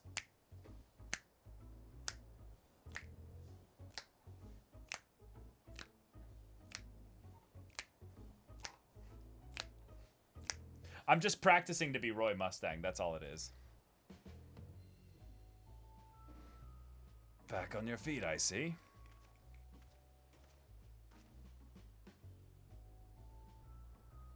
Oh, no, wait. Did Estinian cut his hair? Wait, no. Did Estinian get a haircut? Thy hair? Oh, he tied it up. Okay, cool. Aye, I've bound it. 'Tis the most I could do against this heat, short of shredding my armor. May I ask where you got the cord for it? A local vendor. The man said it's a Thavnarian weave, tough and not easily unraveled. It only cost me 50,000 gil. Yeah, oh no!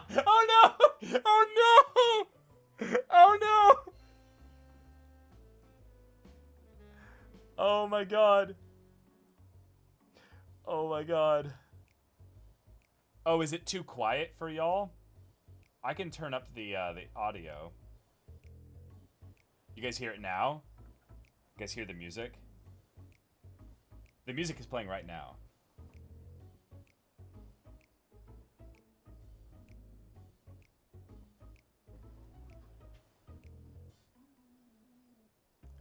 And how much did it cost? 9,400 gil. A steal, I was told. 'Tis nothing fancy, but I've always valued function over form. God damn it. That's incredible. I dare say not even Alphino could hold a candle to you.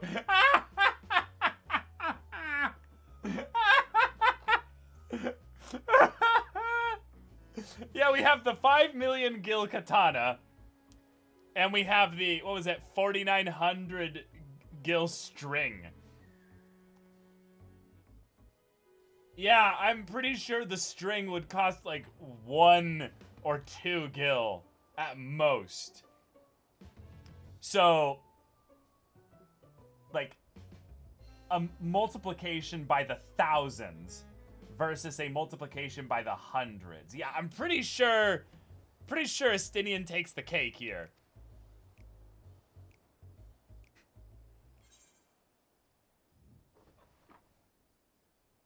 Ah. I expected the Azure Dragoon to put up more of a fight.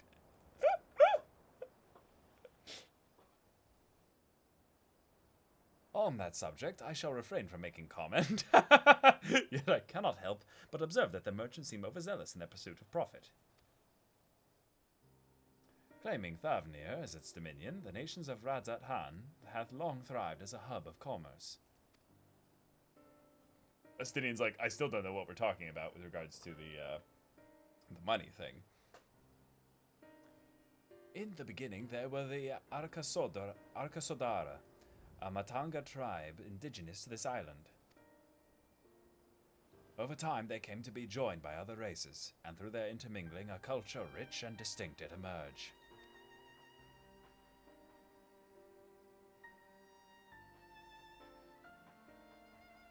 Oh, really? Is it really quiet? I can make it louder then. Like this. Like, does that make it a bit better?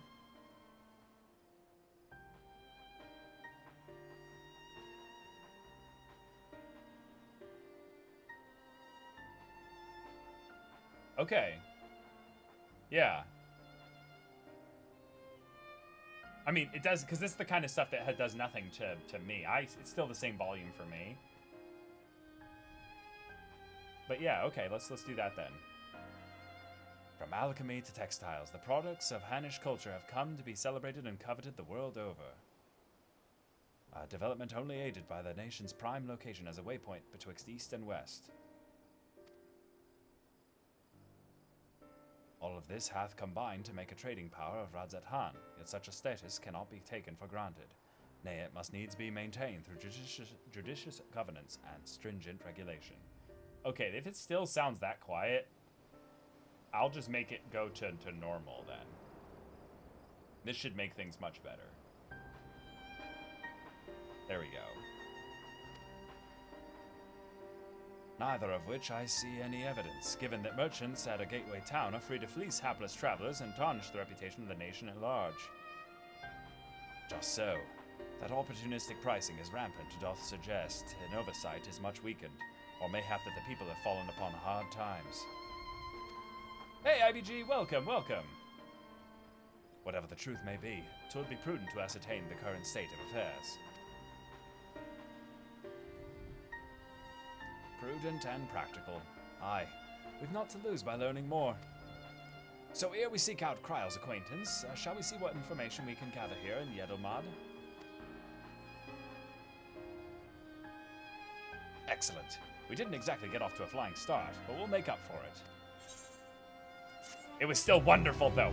Thancred, Estinian, Urianger. You may be some dumbass boys, but you're my boys. That's our first level up of Endwalker! Oh my god, that seems like the perfect time to end the stream. That actually seems like the perfect time to end the stream. We leveled up. We've unlocked both the Reaper and Sage classes. We've gone through a full section of the story with regards to Charlian. We've been streaming for about 8 hours. We've just started the next section of the story here. This seems pretty good. I think we'll stop here. Let's make this Aetherite, or this Aethernet this Aetherite our home spot for coming back here.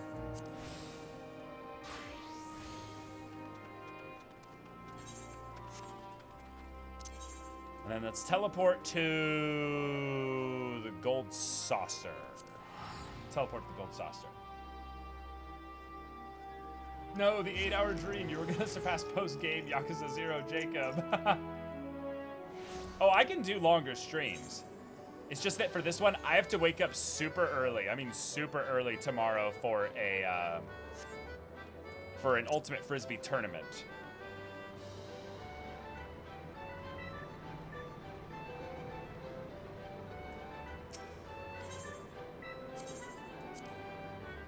Does anyone know the details of this one's, of the judging for this one.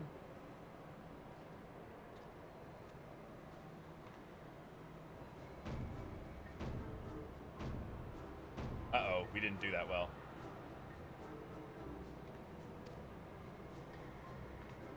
It's teams. It's a hat league tournament where you basically get thrown into a random team with one friend.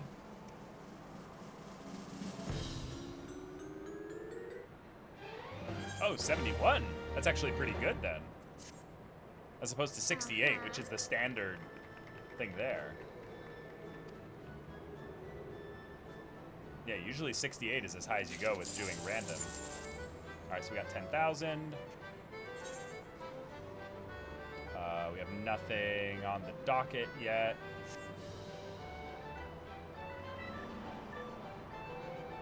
Let's see. Do we have any logs?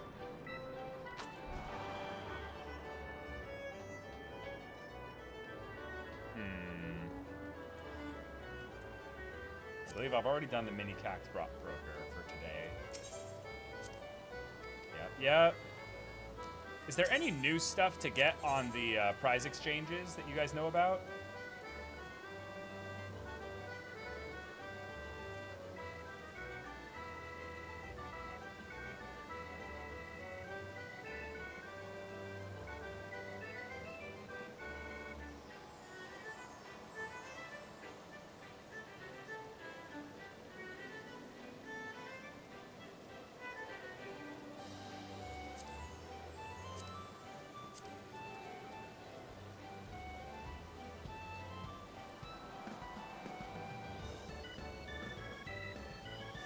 No, it's not 1v1 ultimate. Don't worry, One Gamer, yeah.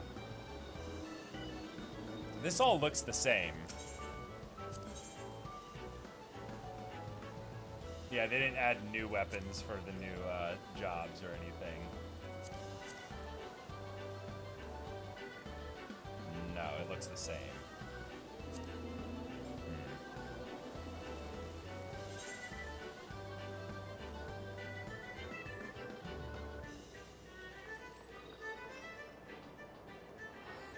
Have a good one, Lati. Thanks for keeping me company. That was fun. None of the logs for Gold Saucer give XP, right? No, of course not.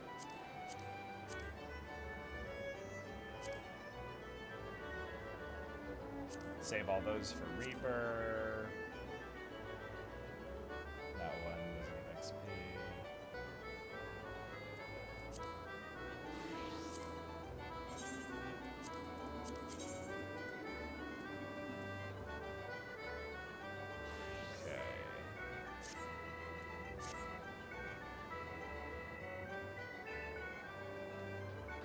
Alright, well, then I think this will be good for now. Alright, everybody. I'm going to be streaming this game Wednesdays and Fridays every week. And I am potentially on Fridays going to be starting streams earlier. So, heads up, the Friday streams might be starting as early as 1 p.m. Pacific time, so that we can stream a lot. But the Wednesday ones will continue to be 3 p.m. Pacific. So, essentially on Friday, the streams will be starting 2 hours earlier. Because we're doing super streams, basically.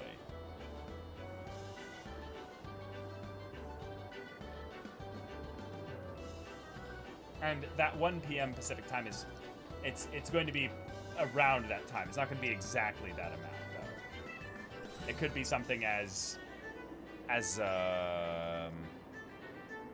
like 1:15 or something like that. But approximately around that time, so we get a couple extra hours in. As I really want to experience all this story, but I want to get into it really quickly so that the stuff that happens afterwards, like, you know, the patch stuff and then the raids and everything, like, I'm pretty much ready for, because I want to have this be like my main game for quite a while. I mean, Elden Ring's gonna come out in February, but for like that chunk of time, this is going to be like my game. But yep, we've got Sage. Where's Sage? Sage and Reaper already here.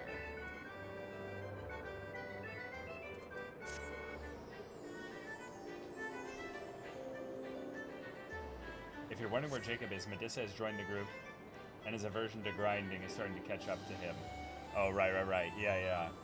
That definitely makes sense. I definitely started to feel that as well. Okay. Gotcha. Alright. Well, this has been really fun. Thank you all for showing up. I'm going to see about raiding another Final Fantasy XIV streamer here. So let me do that real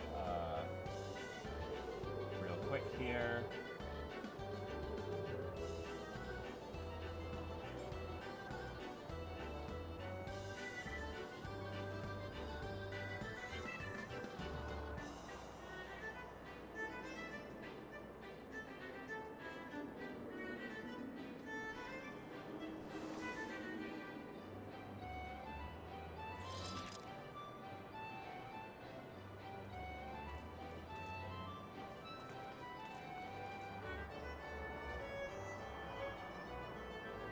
Let's see.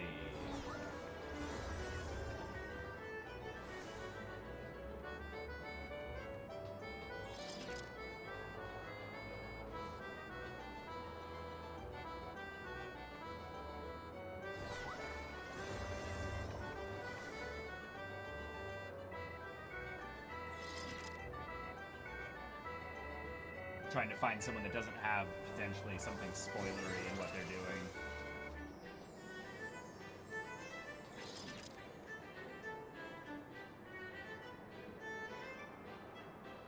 Let's do this Moonmun here.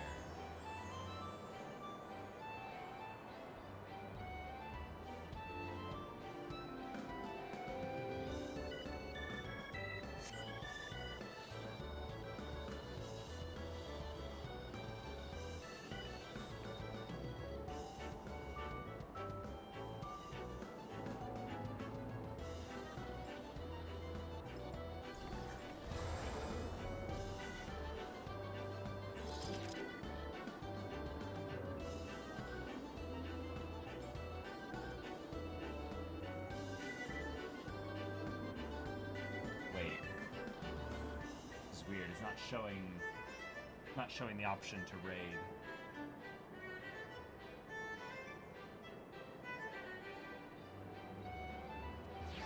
Wait, do y'all know how to raid again? I keep forgetting how it works.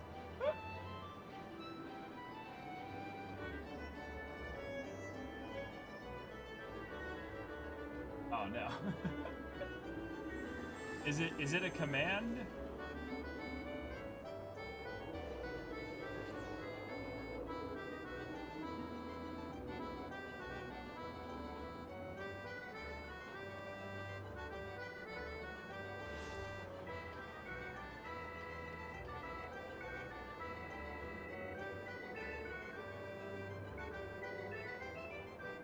Is it like /raid or something? Let me see. Oh, wait, hold on. Okay, gotcha. So we go raid channel here. Here we go.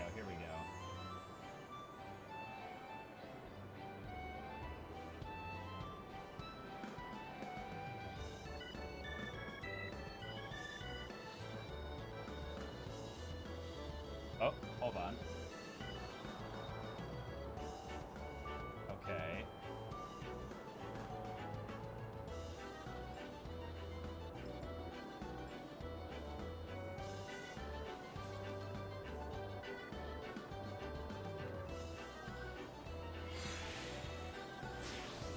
Wait. Okay, here we go. This works now. There we go. All right, let's go welcome them.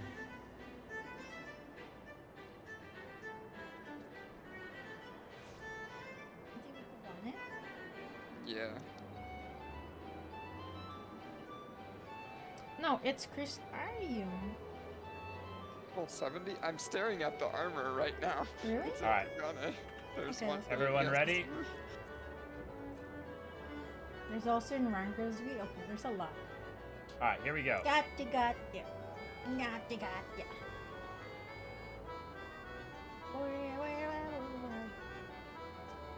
Market. The jeweler is right next to the armor. People.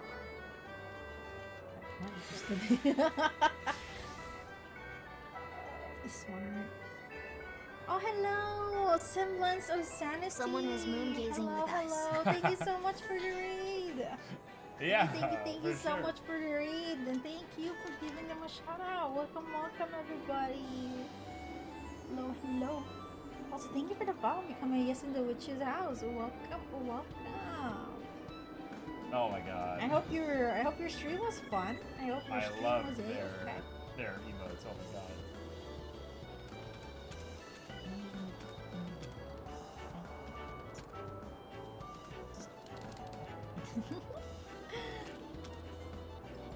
Really? 300, 260? No, I need a 70. Jesus Christ, I was born at level 71.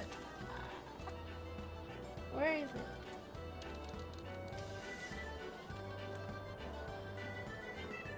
Oh, that's awesome. Okay, cool. Perfect. That one. And playing. Alright, guys. Playing. Alright. Have a great time. I'm signing off. And see you all in the next one. Alright. Later, everybody. I'm so much trying to start